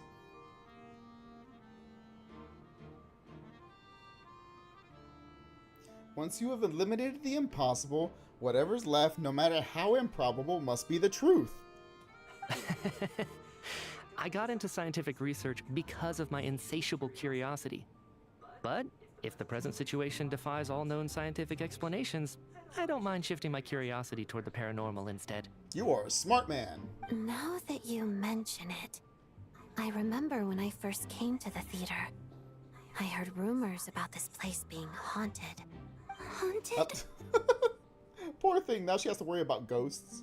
Yeah, I think I heard the same thing. But I mean, they're only rumors, right? We've worked here for years. Did I just quote Detective Conan? Surely we would have noticed any spooky I know that quote goings-on is by now. used in Detective Conan. I don't know if it's from Detective Conan. I know that's a common phrase used. And I know it's used in Detective Conan. I just don't know if Detective Conan is necessarily the source. It could be. I could be wrong. I could just not know. But yes, that is a phrase that is used in Detective Conan. I did quote Detective Conan. I just love the phrase itself because it sounds cool. Well, this has taken an unexpected turn. A haunted theater?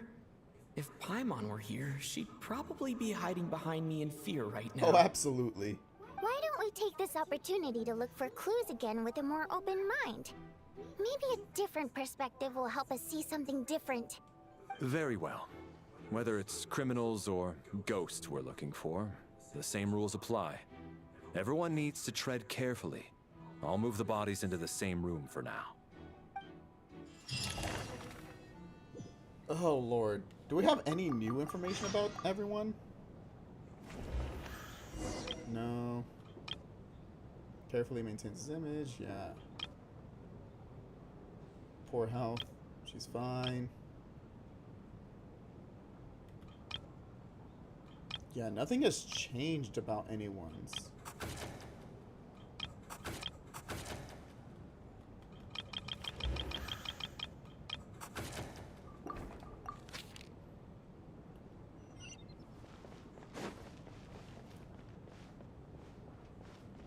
You good? I need to think very hard about whether there's anything that ever needed hiding. After all these years, there must be some things even I've forgotten about.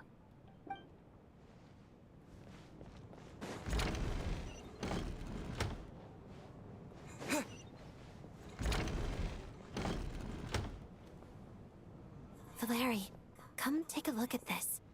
You too, Traveler. Some sort of notebook. What is it for? It's the on-duty logbook for the theater. Kulish was the main person to use it. Okay.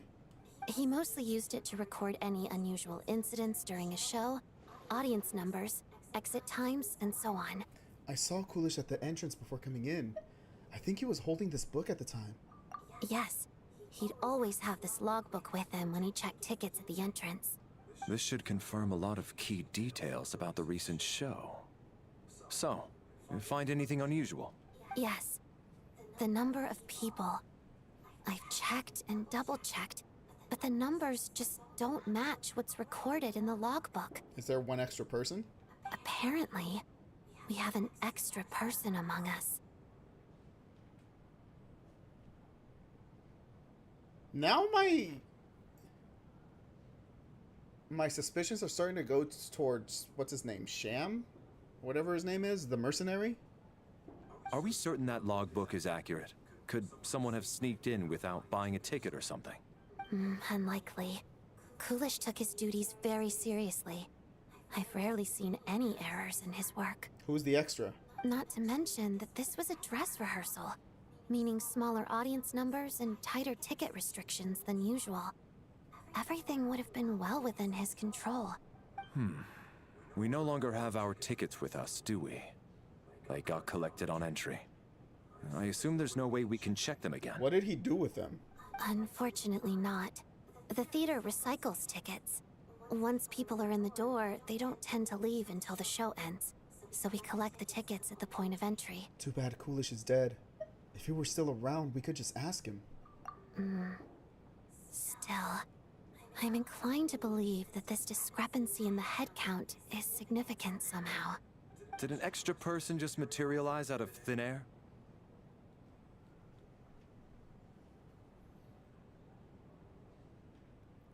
I'm thinking back to the cutscene.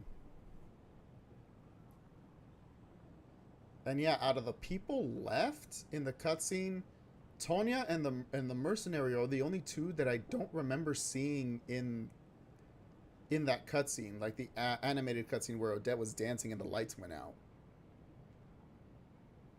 But we knew Tonya had a ticket because Child was going to come with her.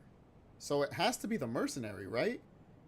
Because Chuganov was there. He was in the cutscene, so he was there when we came in. We knew he was going. Valeri and Mitya, where we also saw them coming in. We saw the two rich people bickering, and we saw the dude shivering in the cutscene who left, and he was the first one to disappear. And everyone else is a playable character. So again, it leaves the mercenary as the only one then. Damn, the mercenary was one of the few people at the beginning that I was like, it probably isn't him. But sure enough, I was wrong. What else is over here? Oh, down here.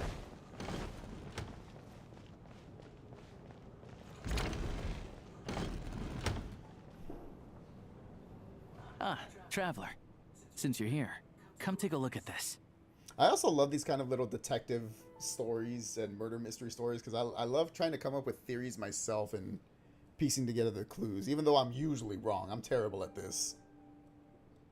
Alosha found it. We're both curious to hear your perspective. It appears to be an investigation report. And the focus of the investigation was the rumors of haunting we heard about earlier. This commission is clearly not as simple as previous cases involving only folklore studies. It appears to be connected to something far more mysterious. An extinct civilization, the creations of ancient gods, or powers from beyond this world. The possibilities leave ample room for speculation.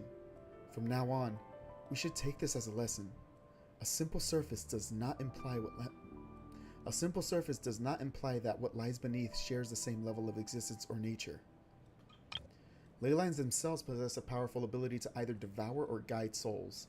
In most cases, once the soul and body of the deceased are separated, the soul is drawn directly into the ley lines, leaving no room for lingering existence. However, evidence shows that the connection between the theater area and the ley lines has been obstructed, though only partially, not completely severed. Still, that has granted certain souls unwilling to return to the ley lines an opportunity. If their resistance is strong enough, they may even linger within the theater indefinitely. In theory, however, these souls within the theater are incapable of influencing the physical world. Only under extremely rare circumstances can they produce phenomena observable to the human eye. Overall, they can be considered harmless. This assessment may be conveyed in advance to the theater's management to reassure them. Okay, so that explains a little bit of paranormal stuff possibly happening here.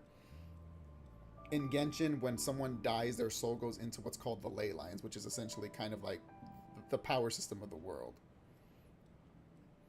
It's like what powers the world. Everything, when everyone dies, their soul goes into the ley lines. It's kind of like their afterlife, if you want to think about it that way. So something is obstructing the ley lines here, so some souls aren't able to go into the ley lines. But they're supposed to be harmless according to this. But for me, the investigation does not end here. Uncovering the reason why the ley lines have been obstructed is the true focus of this inquiry. After consulting multiple sources, the most reliable hypothesis at present appears to be the existence of an angel civilization and its preliminary attempts at ley line renovation. What? There is too little information available here. I must return home as soon as possible. An investigation report, huh? Looks quite old. This person's name looks to be of Sumeru origin to me. Was the investigator from Sumeru? The theater manager must have hired an investigator once specifically to look into this issue. But it doesn't look like anyone ever looked at the report. Interesting. Presumably, the manager wanted to know if the supposed haunting was dangerous, while also being fearful of word getting out in case it affected the theater's business. Probably just saw the part where the spirits were harmless and couldn't interact with the human world, so he just probably left it at that. Anyway, the bottom line is, the haunting is actually real after all. It's caused by an obstruction in the ley lines. Is there any chance this is the key to finally making some progress with the murder cases? Ley line problems are pretty unexceptional to me by this point. And while it certainly offers an explanation for the ghosts, it's hard to imagine what connection it could have to these two murder cases. Some of the language that appears at the very end of the report caught my eye. Angel civilization, ley line renovation? My area of research doesn't touch on any of that, so it's completely outside of my wheelhouse. Huh? A piece of paper just fell out from the report. How convenient! It landed right by your feet. Let's see. Death is near. I just got goosebumps. It's pretty ominous no matter how you look at it. How unnerving. It was tucked inside the report, so it must be a note left by the author. Death is near. Is that supposed to be what's going on here? With us in the theater? Renova?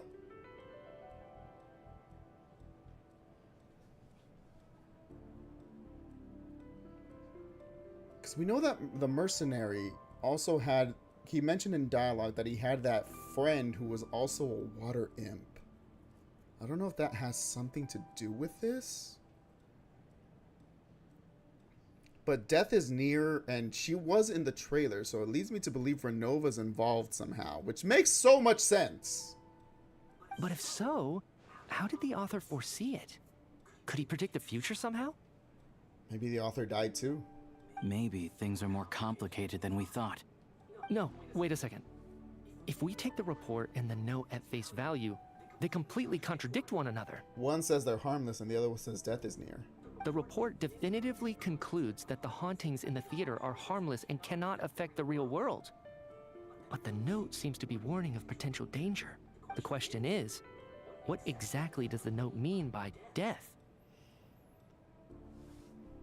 The report also mentioned like the angel stuff, and Renova is considered a shade, which is like a step above angel. Is it simply describing her situation? Is it referring to the victims? Or could it refer to the perpetrator? The various ways we could interpret this keyword lead in completely different directions. Let's pause our analysis here for now. I think we need more information.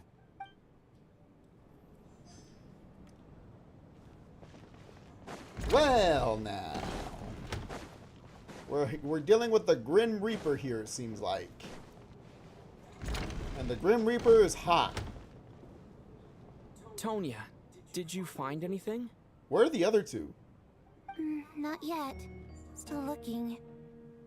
So, are we supposed to be looking for something paranormal? Poor thing. I think I'd prefer teaming up with you than looking around on my own.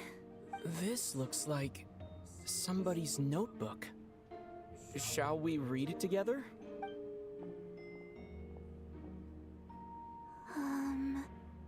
Well, it doesn't look scary or anything. So I guess it should be fine. Alright, let's read it together. Letter in the diary. You once told me I would understand someday, but even now I still don't. I don't believe anyone should be forced to abandon their homeland because of a change in power. She never considered the feelings of us water imp nobles. Every inch of this land reflects memories of my childhood. If I close my eyes, I can still hear everyone's songs echoing everywhere. I will not forgive those who drove us away, and I miss you very much, Mother. Of us water imp nobles. So this was written by a water imp noble and someone who lost their mother. I often find myself missing that dress with the tassels, the heavy bed curtains, and the first rays of sunlight that would stream into the manor each morning. But it's alright now. If I narrow my eyes just a little, the light seeping through a crack backstage feels just like the one in our manor. I know that life is gone forever, and I can miss it all I want, but I also feel that what I have here now is no less than what I lost. The fantastical sets designed by the prop master, the many fans who come all this way just to see me, and the quiet dancing girl who doesn't talk much. These are all mine. I won't lose any of it again. Never. Absolutely never. Is this Volyanita's diary? It makes sense that she's the only other water imp here, but I was thinking of lines that maybe it could have been the diary of the water imp that one dude knows. I've joined a rather... Yeah, this is Volyanita. I've joined a rather remarkable organization, though I can't tell you its name. Whatever that great figure intends to do this time, there should always be someone looking out for the misfortunes of ordinary people. That's what our organization exists for. Even now, I still don't understand her. Why is it that those in power always seem this way? They clearly have the ability to bring greater happiness. Some say she has her own difficulties, but what could possibly trouble someone so seemingly omnipotent? She's talking about the Tsaritsa, I'm assuming. Never mind. I should just focus on what I can do. I suppose you'll all hear about our organization sooner or later. Its name is... never mind. I'll leave it a mystery for now. Huh. This has to be Volyanita's writing, surely. Yep. Maybe it's a little rude for us to peek at this. I feel like I just read someone's secret diary by accident. Since it's an accident, it should be fine. Now I feel a little guilty too. It sounds like she's writing this for her parents, right? I don't understand. Why put this stuff in a notebook instead of mailing it in a letter? Chances are her parents aren't alive anymore. Because her water imp parents belonged to the aristocracy, who were driven out of Snezhnaya by the Tsaritsa long ago. And now they live somewhere new, where the postman can't get to. Hey, Volyanita. I can explain. We're sorry. It's fine. My fault for not storing it properly. I can't leave things lying around and expect them to get ignored when everyone's scouring the place for clues. Alright, give me my notebook back. I'll take over the investigation in this room.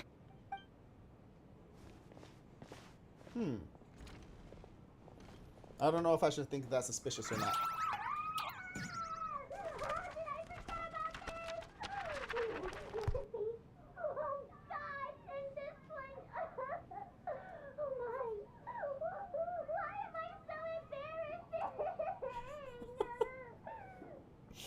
Well, now I feel really bad. But I'm also happy I did it, because now that was very funny.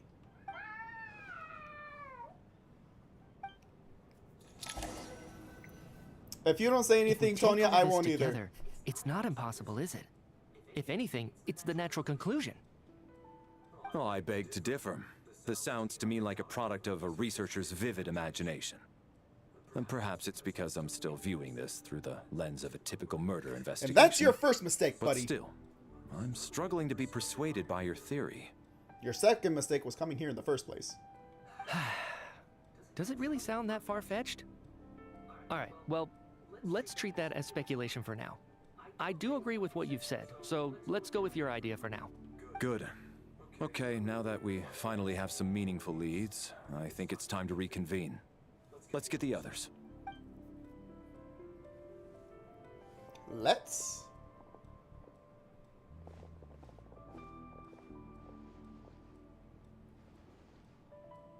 So, that's about everything we've discovered so far. I'll share my theory first. Based on what we've learned from the logbook, I believe the extra person among us is most likely the killer. If the killer had simply bought a ticket, it would have greatly increased the risk of their identity being exposed. I expect he or she either hid in the theater ahead of time, or found a way to slip past the ticket inspection. They then blended in with the group and waited for an opportunity to strike. What about the note found in the investigation report? Any thoughts on how that fits in? The killer may have simply planted it there as some sort of sick joke. I've seen my fair share of psychopathic killers. They love playing cryptic mind games. I mean, it's not a bad theory. So, it has nothing to do with the haunting of the theater after all. This theory makes sense to me. If we have an audience member unaccounted for, chances are they didn't come here to watch the show. Could it really be that simple? So, in other words, all we have to do is find out who got in here without a ticket, and all our problems will be solved? I don't think it's going to be that easy. Then let me make one thing clear. All the theater staff should be well aware that I came here for the rehearsal legitimately, yes? There's no way I'm the one who didn't have a ticket. Yes, we get it. You're not the one. Now sit your ass down. It's true. I hear you used every trick in the book to get a hold of that ticket, too. Everything short of throwing a temper tantrum and rolling around on the floor at the entrance. Oh, I kind of wish that did happen, because that would be funny to watch. I most certainly did not degrade myself in such a way. Probably a stupid question, but I might as well ask. Did anyone here get in without having their ticket checked? Guess it was naive of me to expect them to just admit to it.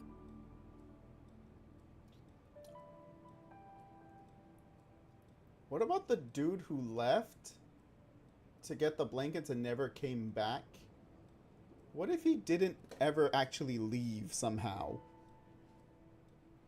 Especially after the unprompted Lelik reveal. Once was already a miracle. Twice would be unfathomable. The most likely extra person who entered without a ticket is... It's gotta be you, right? I don't believe any of us here knew Shram before all this. If no one can verify Shram's identity... I get the feeling Mr. Chugging these.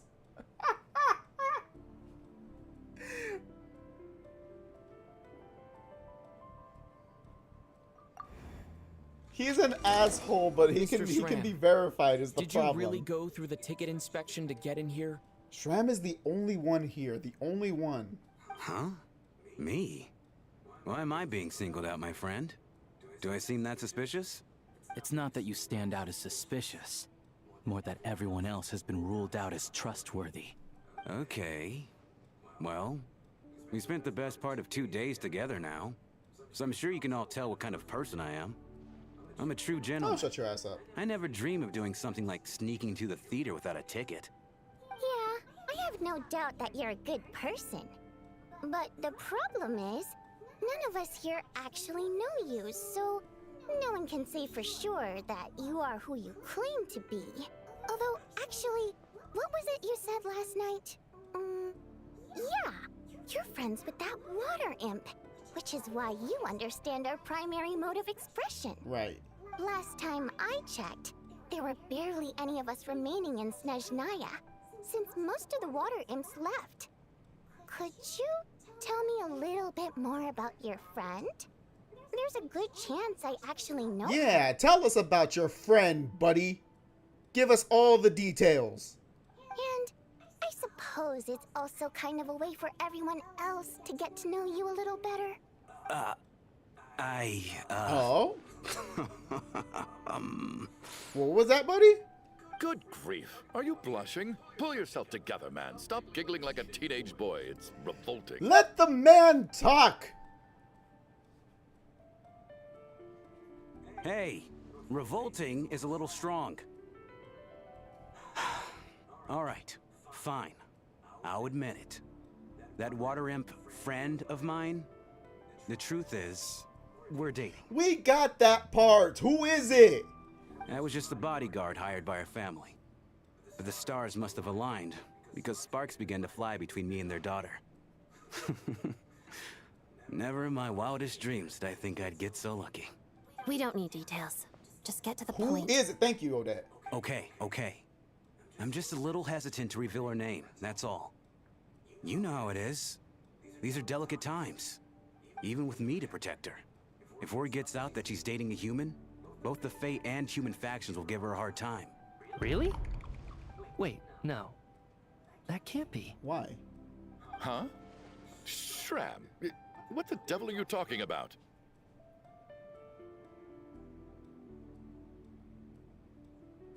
Hmm? Why is everyone looking at me like that? Surely you can understand where I'm coming from. Is that not considered taboo nowadays, which would mean he's from the past somehow? Delicate times? Factions? Yes? You know, the Civil War? Last time I checked, the Fae and the humans were still at each other's throats. If I'm not mistaken, the last significant civil war in Snezhnayan history was over 400 years ago, when Her Majesty the Tsaritsa had just taken the throne and was consolidating her reign. What do you mean, 400 years ago? What's going on here? Is Shram from the past? He's a spirit from the ley line. All right, Mr. Mitya, you win this round. As far-fetched as it is, it appears that your theory may be correct. Ha! In your face. What was your theory, Mitya? I'm just as amazed as you are. I didn't even believe it myself, to be honest. I didn't think I was going to be right. I was just spitballing off the top of my head. Sometimes I just throw these things out there as I speak out of my ass, and sometimes my farts give me great ideas. You never know. Is someone going to explain what's going on here? From the look on your face, you figured it out too, haven't you, Traveler? Well, I've seen this kind of thing before. Multiple times, in fact. The clue to Shram's identity is, according to the theater's duty log, there seems to be an extra person on at the scene.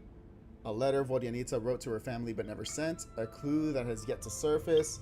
Investigation report into the alleged theater haunting. The theater's ley lines have been modified to block souls within its grounds from returning to them. Some souls can even wander this place forever. Mr. Shram's statement proves he is from hundreds of years ago. And according to the investigation report on the theater hauntings, Mr. Shram is very likely a lost soul wandering the theater. A soul wandering the theater, the killer who hid in the theater ahead of time. Just an ordinary ticket dodger. I personally... What? I don't think I'm that redundant. A soul wandering the theater. For some unknown reason, the soul that has been wandering the theater due to the ley line issues has joined our group and blended in. Yeah, that must be the immediate reason why the ticket count doesn't match the number of people present. One of the recent victims, someone who died long ago, murder. Death is near. In this case, death most likely refers to someone who died long ago. The contents of the investigation report have been verified. There are indeed ley line issues and wandering souls in the theater. Death likely symbolizes the deceased. Mr. Shram, for instance. So who wrote that note? Death is near. That must mean that there's a dead person in our midst. That's the truth, isn't it? Yeah, the logic is clear now. The investigation report said that there would be souls stuck wandering around the theater because the ley lines were cut off. Mr. Shram must be one such soul who died in the theater a long time ago. In which case, that also makes him our extra person. Wait a second, does that mean his girlfriend, the water MP's dating, is that Vodyanitsa's? Is he Vodyanitsa's dad? So when the note said death is near, it must have been referring to She did mention that they should technically still be alive, but you never know. People who died a long time ago. Someone who died a long time ago. In short, there's a dead person among us. The extra person we've been searching for is a ghost from the past. You mean I'm a ghost? No. Don't make jokes like that, my man. There must be some mistake.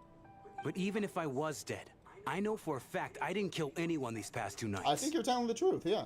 Yeah. Even if all that's true, the report also said the souls inside the theater can't affect reality, right? They're harmless. Then what if the problem isn't the souls at all, but the ley lines themselves? The ley lines have a powerful ability to attract and devour souls. Let's say that the ley lines are like a black hole, constantly seeking to engulf souls. But the souls that don't want to return are trying to avoid being sucked in. Huh. Why does this analogy sound so familiar? What happens when the black hole can't achieve its goal? I'm only speculating here, but what if it ended up swallowing innocent souls by mistake? Or intentionally taking other souls to compensate? That could explain why we weren't able to determine a cause of death. If you're right, and their souls were devoured by the ley lines, it does make some sense. So the real culprit is a supernatural phenomenon no one could have ever guessed. It does seem to explain a lot of the things we couldn't make sense of. Does that mean it's true? Except there's no concrete evidence. Mitya's relying on a lot of logical leaps. Still, it seems like the best explanation we have under the circumstances. Alright, so how could Shram not know that he's dead? Seems a little unlikely that he hasn't noticed anything unusual even after several days interacting with us. On the contrary, it's perfectly normal for a soul to wander the theater for centuries without questioning their existence or reason for being there. It's simply what's natural for them.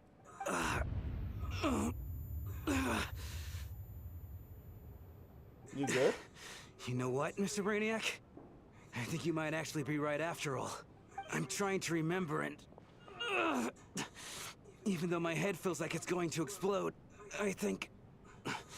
it's all coming back to me. And because it has no humanoid form, the ley lines could not find it. The scarf must be it! It was the damn scarf all along! I knew it!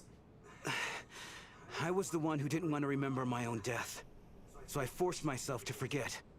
Well, I'm sure those are painful memories. In more ways than one. My lady and I snuck out to go on a date one day. We bought tickets for the theater. It wasn't really my thing, but I was just happy to be together. All of a sudden, a group of people burst into the theater, shouting for all the water imps to get out. Performers and audience members included. It was clear the conflict between humans and Fae had reached a boiling point. This time, the extremists were even coming after the water imps who had nothing to do with the war. I thought I could pull one over on them. So I took off my jacket, draped it over my lady, and tried to sneak out amid the chaos. But I got caught. They started shouting, calling me a traitor to humanity. You were screwing the water imp. How dare you? People were so close-minded. Nowadays, we would all be celebrating him. But I was going to do whatever it took to buy our chance to escape. No matter how many people stood in my way. I had to. Both as their bodyguard. And out of love. It's all right, friend. You can stop there if you want. You don't need to dig all that up again. It's just... even now, I'm still struggling to accept the truth. How could I be dead? I'm sorry, everyone. If I'd known I was a dead man walking, I wouldn't have dragged you down with me. If I'm the cause of all this death, then punish me however you see fit. Still seems too simple. But, Mr. Shroom... No. I refuse to be a burden. I know what I have to do. Or maybe I'm still overthinking it, I don't know. You said I've been wandering the theater for centuries, right? I guess it's high time I got a breath of fresh air. Out there, I mean. I'll leave this place and take all this death with me. Go out on my own terms. Mr. Shram, I'm sure we can figure out a different course of action. My good sir, we both know I'm not supposed to be here. I should have accepted my death long ago. One way or another, this has to end. Unless you're saying this goes against another one of your military principles somehow. No, I'm speaking on a personal level this time. Let it go, man. Oh, wait. One last thing. Miss Water Imp. My lover. Her name was Litia. Litia Ozarova. Do you know what happened to her? Ozarova. Oh, Auntie Ozarova. That's what we all called her. I remember her as a very kind elder. Aww. She had a bunch of kids, too. I'm so glad she survived. And she had lots of kids? Aww, good. That's sad. That's good. We could hardly expect her to stay single just because of what happened to me, right? As long as she went on to be happy, that's all that matters. Besides, I'm dead. My soul's been wandering around here for so long because I was worried about her. But now, I can go without regret. There's no need to see me off, my friends. I've enjoyed our time together over these past few days. Perhaps we'll meet again in the next life.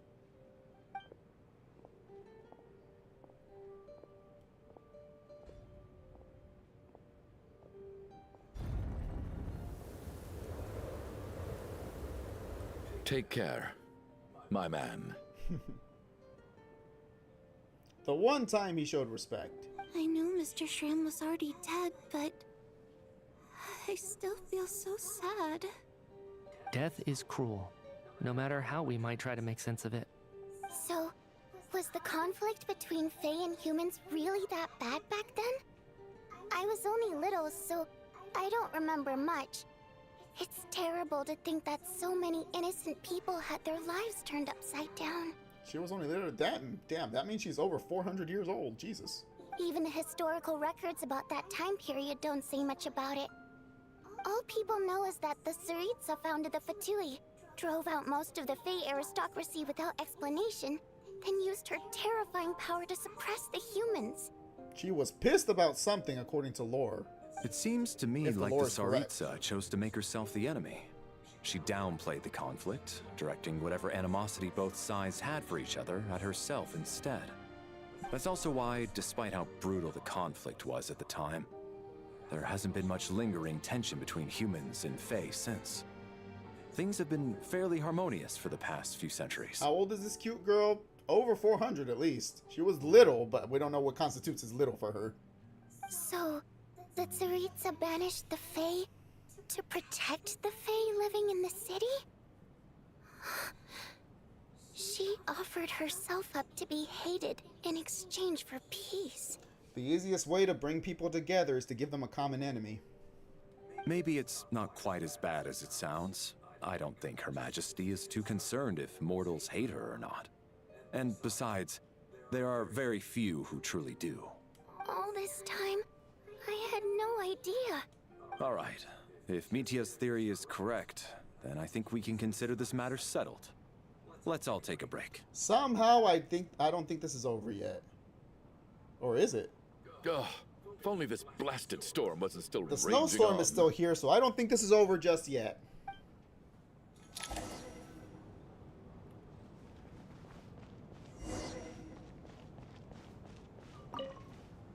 Even though Shram was already deceased, his decision to walk into the snowstorm was still a sacrifice, and a very brave one. This is one of the few times I don't feel at all happy to have my theory proven true. I see you, man. I feel you, man. Every time we get one of these stories that involves a spirit from the ley line staying...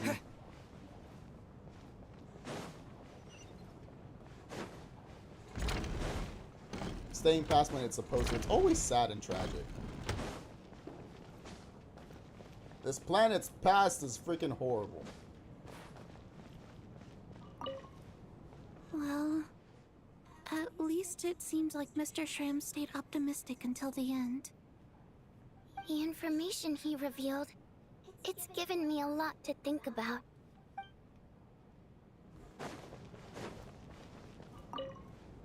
At least the lingering regret that kept him here has been put to rest. That's not necessarily a bad thing.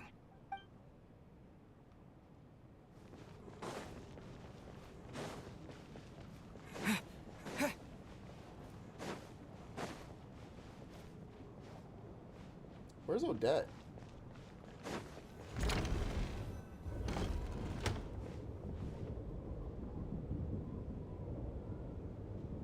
Looks like now we can just rest until the snowstorm stops. I still can't believe Shram turned out to be a ghost who'd been in the theater for hundreds of years. To think he was dead this whole time. What a strange turn of events. Knock, knock. Oh, there you are. I was just wondering where you were. Huh? Knock, knock. Who's there? You know the door isn't closed, right? You don't have to knock. Think of it as a signal then. When I'm entering someone else's room and I knock, I'm here as Odette. If I don't knock, it's Lelik. Okay, please come in, Miss Odette. Thanks. So, why did you come to find me?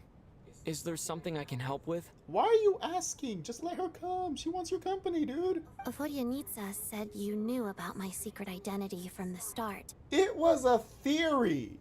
But when everyone was discussing who Lelik could be, you were worried that revealing what you knew would be unfair to me. So you kept it to yourself, right? That's what you wanted to talk about? You just came here to thank me? Yes. I'm extremely grateful for that. It's nothing. I mean, you didn't hold what happened with Signora against me, so I should thank you for that as well. Actually, there's something else as well. I found myself in a situation similar to the one you were in when you helped conceal my identity. What do you mean? So I thought I'd come and ask you for advice. I'm honored. What's the situation? It's about Mitya. Okay, finally we're gonna get to you telling us what your issue with him is. Before all of this, the last time I saw him, he was dead. What? As I'm sure you know, my goal as Lelik was to stop Project Stuja. Well, when I found out the tech lead for the experiment behind Project Stuja was Mitya, I immediately started planning to track him down and threaten him to back out. I often saw him around the theater, but I soon concluded that making my move there would risk exposing my identity. So I decided to infiltrate the Armory Palace and go directly to his lab. That way, the threat would be much more effective. That must be basically the most classified place in Snezhnaya. If you manage to infiltrate it, you really do have what it takes to be a harbinger. Gotta go, get me some breakfast then to work in the tailor shop. Alright, I appreciate you, Big Mac, as always. I appreciate you being here. I know the hours are pretty early for you, so you being here anytime is always great. Hope you have a great day at work, and looks like it turns out we were right. It was the scarf all along. Probably not, but we're gonna find out more about it anyways. Anyways, have a good day, man. I appreciate you. Well, 9 I a.m. now. suppose there's a bit of luck involved. But Have I am fun. a Fatus, so I already had some familiarity with the building's layout.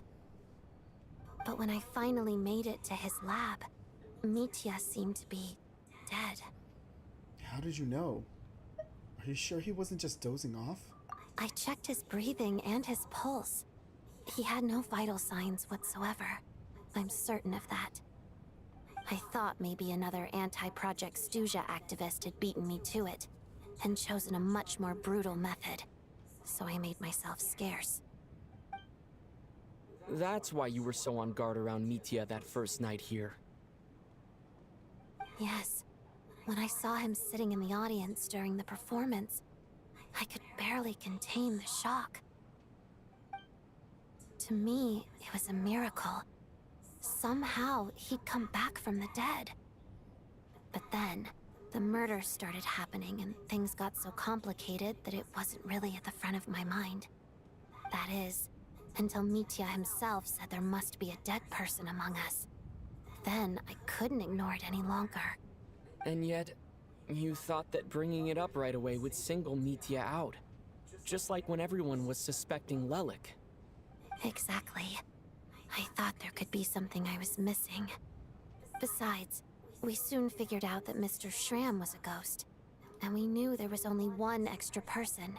So we thought he had to be the one. But now, it seems like there's another candidate. I understand why you kept it to yourself. There was so much information being thrown around during that discussion. Bringing up Mitya would have just introduced more confusion. So, what do you think we should do? Talk to Mitya, maybe? Let me confirm one thing first. When was it that you found Mitya dead? Around a week ago. Sometime in the afternoon. About a week ago. A week ago? That's earlier than I thought. I saw him just a few days ago at a restaurant. That definitely would have been after you found him dead.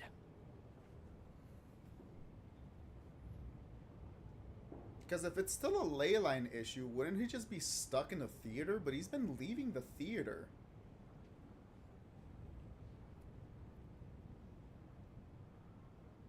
Is this why Valeria's in charge of watching him? He seemed completely normal to me. Chatting with Vodyanitsa, trying to avoid Valeri. So he was definitely alive on that day. Huh. Well, all I can say is I know what I saw. Here's a thought. The reason we even suspected a dead person could be among us was because of the problem with the theater's ley lines. But Mitya's death happened inside the Armory Palace. The ley lines affecting the theater shouldn't reach that far. You're right. I guess he doesn't fit the profile of the person we were searching for. It is something to think about at the very least. I think the chances of it being him are very low. Surely he can't have died for real in the Armory Palace. Unless... Unless what? Unless whatever they're working on brought him back to life? Unless he really did come back from the dead. Right. You're right. Do you think we need to disclose this to the others? Huh, what's this? A private meet Oh, and greet? hi! Yeah. Where do I line up? Outside of the door. That's not what's going on here. Well, I was just making the rounds. Thought I'd try to lighten the mood a bit. Vodyanitsa's handing out food if you're hungry. Much appreciated, but what are their experiments? What experiments are they doing that they're bringing back dead people to life? Is that just part of the experiment? Is he killing himself over and over again? Outside, the snowstorm continues to rage, and before you know it, night falls once more. What is going on with this storm? Could it be connected to that monster that just arrived in Snezhnaya? I almost hope it is. Her Majesty the Tsaritsa left to vanquish that beast herself. We just need to wait for her triumphant return. Do you think people still feel the cold after they die? I'm wondering about Shram.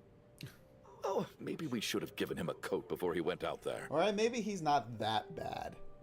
He's still an asshole, though. Death itself is cold, isn't it? I'm sure the storm will embrace him. Well, I hope he has a safe journey. I'm going to miss him, I think. It's not like we can blame him for Rampana and Kulish's deaths. If it was him, he didn't have a hand in doing it. It was accidental. Thinking back on it, we barely made it out alive ourselves. Once we get out of here, how are we going to explain what happened to their families? Damn it, she needs her medicine too.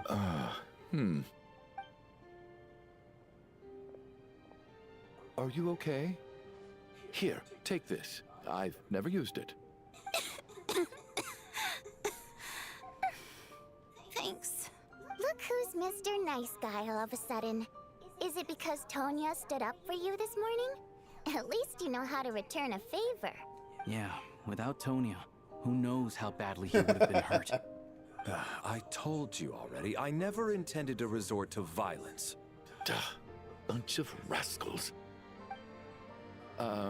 Little girl? I was rather surprised when you spoke up for me this morning. I didn't think I had many admirers here, so, thank you. Oh, don't be so full of yourself. She's not an admirer. She just felt bad for you. There's a difference. Oh, no need to thank me. I said some bad stuff about you too. I've been, too embarrassed to admit it, but, you remind me a lot of my daughter. So kind to everyone, but never lets her old man off the hook. Unless my wife and I are having a fight, then she's always on my side. Well, damn. Especially when she was little. Every time I took her out. All right, easy now. How long have you had that cough, Tonya? I don't know. It's probably been a while. I'm fine. Are you taking anything for it? Yeah. I'll be fine once I see my brother. He's gonna pick some frost fairy flower leaves and brew a tonic for me. I'll feel much better once I drink that. I see. That's good to hear then. You know what medicine that is, don't you? We should probably discuss arrangements for tonight. Now that the deceased has left our midst, there shouldn't be any more incidents. Don't be so sure. However, out of an abundance of caution, I'll keep watch. Shouldn't we take shifts? I can take one if needed. Oh, you're actually gonna lose sleep. No need. I managed to get a nap in earlier, so I have plenty of energy right now. After all the tension of the past few days, everyone else should just focus on getting a good night's sleep. If I have another dream, I swear to God. What a long day. Also, I do feel like I need to whole finish this situation Archon turned out to be Quest. way more complicated than I expected. But Valeri's right. I should just try to calm down and get some rest. The last thing I want is to give myself nightmares. It's not over yet. Who's next? He's awake. He's awake! Get over here, you big lug, and take a look. If you must call me something, call me Mr. Door. The Black Mist is coming. You need to go. Where are we? Are you all right? Can you walk? We just got attacked by monsters on our way up. That Mr. Door fellow protected us. All the NPCs are getting picked off one by one. Talker, but when it comes to taking down monsters, that man doesn't hold back. Curses! The Black Mist is catching up to us. We need to keep going. Mr. Door, I don't believe I've ever seen you around here before. Why is that? There's no need to try to get to know me. I'm just Mr. Door. I have to find the door that belongs to me. Mr. Door! Looking for trouble! I can just push these ones off. Oh, well, anyway, we're lucky to have you here. Thanks for saving us earlier. No need to thank me. This is where my duty lies. Ow! I died.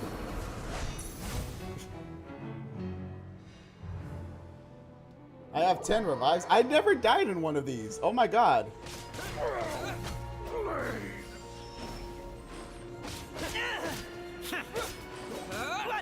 Die.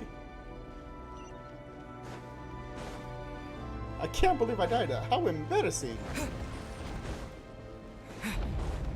So we're doing this the hard way. Ready to taste my fist?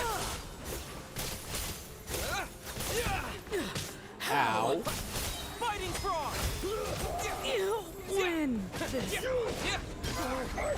Remarkable work, Mr. Door. If I had your muscles, I'd do the same. Of course they made Chuganov likable right before he's about to die. Are none of these doors the one you're looking for? No.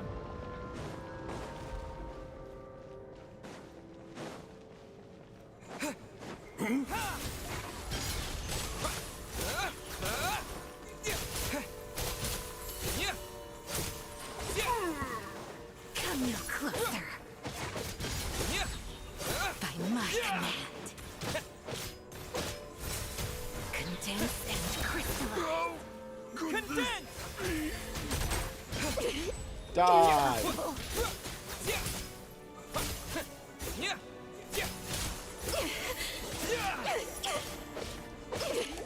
Impossible. I'm so exhausted. And the Black Mist is still rising. Come on, man. Keep going. You have a wife and daughter waiting for you. Wait, look! There's more monsters down there. Are they coming from within the Black Mist? No, no! They're gaining on us. Quick, keep going, or they'll be at our heels any second.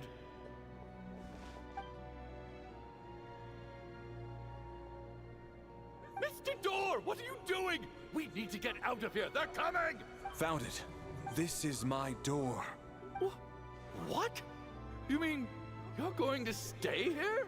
I am a door. This is where my duty lies. So he meant the door for closing, not for opening. No! You saved us! We can't leave you behind! You must keep going. A door can only keep things out for so long. You must make haste. But Valeri can't die. Oh, you're right. Unless we're bringing him back to life. Mr. Door's sacrifice be in vain.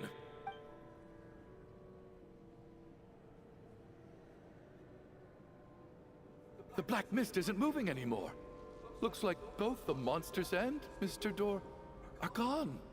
I didn't just imagine all that, did I? Surely I wasn't so scared out of my mind that I hallucinated a door as a human being. No, I remember Mr. Door too. Oh, okay, good. There's no way we both hallucinated the same thing. Hmm? Getting sleepy? Well, looks like we're safe for now. Go ahead. Let's get some rest.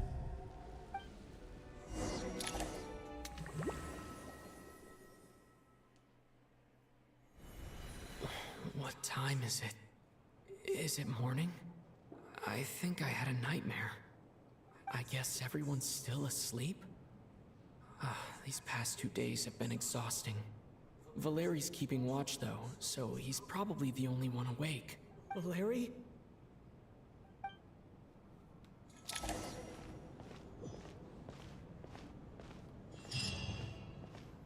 Now I'm confused. He looks as calm and composed as ever. Even now, it seems as if there is no burden he couldn't shoulder. Yet around him, time seems to stand still, as if the gods in their mercy finally granted him a moment of respite. Wake up! Everyone needs to wake up!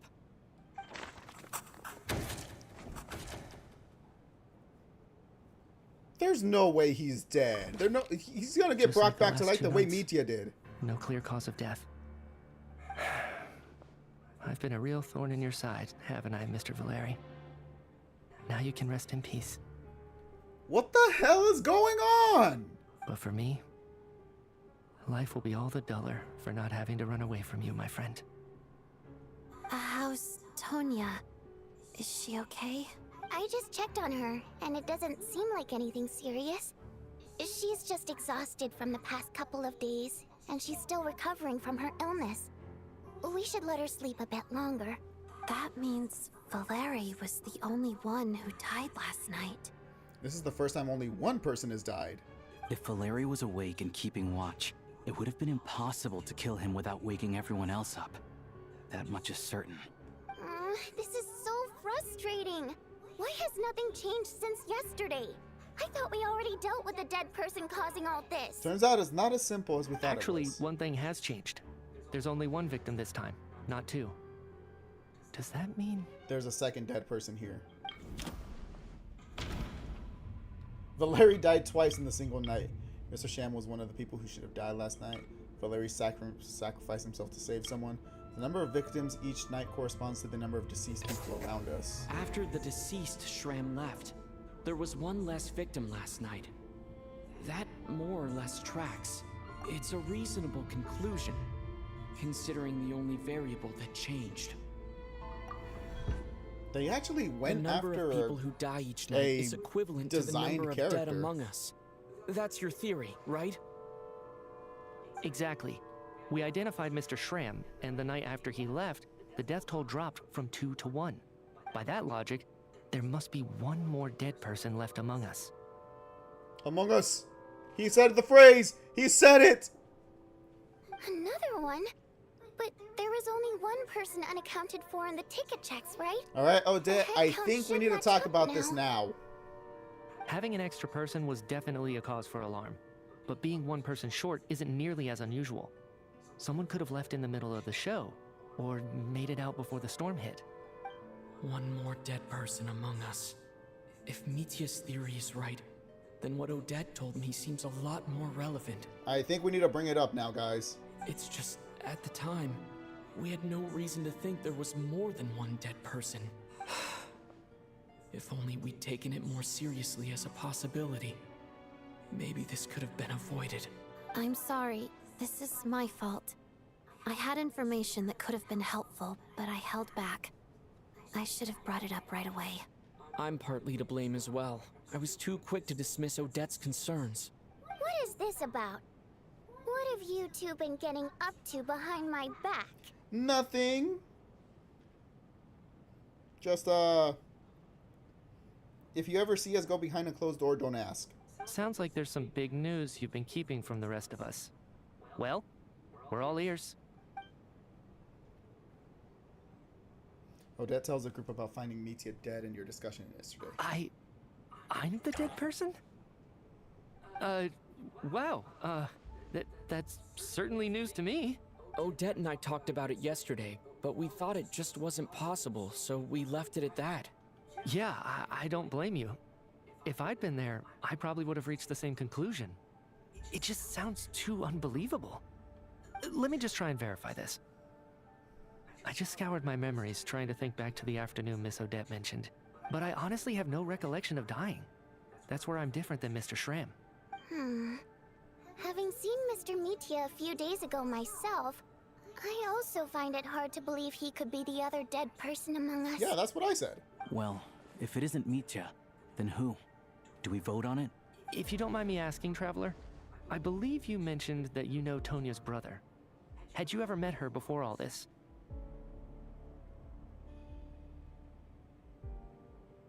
What? No, never.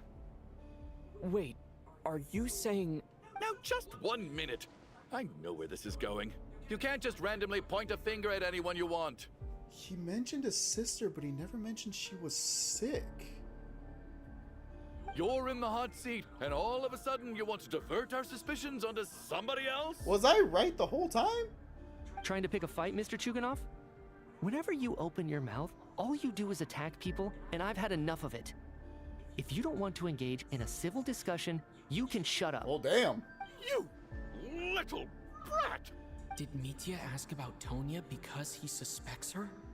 I suppose I only identified her by age, and nothing else. Could that mean... I'm just saying, you're going around casting suspicion on people for no reason. How could Tonya be dead? I can vouch for her, if nothing else. I've seen her before. She's the sister of that Harbinger, isn't she? The one called Child. Oh, really? You're telling the truth? Since being here, I don't think I ever mentioned she was Child's sister specifically. Does Chuganov actually know her? If Chuganov can vouch for her, then it can't be Tonya either. In which case, it seems unlikely that there's another dead person among us at all. Miss Odette, could you go over that afternoon with me one more time, when you found me dead? No problem.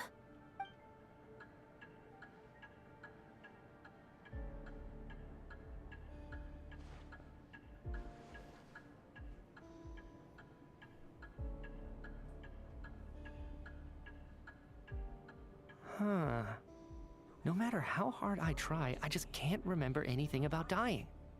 But I do remember something else. Miss Vojanitsa, during our last meal together, I told you how some of the researchers were suffering from temporary memory loss. Do you remember that? Oh, yeah. You said it was hindering the progress of your experiments. What You if they're thought they were just under temporarily too much dying? stress or something. Right. And even though I don't remember dying that day, I'm pretty sure I experienced something like amnesia. Some of my memories from that afternoon are missing. Are you suggesting you're missing the memory of your... Of course. How am I only just realizing this? Humans aren't necessarily aware of their own death. You mean being silently assassinated, or dying in your sleep? Situations like that? Right. The researcher's amnesia. Suddenly it all makes sense. I must thank you, Odette. I think your perspective just helped me reach a breakthrough on a series of issues that have been troubling me for quite some time. All right. It's decided then. I'll be the one to leave today. Oh, leave? Hey, wait a minute. Aren't you rushing into this? What if you're wrong? You'll pay with your life. Come on, kid. Aren't you gonna fight for your life? This seems like a rash decision. I have other reasons beyond what's been discussed. In fact, thinking back, I remember during Miss Odette's performance, while I was sitting in the audience stalls, a brilliant new idea for my research popped into my mind. But then, my train of thought suddenly cut off. I can't remember it now at all, and I didn't take any notes. I guess that must be another instance of temporary amnesia. No. Are they? Hold on. I see where you're going with this. Yeah. You're suggesting that each instance of temporary amnesia is a death, right? So he's constantly dying and then reviving? There's a glaringly obvious flaw in that idea, no? How can one person die so many times? What are you guys experimenting with down there? I believe Miss Odette's account. During the period where my memory is blank, I must have been either dead or in a similar state.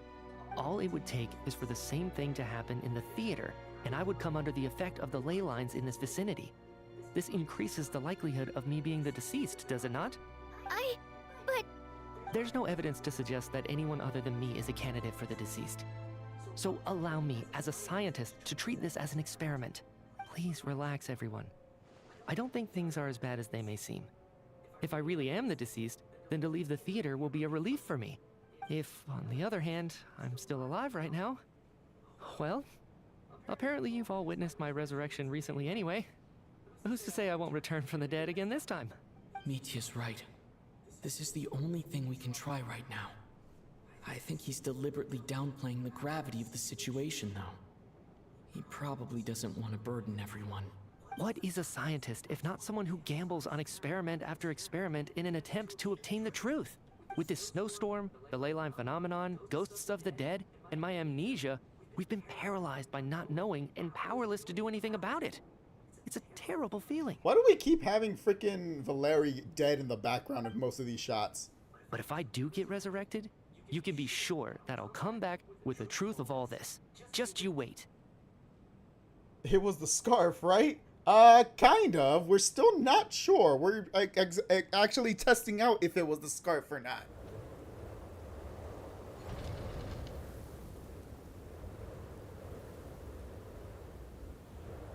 Also, welcome back. Hope you're enjoying your breakfast. As night falls, the theater is filled with a heavy silence. More than half of the group is gone since the first night here. For real now? Kind of. We're just testing to see if Mitya, the guy with the scarf, is the dead one. Poor Mr. Mitya. I didn't even get to see him one last time. Also, suspicion has been cast on Tonya. Maybe it's a good thing that you weren't there to see it. It was a hard thing to watch. I hate goodbyes. Why does it feel like everyone around me is slowly disappearing? Not just in here, I mean. In the outside world, too. What do you mean? Maybe it's the realization that, at the end of life, everyone has to face it alone. Come to think of it, the main reason we're still alive right now is pure luck. Each morning here, for every one of us, there's the chance that we might not wake up. That is a scary feeling. You could take it a step further and say that the same is true outside, too. Who can ever be 100% sure when they drift off to sleep that they'll open their eyes again in the morning? It's a scary thought, but it is true. If I make it out of here, I'm going to cherish every moment that I'm awake and live without any regrets. Without regrets? I feel like a strange sense of anxiety has been quietly growing inside me over the last 2 days. You too? I've been having anxiety this entire quest. Are you okay? You look really glum. If something's bugging you, let's talk about it. There's only And a he few never of us remembers left here his now. dreams after they happen, After so everything he we've doesn't been have through, that point of reference. What's the point in keeping things bottled up? I have a travel companion named Paimon. Alosha and Odette have met her before. She's been feeling unwell recently. You're worried about her, aren't you? That makes sense. We've been trapped in here for days. To be honest, I used to feel like I was just a spectator in this world, watching everything that happens from the sidelines. Maybe it's because I'm a descender. I may feel gloom, but I feel blossom.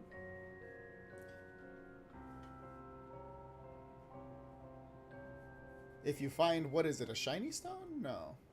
Or is Blossom friendship? I don't remember how Blossom evolves, I'm not gonna lie. Just make sure it's not a leaf stone, or else it'll be a Vileplume, which is decidedly less cute. Descender. But with Paimon by my side, over time, I slowly felt my connection to this world growing stronger. Sunstone, that's what it was. I completely forgot the Sunstone was a thing, by the way. She loves eating, sleeping, and having fun, but she's also a great guide. It's her authenticity that makes this whole world feel more real for me. Aww. Over the last few days that we've been apart, I've often caught myself wondering, what would Paimon say if she were here right now? Oh. Jump scare. But by the time I snap out of it, the conversation has already moved on, and I'm still in my own little world. I'm trying to overcome this sense of detachment, but I really miss Paimon. I guess, in a way, she means the whole world to me. Aww. I bet she misses you when you're not there as well. Maybe you're her entire world too. I don't know if this will make you feel any better, but back when the water imps left Snezhnaya in droves, I also felt like the whole world was suddenly empty. I could be surrounded by people all smiling and having fun, and still feel completely separate from it. So, I totally understand how you feel. Strangely enough, I do too. That's not really a great feeling, I should say. I don't recommend it. Later on, I started to think, maybe accepting the fact that our loved ones won't always be with us is something that takes a lifetime. All we can do is cherish their companionship from moment to moment. So, once we get out of here, you better hurry back to our side as fast as you can. You can't let your story end in regret. That's the trope I hate the most. Aww. Thank you. That's exactly what I needed to hear. But Voryanitsa, if you hate goodbyes too, why didn't you leave with your people? That's just the choice I made. I used to regret it, but I don't anymore. Like I said before, singing is a water imp's primary mode of expression.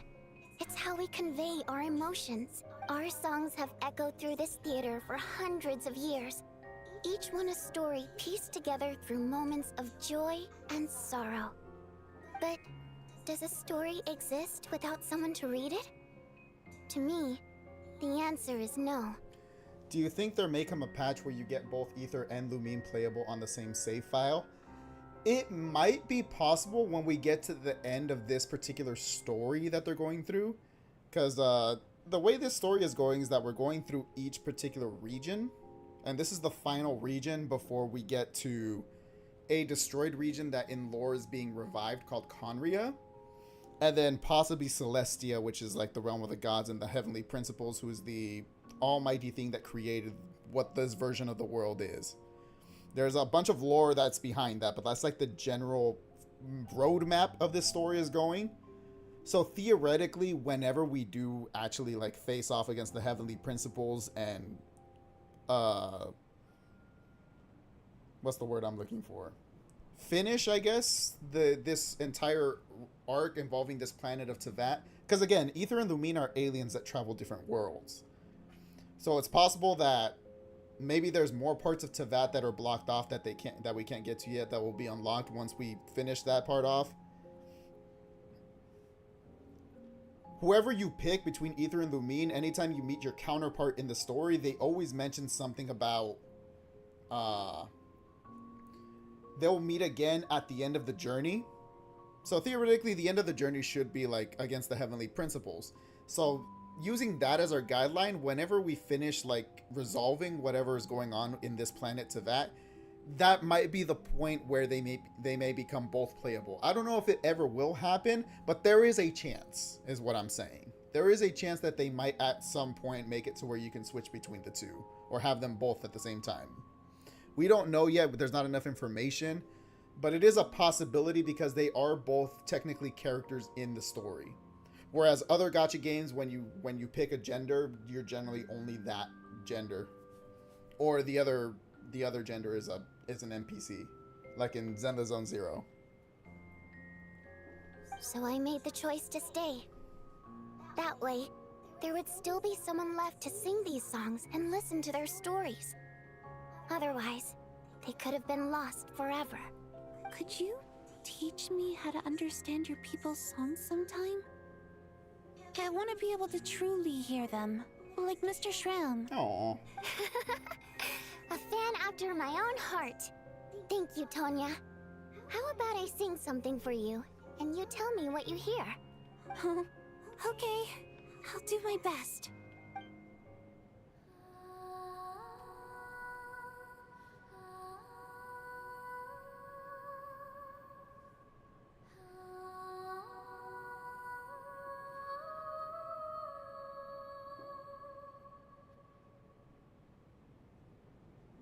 I've never heard that one before. I feel like I can hear a sense of longing somehow. I wonder why that is. Color me impressed, Tonya. You're a keen listener. Most people can only tell if a song is happy or sad. I didn't think you'd be able to pick up on such specific details. When you listen to enough music, like listen to it like actually intently, and maybe study a little bit like theory or something like that, you can start to hear these specific details that Vodyanitsa's talking about, actually. Especially with like classical music or instrumental music, specifically like classical music that have a bunch of movements that are supposed to tell a story, or like video game music that are meant to be played during scenes, movie soundtracks where, again, the instrumentals are meant to be playing through scenes. A lot of those tracks are built specifically for the purposes that Vodyanitsa's talking about. And yeah, so if you actually listen in and dive deep into those types of songs, you can start hearing the details that she's talking about.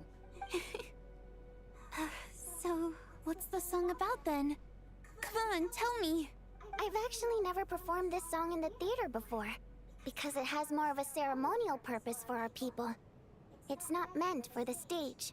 It means something like, "May those we have lost watch over us, and follow this song back home in the night, so that we might be reunited once more." So it's kind of like a requiem, a call to be reunited with our loved ones in our dreams. No wonder I could hear that sense of longing. You sing it for loved ones who have passed away. I hope it reaches them. It's getting late, Tonya, and you're not well. We should all turn in early. I suppose there's no reason to keep watch tonight. Okay, but, before I go to bed, could you sing that song a couple more times for me, Vodyanitsa? Of course. Anything for my #1 fan.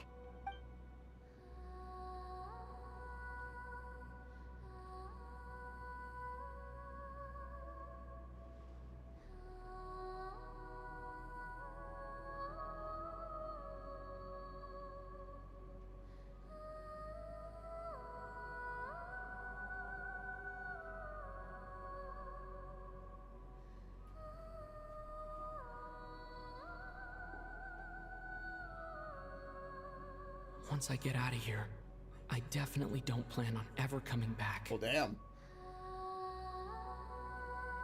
So who's gonna die tonight? But I guess that means I'll never get to hear Vodyanitsa sing again. That's a sad thought.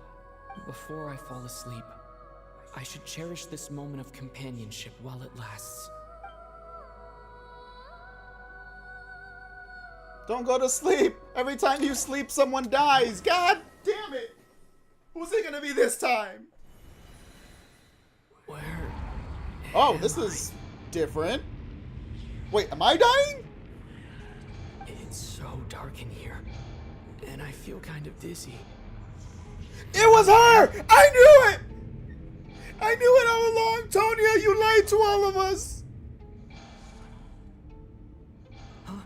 What was that noise?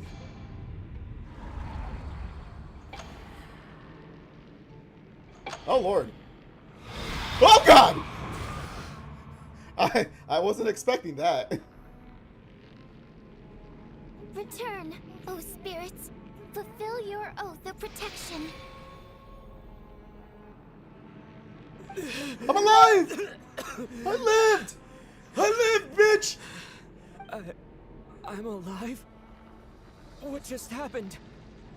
No time for questions. Quick, over here. Turn on the switch. We need to bring back the light.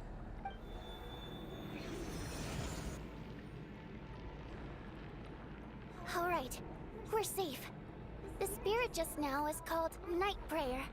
The light subdues her, but she'll attack without a second thought in the dark. Is she a ghost? Sort of. I know it's hard, but you can't let this place go dark, or she'll kill you again. Did I really just die? Yep.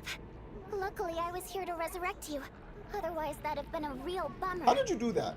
Also, you're the next playable character. That means you have a revival mechanic, right? A bit more than a bummer, I'd say. Wait, so you have the ability to resurrect people? Sure I do. I'm your guardian spirit after all. Huh? I specialize in soul recall. Oh, it's nice to meet you, by the way. What? Thanks. I'm so confused. It's nice to meet you too. All right, there's no time to waste. The black mist is already catching up. We need to avoid it at Night Prayer at all costs. Can people who were taken by the ley lines by mistake be brought back from the dead? I don't think we've had a situation specifically like this before, so we're gonna find out after this quest is over. We need to reach the next switch before the place gets too dark. If we bring the light back, Night Prayer won't be able to get to us. Also, it feels like the characters who don't die in these dreams are meant to represent something else.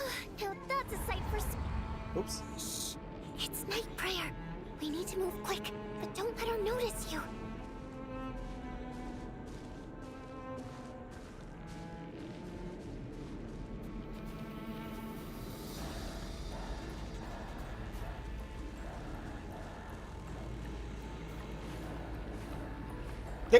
Either! Now's not the time! Ugh. Get away, get away, get away!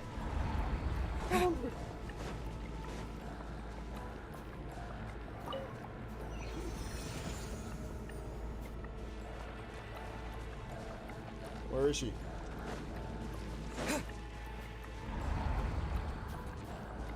I see the red tint around my screen. Where is she? Over there. Oh! Ah!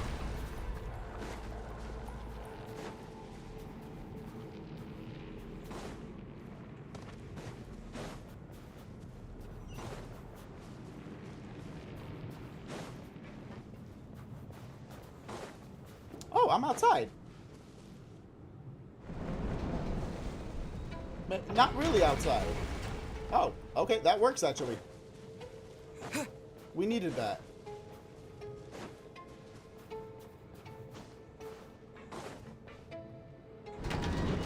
Oh, oh boy! Ugh. We don't need these train tracks to be falling off. No. Fuck! There is here too. This can't be the only path. Let's head up there and take a look. I'm way ahead of you, Bodianita. I know how to travel in this world to avoid shit. I do it all the time. It's too dark. We're not gonna make it. Come on, faster! Son of a bitch! Traveler! I died again, man. I won't let you die like this. Not on my watch.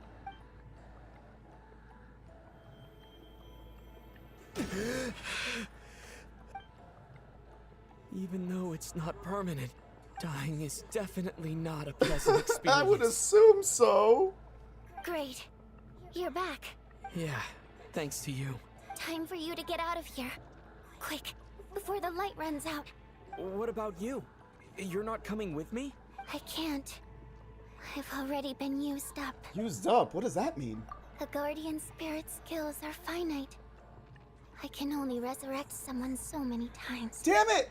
I might not look any different, but my essence has been exhausted. Now, I will slowly start to fade away. I can go no further. The black mist is where I belong. It's okay. Why didn't you tell me sooner? Because it wouldn't have changed anything.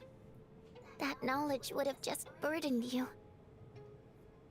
And the guardian spirit's role is to protect. But... Go. Now, before it's too late. I already hear Night Prayer approaching.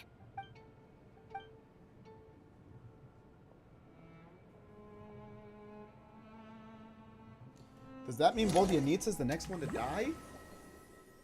Alright, so it's Tonya, but what the hell is going on? Voldianitsa! How could this happen? Voldianitsa! To your question, can people who were taken by the ley lines by mistake be brought back from the dead? The closest we've had to that is a situation in the when we were in Natlan, where they had what's called the Ode of Resurrection, where during a certain time, if they die fighting the Abyss, which is like the war they were fighting, they could be resurrected at that time. But their ley lines were also a special case, so I don't know if it applies here. Though if I'm talking from like an outer game sense world, Voldianitsa is a playable character, so she's gonna come back, but the question is how. Well, I guess there's no need to inspect the body. You're beginning to grow numb to the tragic deaths that await every morning. You know what? The game is breaking the fourth wall right now because it's true. Before long, the lament of countless water imps seems to resound around the theater, full of deep affection and sorrow for Voldianitsa. Your emotions begin to respond in kind, leaving a heavy feeling in your chest. This wasn't supposed to happen. You lied to us, didn't you, Chuganov? You've been lying from the start. You don't actually know who she is. Take a long, hard look at yourself before you go around accusing other people. I suspected you on day one, Lelik, and now look where we are. By some strange coincidence, you've never been targeted. You just happen to have survived this long? No, you should be the prime suspect. And you, little hunter, ever so content with staying on the sidelines. Yet, you were the one who stopped us from leaving from the start! Why are you trying to keep us here? Now you're just lashing out indiscriminately. That's either a sign of anxiety or a guilty conscience. Now's Or was not all the this time, passion and guys. bravado before. Decided to fight until the bitter end. Is that it? Is that a threat? Fine, bring it on. You think I'm afraid to die after all this? You want to kill me? Go ahead. I'd like to see you try. After all the trauma of the past few days, everyone's been pushed to the breaking point. Valeria and Mitya aren't here anymore. Someone else needs to step up and take charge. But first, I need to think this through. Considering everyone left, who's the most likely candidate for the deceased? The person I brought up the first time as a goddamn joke! I should have known it was true! Of those who remain, the only person we've never met before is Tonya. There is room to doubt her true identity. It wasn't the scarf. People We are were wrong. easily It was misled not the by first scarf. impressions. Now that I think about it, Child's sister was in fact a label I imposed on her due to my own assumptions. But Mr. Chuganov vouched for Tonya's identity yesterday, with basically no other possibilities left. Could it be? Remember, Detective Conan. Once we have eliminated the impossible, whatever remains, however improbable, must be the truth.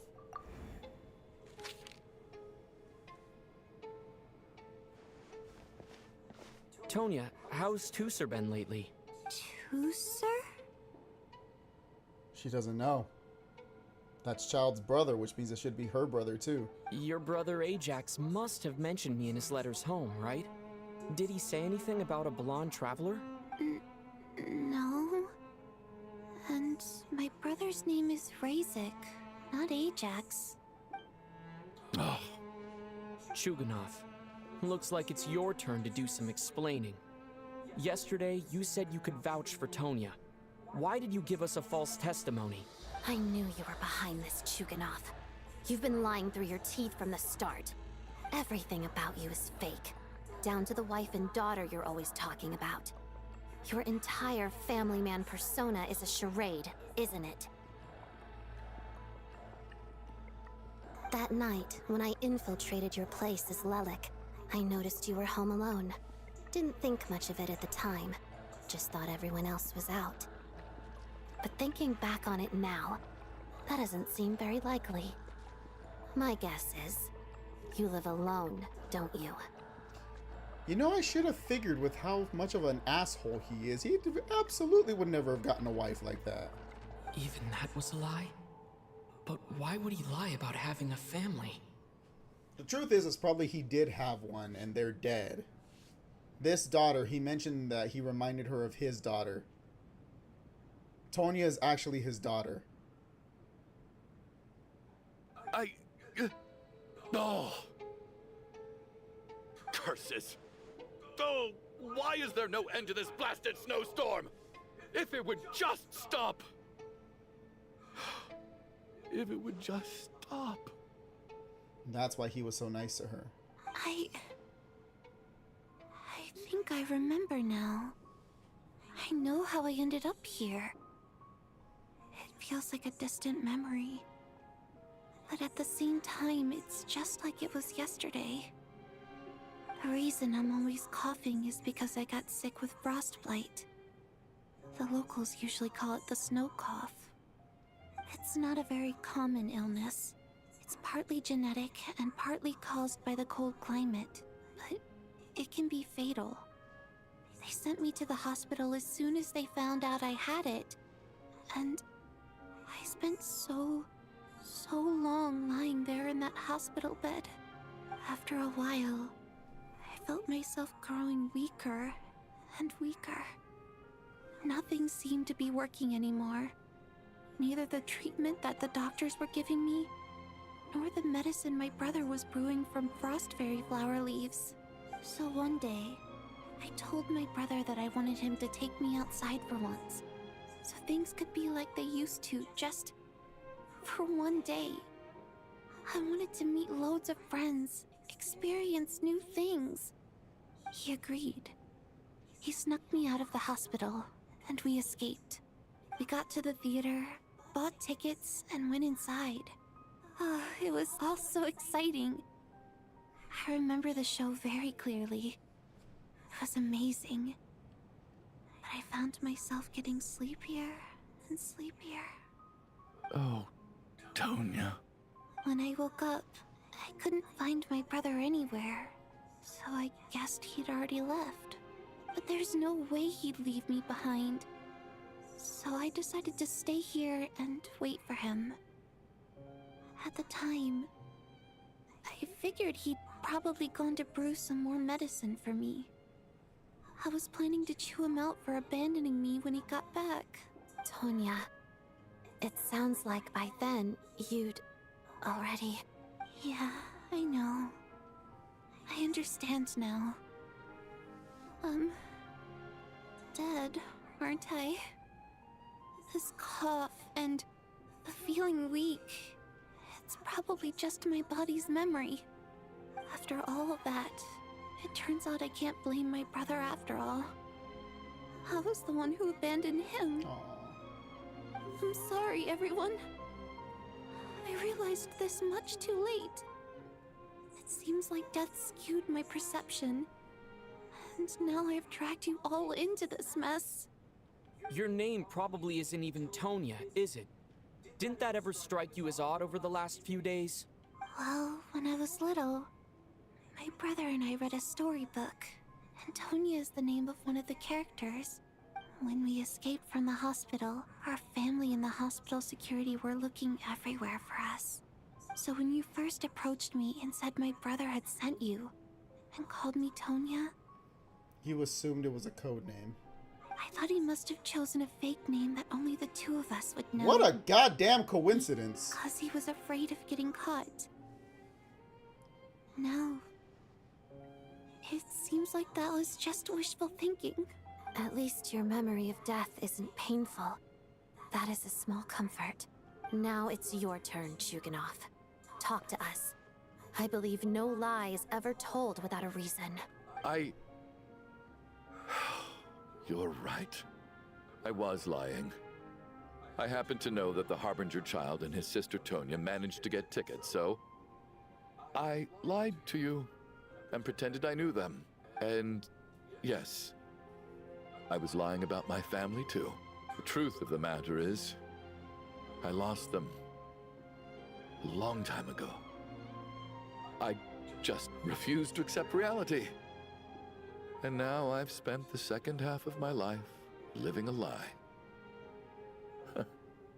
I'm a joke. My daughter's name was Iskra.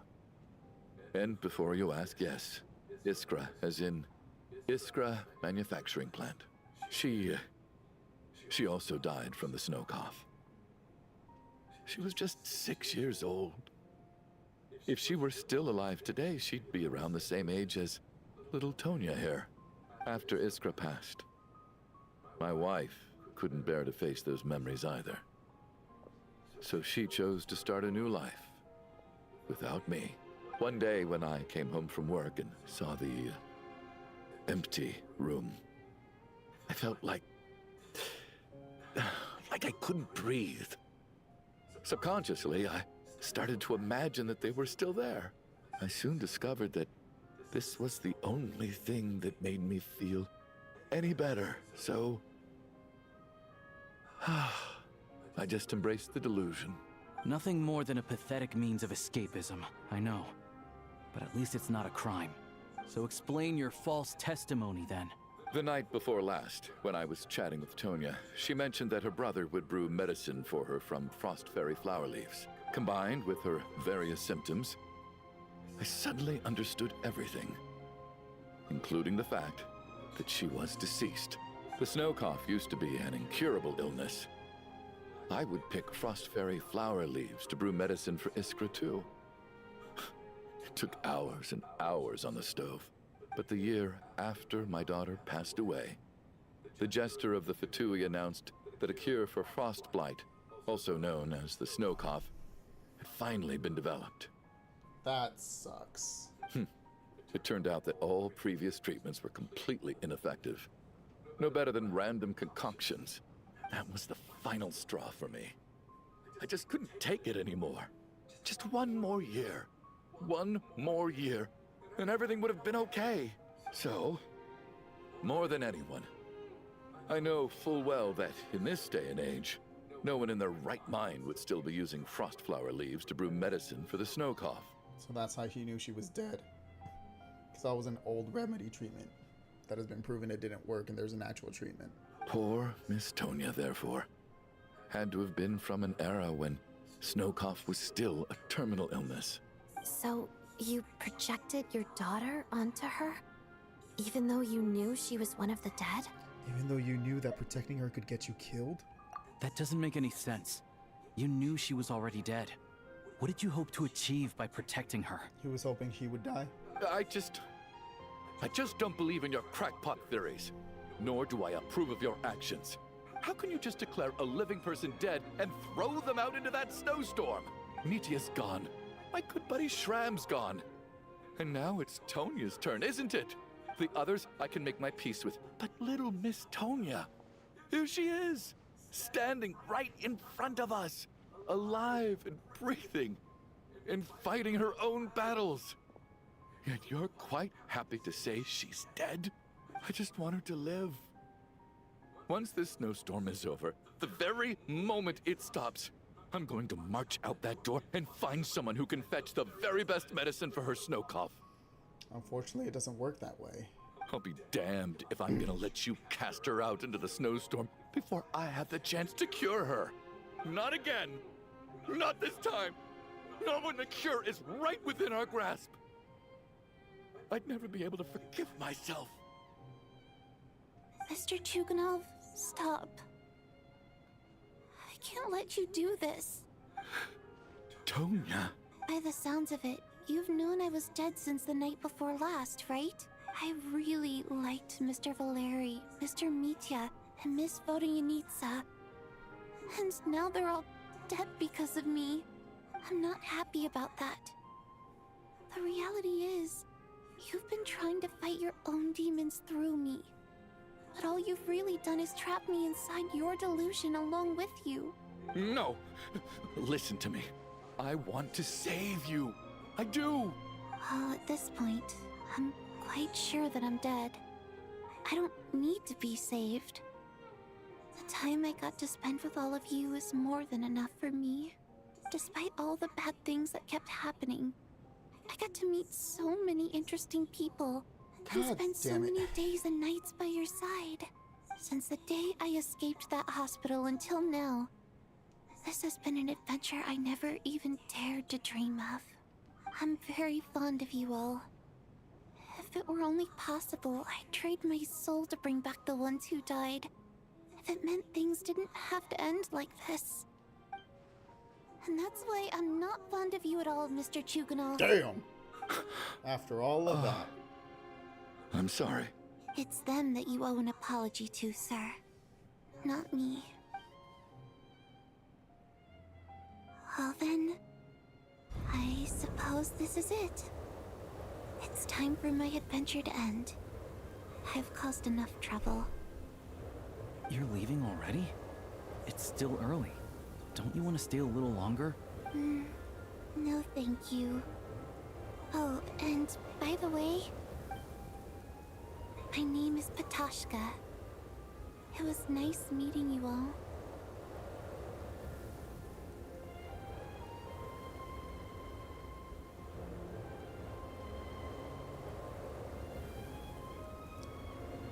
Damn. Feels strange that we're only being properly introduced now that it's time to say goodbye. Tashka.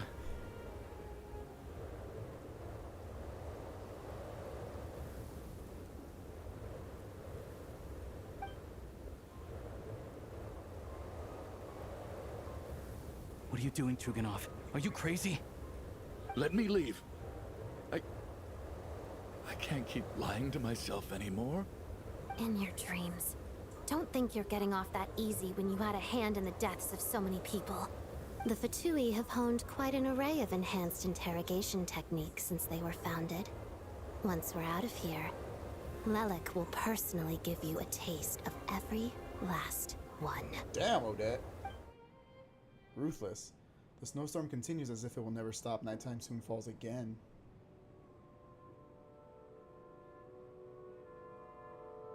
I think we should leave. I doubt this snowstorm is ever going to stop. For all we know, this storm might have destroyed all of Snezhnaya by now. Maybe even the whole world. I'm starting to feel the same way. Maybe this is the heat death of the universe. Wait, we finally solved the mystery of the haunted theater today. Maybe let's at least try to enjoy tonight? Fair enough. I don't particularly feel like dying in Chuganov's company anyway. And yet you won't let me die first. Hey, Chuganov, on a serious note, if we do make it out of here, you should close down that factory of yours. A lot of people are freezing thanks to you.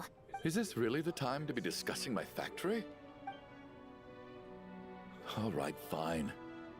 I'll shut it down. Doesn't matter to me anymore. Huh? Huh? Knocking? Am I hearing things? Or was that a knock at the door? Let's go! Someone! There it is. Open the door! But I don't understand. The snowstorm hasn't stopped, has it? Maybe the snowstorm has brought us some unwanted visitors. Or perhaps it's the rescue team that Valeri mentioned. What did you all eat all these days? They mentioned at the beginning that this, the theater, I was trying to remember what the name of the building was. They mentioned that the theater had like refreshments and stuff like that, so they had food storages for a few days. Should we open the door? So that was never going to be a problem. Well, at least until, like, it's been 3 days, so I'm sure they still had food. Especially with more people dying every day. Is this it? Is this nightmare finally over? If the last few days are anything to go by, I probably shouldn't be getting my hopes up. Whatever lies beyond that door at this moment. It could be something even more terrifying than everything we've been through so far. Door! Someone get the door! Watch it be the dude with the blankets.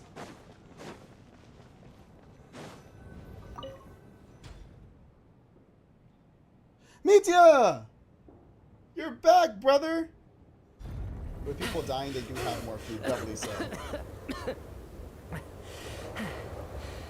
Hey everyone, I'm back. Okay, so walking out in the snowstorm isn't certain death as far as we know. How are you doing?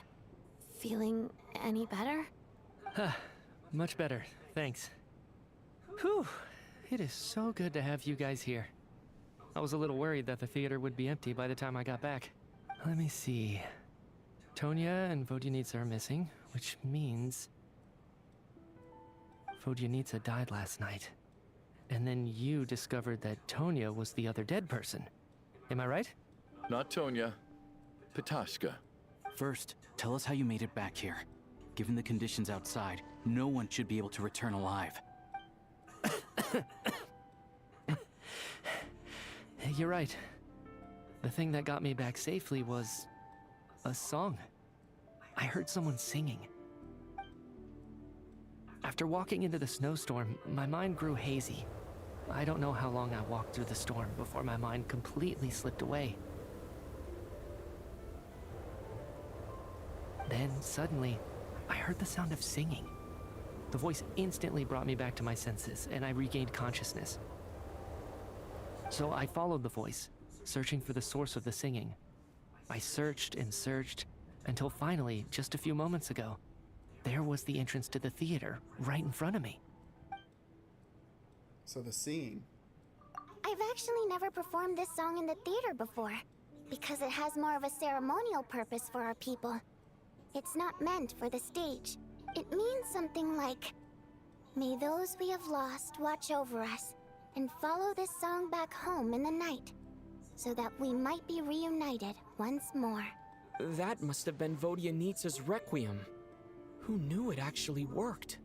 That song is meant to guide the souls of the dead. Mitya, that must mean that you... Huh. No kidding. Huh, seemed like I guessed right then. This is what I've been so desperate to tell you about. When I first stepped out of the theater, I was still quite lucid. My memory of it is still pretty intact. I remember the outside world being completely different than what I'd expected. It was like this was a world where only the snowstorm existed.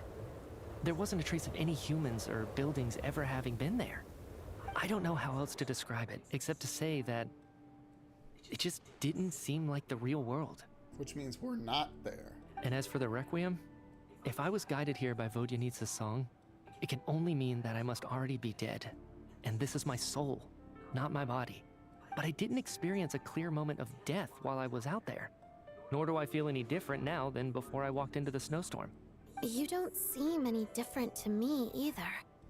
In fact, this is something I've been wondering about for a while now. If souls aren't physical, shouldn't they lack tangible form? Both Shram and Petashka were clearly deceased, and yet their souls didn't look or feel like ghosts at all. They were visible, tangible, no different than you or me. This raises a truly terrible thought. Is that really what Mitya is suggesting? Are we all dead?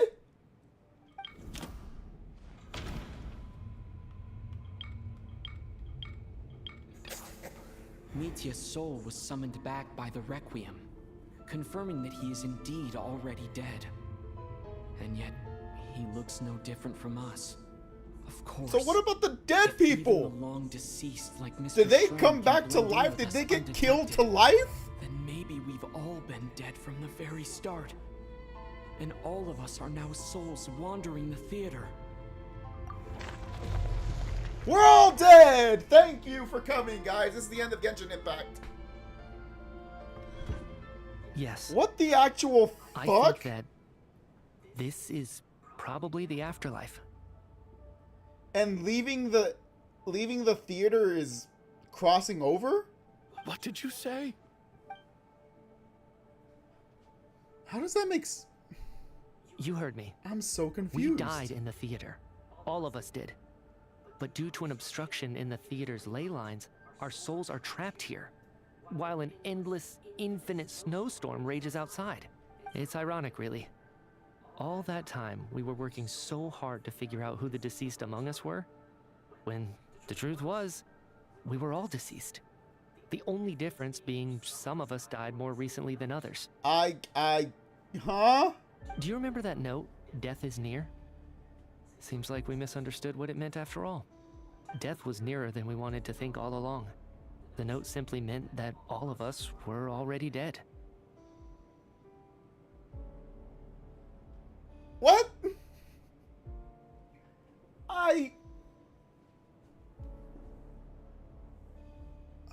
So what killed us? So all our attempts to survive, our search for the deceased. And again, that doesn't answer what happened to the people who were killed. Hard to say. At the very least, we hope 2 lost souls find clarity and go to where they belong. The presence of those 2 is probably what caused our souls to be drawn in by the ley lines. In which case, the deaths we've awoken to over the past few days were just souls returning to the ley lines for good. If what you're saying is true, doesn't that make us the lost souls now? Huh, no wonder. This afternoon, when I was moving Vodyanitsa's body, I noticed that the other bodies in the room hadn't decayed one bit after all these days. I was wondering that too. That's further proof that those aren't physical bodies at all, but merely our shells here in the afterlife. Am I really dead? This doesn't feel real to me at all. The question still becomes how? No, that's impossible.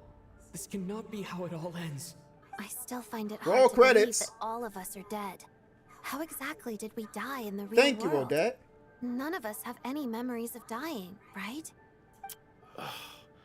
Not even knowing how we died is preposterous. Good grief. Surely there has to be some reason. Exactly.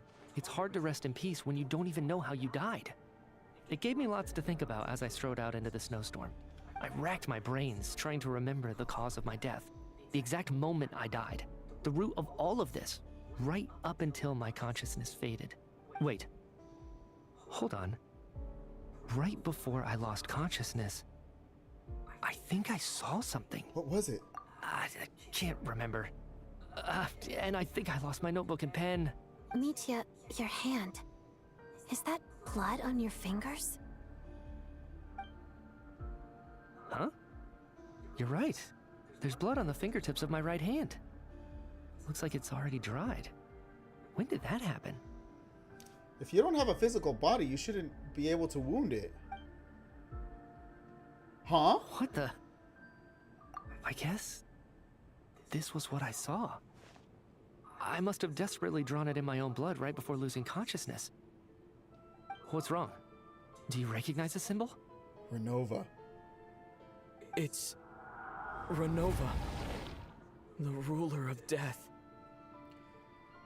Get your ass out here, lady, and tell me why you killed us!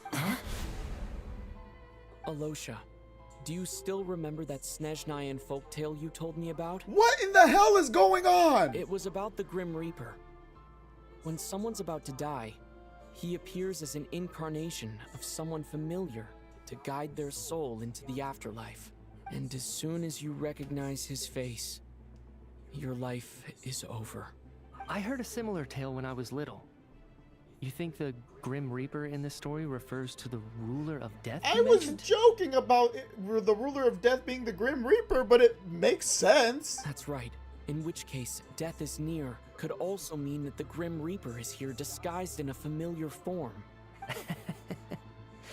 Death, the deceased, and the Grim Reaper? So it's a triple entendre. When I first saw this note, I thought it contradicted the investigation report. But now it seems like that was the whole intention. So the Grim Reaper deliberately misled us. Then, we started suspecting each other and searched for the deceased while they hid in plain sight. By that logic, the one person most likely to be the Grim Reaper incarnate is...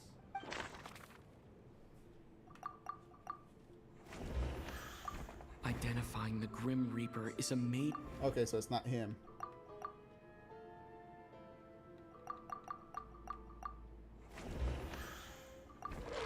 It's Alosha.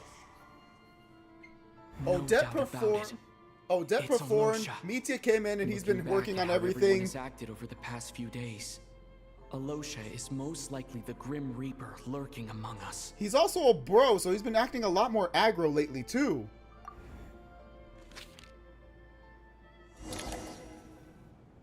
Is it you, Alosha? You were the first to discover the investigation report, and you had plenty of time to slip the note inside to mislead us. So? Surely you can't suspect me based on that alone. What if someone else found the investigation report first, slipped the note inside, and then put it back without telling anyone? There's no denying it. The note could easily have been slipped in much earlier than it was discovered. That's not all. I've also noticed that although on the surface, Valeri, Mitya, and sometimes I were the ones taking charge of the situation, looking back now, even though you didn't say much, you were always subtly guiding everyone from the sidelines. What do you mean? You were the one who emphasized how dangerous it was outside and insisted we all stay here. It was also you who suggested that we all sleep in the same place. And earlier today, you tried to convince Patashka to stay. I don't understand why, but it was out of character. Holy shit. So, you didn't understand my intentions, and now you're assuming the worst. Seems pretty unreasonable if you ask me. No, I'd say it's pretty reasonable based on everything else. He still won't admit it. Fine. Let's see how he responds to the most damning evidence of all. The biggest question I have right now is, if the Grim Reaper is impersonating Alosha, then where's the real Alosha? When did they switch? Where did the real Alosha go?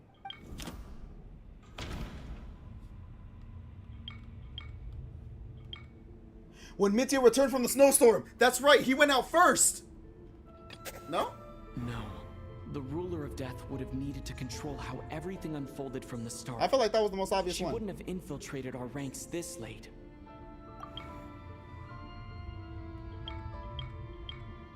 Then it had to have been after the performance while investigating the snowstorm. That's right. This was the moment. Right at the start. Before any victims had even emerged, Alosha was switched with the ruler of death while everyone's guard was still down.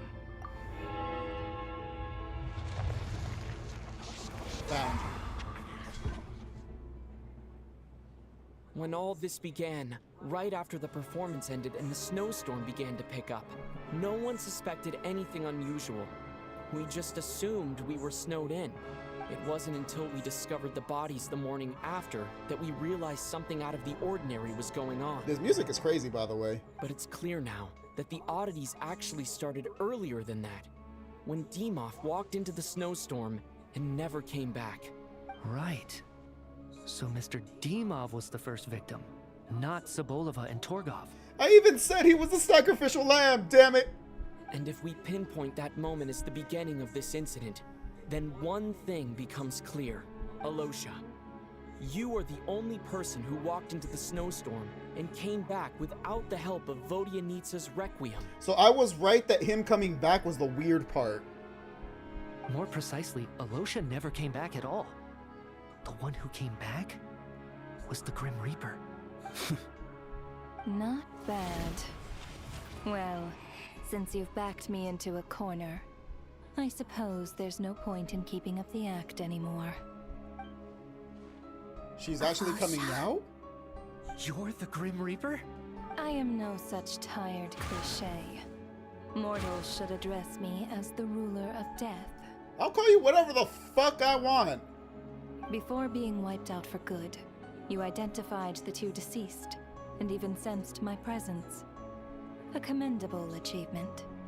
Far beyond what I expected. I heard you can ferry souls. Those deaths each night. Were they your doing? Your initial conclusion was correct. Due to the existence of the two deceased, the ley lines yearns to reclaim those long-lost souls. Every night they devoured an equal number of souls to fill the void. This required no intervention from me. Though, of course, ferrying souls is indeed my authority. Here, take a look.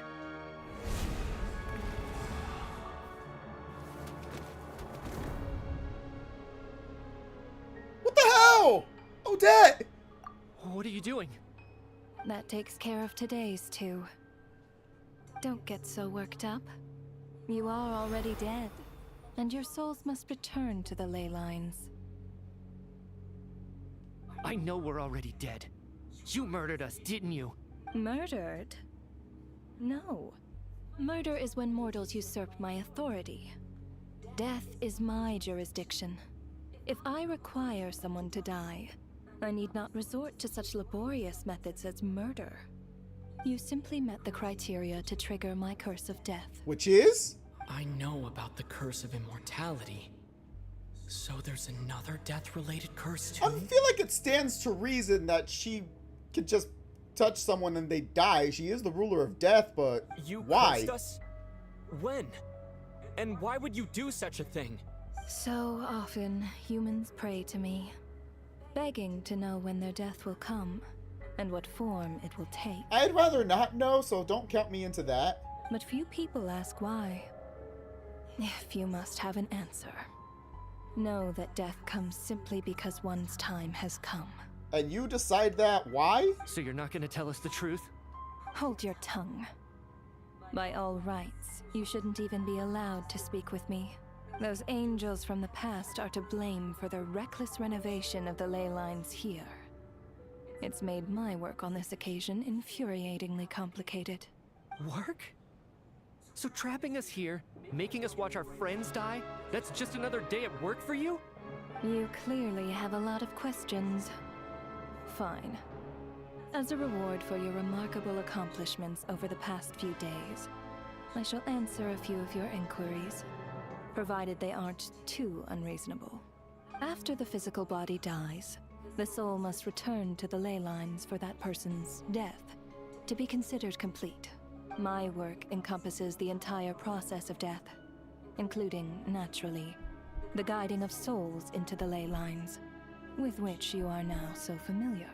You must also be rather familiar with Natlan's Night Kingdom, I presume? It was I who supported the creation of the Night Kingdom.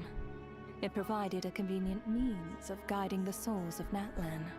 Here, too, the ley lines connected to the theater underwent some modifications. The angels hoped to make them capable of accommodating the souls of some special creations. Can you be a little bit more specific? But this actually hindered their ability to accept ordinary souls to some degree. So what are the special creatures, Fae? This effect manifested itself after you died from the curse in the theater, leaving you stranded in the afterlife, unable to achieve a complete death. No, because Volyanitsa is a Fae. But if souls who die from the curse of death fail to return to the ley lines within a short window of time, they will miss their chance for good. Then, they will remain forever suspended between life and death, no longer subject to the authorities of either. Interesting. So if you don't resolve this matter soon, and see all our souls return to the ley lines before long... Exactly. We'll escape your control. We won't be part of the living or dead. Mitya is sharp. This must be what Renova was worried might happen, and the reason she got involved to begin with. But if you have the authority to guide souls, why didn't you just show yourself and get it over with? Why hide among us in the form of Alosha? You seek to understand the mind of a god. Very well. I'll tell you. This is a theater, and I decided I wanted to watch a show about death. Oh wow, That's why I encouraged you to take the events to the stage. I found myself getting quite immersed. I suppose the entertainment you provided makes up for all the trouble you've caused me by being so defiant in the face of death. There. Are you happy with my answer? No! Can't say I am. Really? But it fits the stereotypes you humans have about gods. Just moments ago, you were complaining about how infuriatingly complicated your work here has been. Yeah, that's pretty relatable, actually. Work is work, I get it. There are times when it's a huge pain, but you just have to get it done, right? That's a rather unique perspective for a human. You are in fact correct. There is a pain point in this case. Due to the obstruction in the theater's ley lines, there is a hard limit on the number of souls they can receive each day. Interesting. Making it impossible for me to ferry all your souls at once. So that's what was most annoying for her. Revealing my identity too soon would inevitably have led to futile resistance. And there was a risk that any souls who chose to run would disappear. Then there was the issue of the 2 lost souls you called the deceased. The way you resolved that quandary was all part of my design. That's what I don't understand. If all of us were souls of the dead, what made their presence among us special? For centuries, they have refused to return to the ley lines, exploiting the issues created by the angel civilization to resist being drawn in. Centuries of obsession accumulated during this process. You may think of this obsession as the resentment of the dead, and in this quantity, it was a bomb that could have detonated at any moment. It reached the point where I could not afford to leave it unchecked. But the only way to fix it was to help them acknowledge their own deaths, make peace with their regrets, and willingly walk into the snowstorm. Only then, with my guidance, could they finally return to the ley lines. Otherwise, you would not like to know what the consequences would have been. I vaguely remember seeing Batashka, but in the most terrifying form. Was that in a dream? Is that what would have become of her if she hadn't returned to the ley lines? I see your dreams brought you many revelations. So you see, death in fact grants wisdom to mortals. Souls connect to all things in the world and see the chain of cause and effect between them. It's nothing unusual. Is she saying all of these deaths were legit?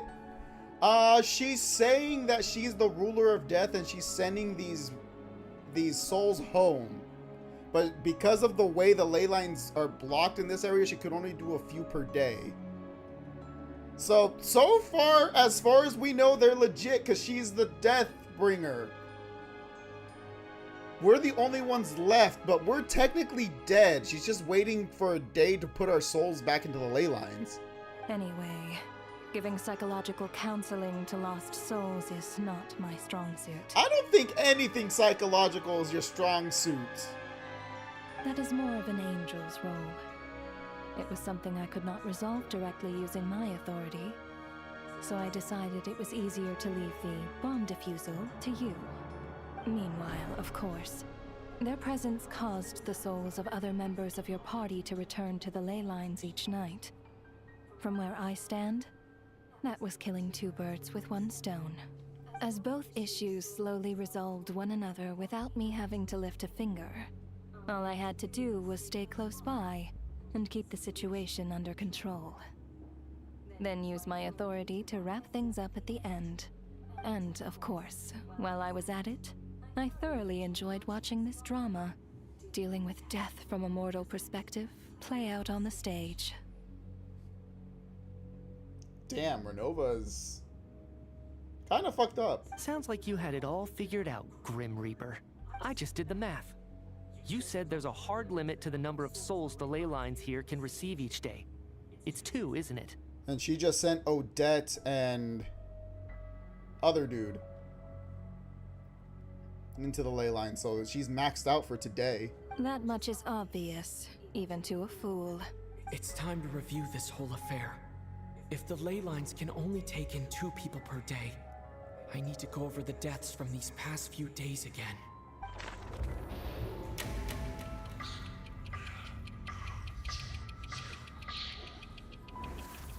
Select each day's deceased order.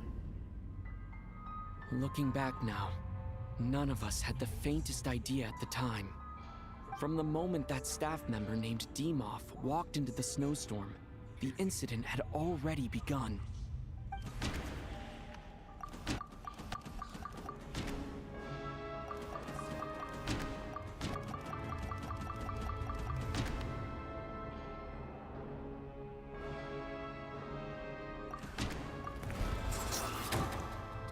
Alosha was the second to walk into the snowstorm after Demoff to investigate. During this process, the ruler of death assumed his identity, making him one of the victims.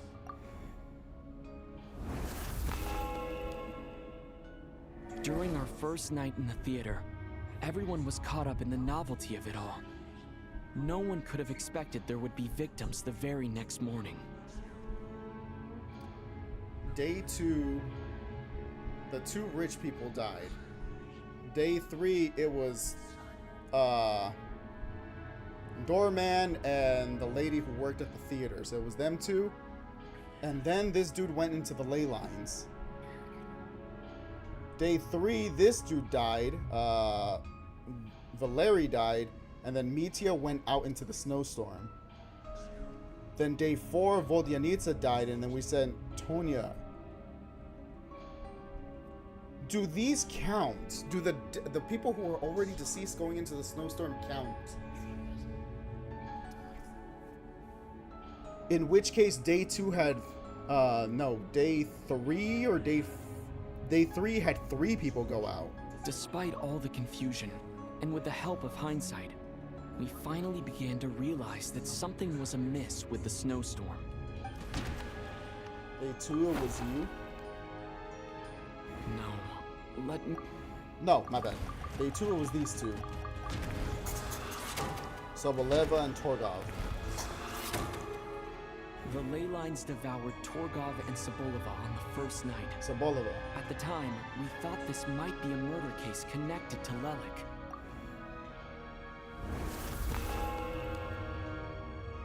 Odette and I spoke a lot that night.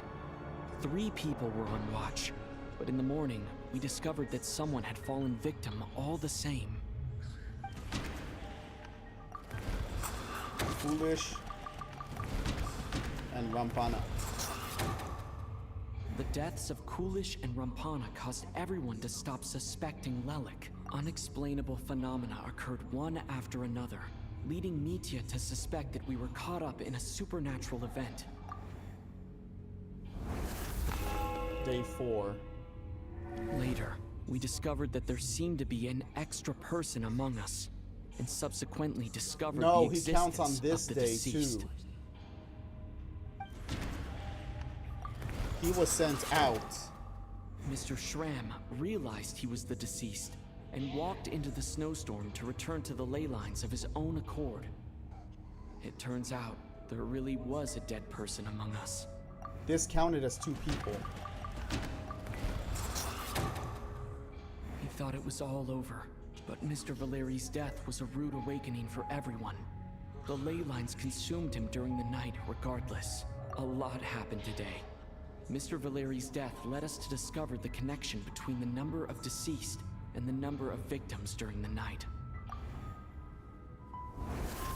Then day 5. The fact that there was more than one deceased seemed to bring us back to square one. Odette revealed some information she had been keeping to herself.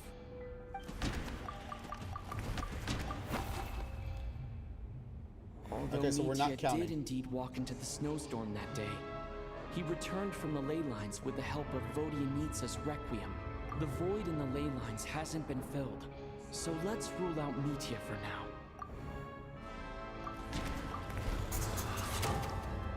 Vodyanitsa was swallowed by the ley lines in her sleep, but the Requiem she sang before falling asleep was quite a game changer.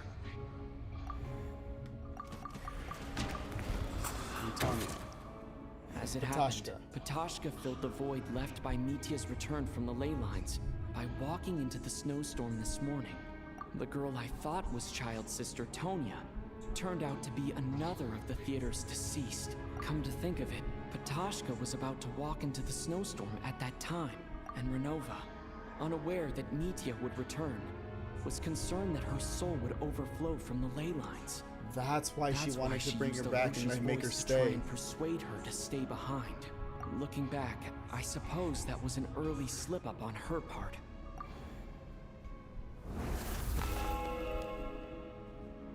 No one could have expected anyone who walked into the snowstorm to return.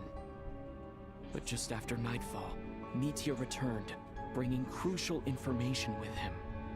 Various truths began to surface, including that all of us were already dead, and that the ruler of death was here among us. Among us. Then, after revealing her true form, Renova callously claimed 2 souls. Trigonov and Odette. In fact, everyone was already dead by the time we took the photo. And in the days since, we've experienced many more partings in the afterlife. Now, only Mitya and I remain. And the true culprit behind everything still stands before us. In Mitya's eyes, I see the same anger and frustration that I feel. That covers everything. It's all clear now. Your work isn't finished here yet, is it?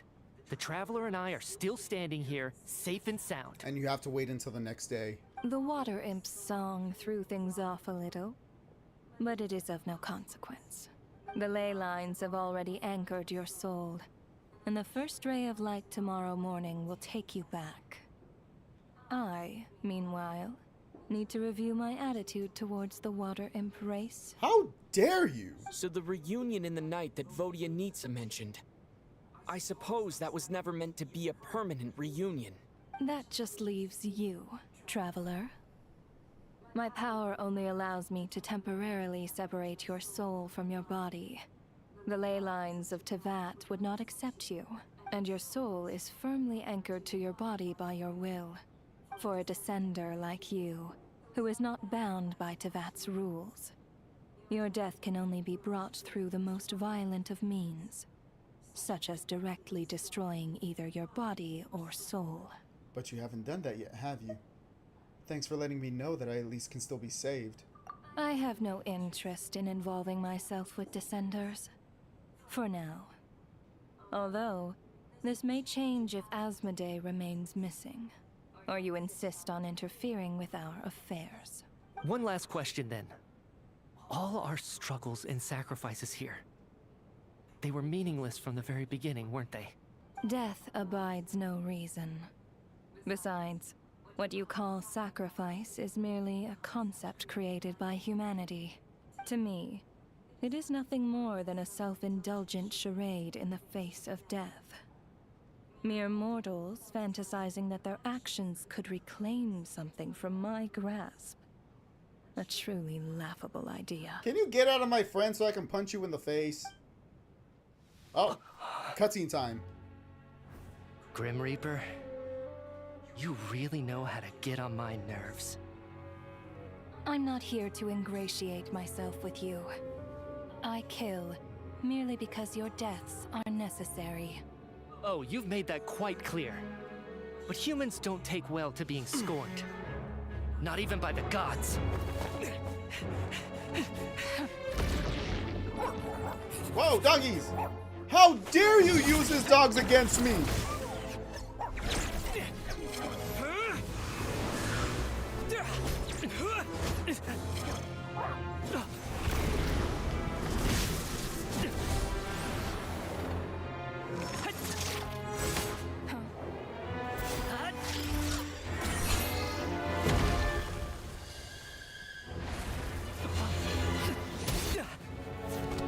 Scarf coming in clutch again.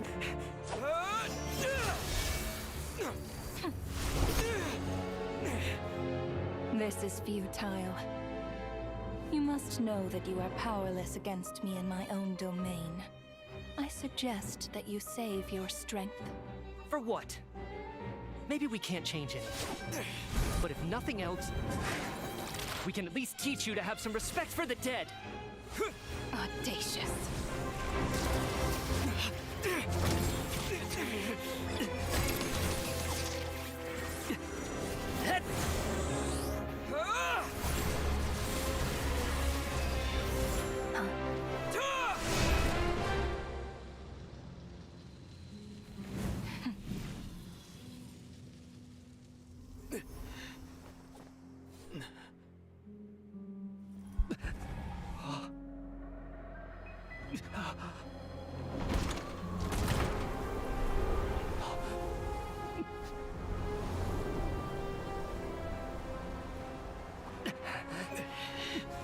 Are we free? It looks like we can see Snezhnaya. Whoa.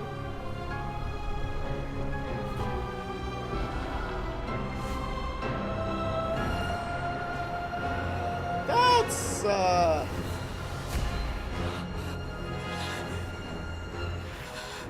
that's scary.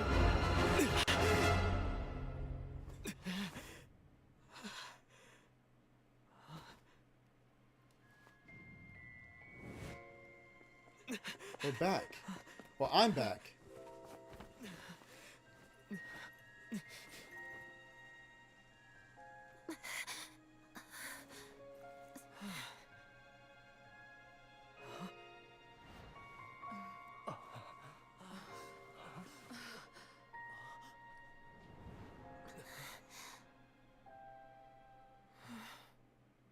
How did we get our souls back?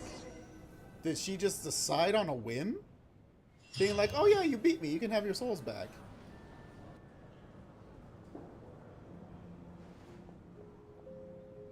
How are you holding up, Odette? What the actual hell? What happened to me? How much do you remember? What do you mean? Is the performance over? I can't seem to recall what happened. So no one remembers anything except me! Why am I always the one burdened with this shit? Has Odette already forgotten?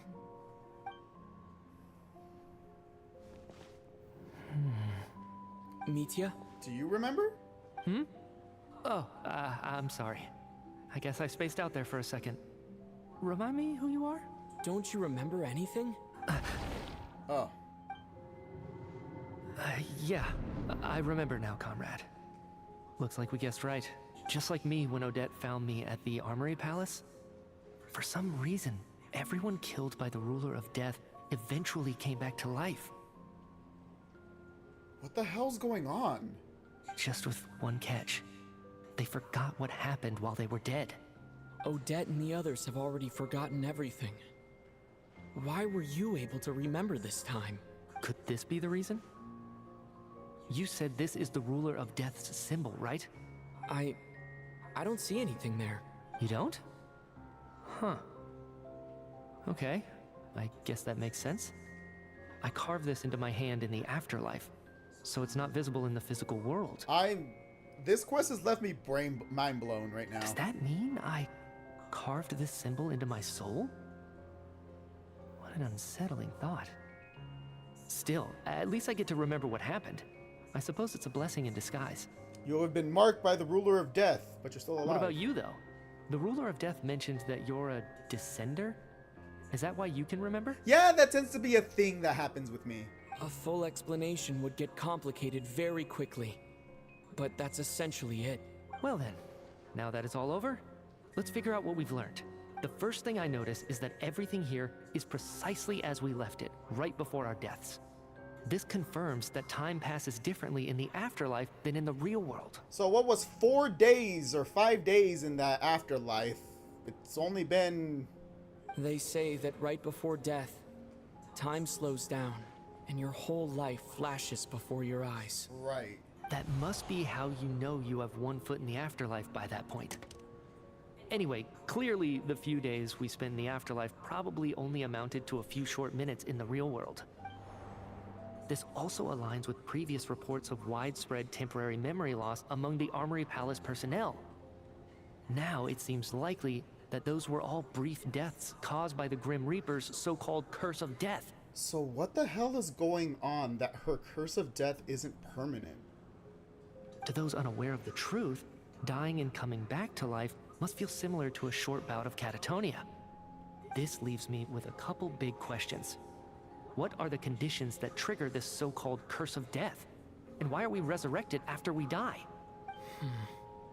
If nothing else, I think it shows that killing us wasn't her ultimate goal. We still don't know her true reasons for subjecting us to death. Don't tell me this is like a roundabout way to test us. Right. This time only got complicated because of the situation with the theater's ley lines. That's why she had to approach it differently. If the previous incidents of amnesia among the researchers are anything to go by, killing us is usually a pretty routine matter. What did we do this time that could have caused the Curse of Death? Because now that's another mystery we have to figure out. Come to think of it, wasn't I about to note something down before I died? I can't remember what it was, but I think it was something related to my research project. You were watching Odette. Sorry, Traveler. I'll catch up with you again later. Right now, I have to make a trip back to the Armory Palace. Bro! Sir, if I may, no one of your description has ever shown up in my investigations into Mr. Mitya's friends. What? Yet, you two seem very familiar with each other. Could you perhaps tell me where he was in such a rush to get to? And, by the way, have we ever crossed paths? Forgive the presumptuousness, but I feel a vague and indescribable sense of familiarity about you. Yeah, we were together in the afterlife. I can explain everything. Could you help me gather everyone in the theater in one place? Everyone gathers on stage once again, but this time you do so in the real world, without everything outside being devoured by a snowstorm. Due to the unique properties of the theater's ley lines, it seems no one has completely forgotten their experiences in the afterlife. They just have a hazy, blocked memory. As you recount the tale of what happened, people slowly begin to remember as if accessing memories of a distant dream. Everyone is lost in thought. Everyone confirms their own fate with each other until finally today's show draws to a close.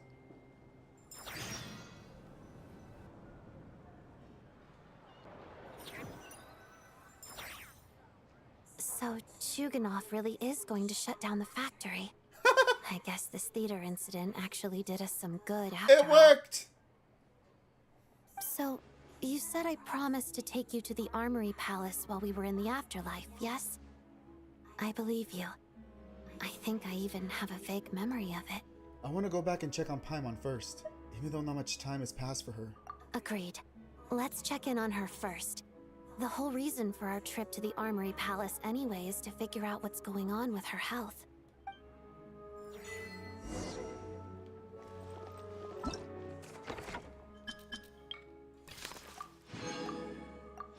Jesus Christ! I get all these rewards!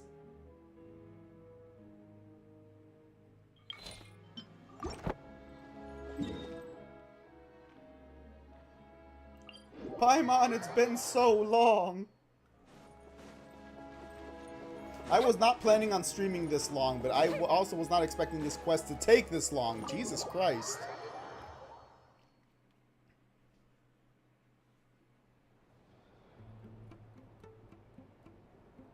I'm finally back, even though a long time has passed from my perspective. As far as Paimon's concerned, I probably just went out to watch a very short show. Me back. Everyone's still dead? No, everyone got brought back to life, and we still don't know how. Everyone, even in-game, is confused. We don't know what triggered the curse of death, what triggered Renova to kill us all, and send us into the ley lines, if only temporarily, only for all of us to come back. So everyone's still alive, and no one even in-game knows what the hell is going on with Renova, the ruler of death. So, I should keep my emotions in check when I see Paimon again, or it'll seem weird. Wait. The atmosphere here feels off. I still blame that scarf. We don't know yet. Maybe the scarf still has something to do with it. What do you mean? Is there danger? Shh. Stay quiet. Let's go inside and take a look. Have we still not been able to notify Child yet? We need new orders. What if that person comes back again? What happened? What happened? What were you just talking about? I'm so sorry. Under the circumstances, there was really nothing we could do. What do you mean? Tell me, what happened to Paimon? It was the Jester. He came here in person and escorted Miss Paimon away. He's the director of the Fatui. His authority supersedes all others and cannot be questioned. There was nothing we could do. The Jester? How long ago did he leave? And what was Paimon's status? It was about an hour ago. Miss Paimon was fast asleep at the time. The Jester simply walked off with her as if it was only natural. I assure you, he absolutely did not use any force. Do you know where they went? The Armory Palace, most likely. Lord Pyro, the Jester, has been overseeing the experiments there lately, keeping a close eye on their progress. Everyone in the Fatui has heard about it by now. Paimon has been affected by whatever this new energy they're working on is. So did he take her because... Does he plan to use her in the experiments? I'm surprised he came in person. Whatever his reason for taking Paimon, he'll most likely return to the Armory Palace first, which is exactly where we were headed anyway. Then lead the way, Odette. Okay, let's go.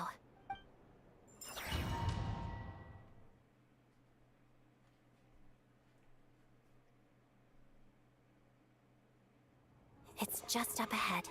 Quick, let's get inside. No, I'll go alone. You know I'm planning to force my way in. You're with the Fatui, so you should stay outside. I was hardly planning on taking you through the official channels anyway. I'm here to force my way in, just like you. I may be a Fatus, but I'm also Lelik, enemy of Project Stuzha. Paimon's safety is paramount right now. With me around, you'll have an extra pair of hands. There might be devices inside that are easier for an insider to deal with. If you say so. Let's go. There's no time to hesitate.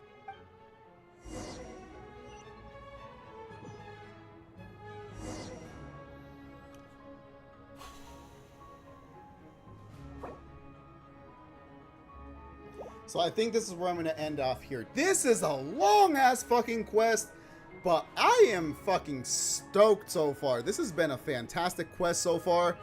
And we need to save Paimon, but that's going to have to save for next time. Again, I was not planning on streaming for 7 hours, but Jesus Christ, I could not stop playing. This feels like the best point to stop playing right now. I will continue on this likely next week, probably Monday realistically, but we'll see. Oh, I can't wait to play more of this, but Jesus Christ. Thank you all who stopped by to watch. You were hiding. Nihon, I appreciate you, buddy. I appreciate you for being here and lurking the entire time. When are you back? I want to see the rest. Likely Monday. Like, I'm likely going to be back Monday. I might be on, like, around 6:30, 7 p.m., likely around that time. So, I'm planning to do Monday. Unless something in real life No, wait. I can't do Monday. I have, remember the whole plane ticket scenario with my dad? I actually have to take him to the airport on Monday. So, and then I have to pick him up on Tuesday. So, likely not until Wednesday. So, Wednesday is when I will pick this back up. I am going to be busy on Monday and Tuesday, but I will be back on Wednesday. Because this damn quest is insane, but I appreciate all of you for being here. Big Mac, as always, always appreciated for you to be here considering your time situation. And hopefully you getting, you're able to get ready for work and work fine, despite not being able to sleep much. But I appreciate you being here as always. Neon, obviously, you're my boy. Thank you for lurking. I appreciate you here. Hopefully you were enjoying whatever you were hearing. If you were avoiding spoilers, if you've already played this, I don't know. But I appreciate you being here. Anyone else who was lurking as well, obviously, anyone who passed by. I appreciate all of you as always. This has been such a fantastic experience to play on stream, so I appreciate it. You're at work right now. I appreciate you for having me in the background. You were enjoying the reactions. Dude, it's insane, man. It's insane. And then ran fast as fuck.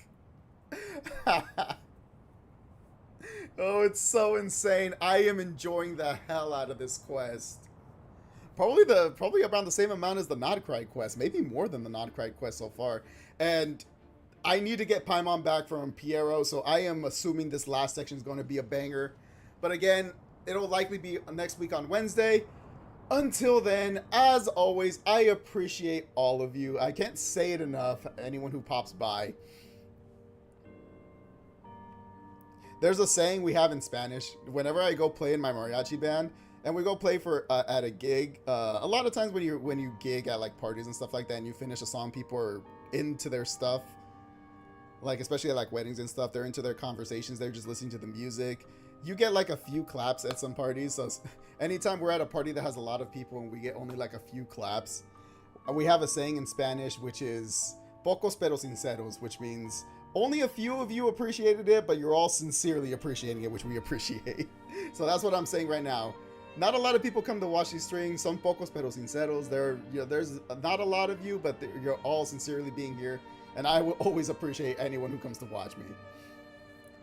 I'm only being this sincere because I came back from streaming for about 6 months. after about 6 months of not streaming, I think. It might have been less, it might have been more. Time is an illusion at this point. Forever appreciate you, Bruce. Same to you, Neon. Same to you. But that's enough for me to be smarmy. I appreciate it. It is 2 a.m. You're screaming in your mind for me to come back. Hey, I heard you, man. I heard you. I heard you, man. It took a while. I had some stuff mentally that I had to get through to come back. You know, real life situations, mental health stuff. It can be real. It can be detrimental. But I was always planning on come back at some point. It was just whenever I got my mind right.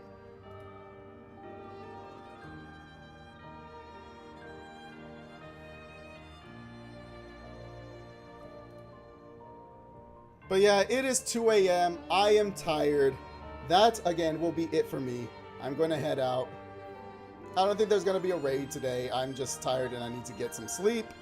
So, as always, I appreciate you guys. As always, you know the drill. Be happy, be safe, be healthy, and good night, everybody.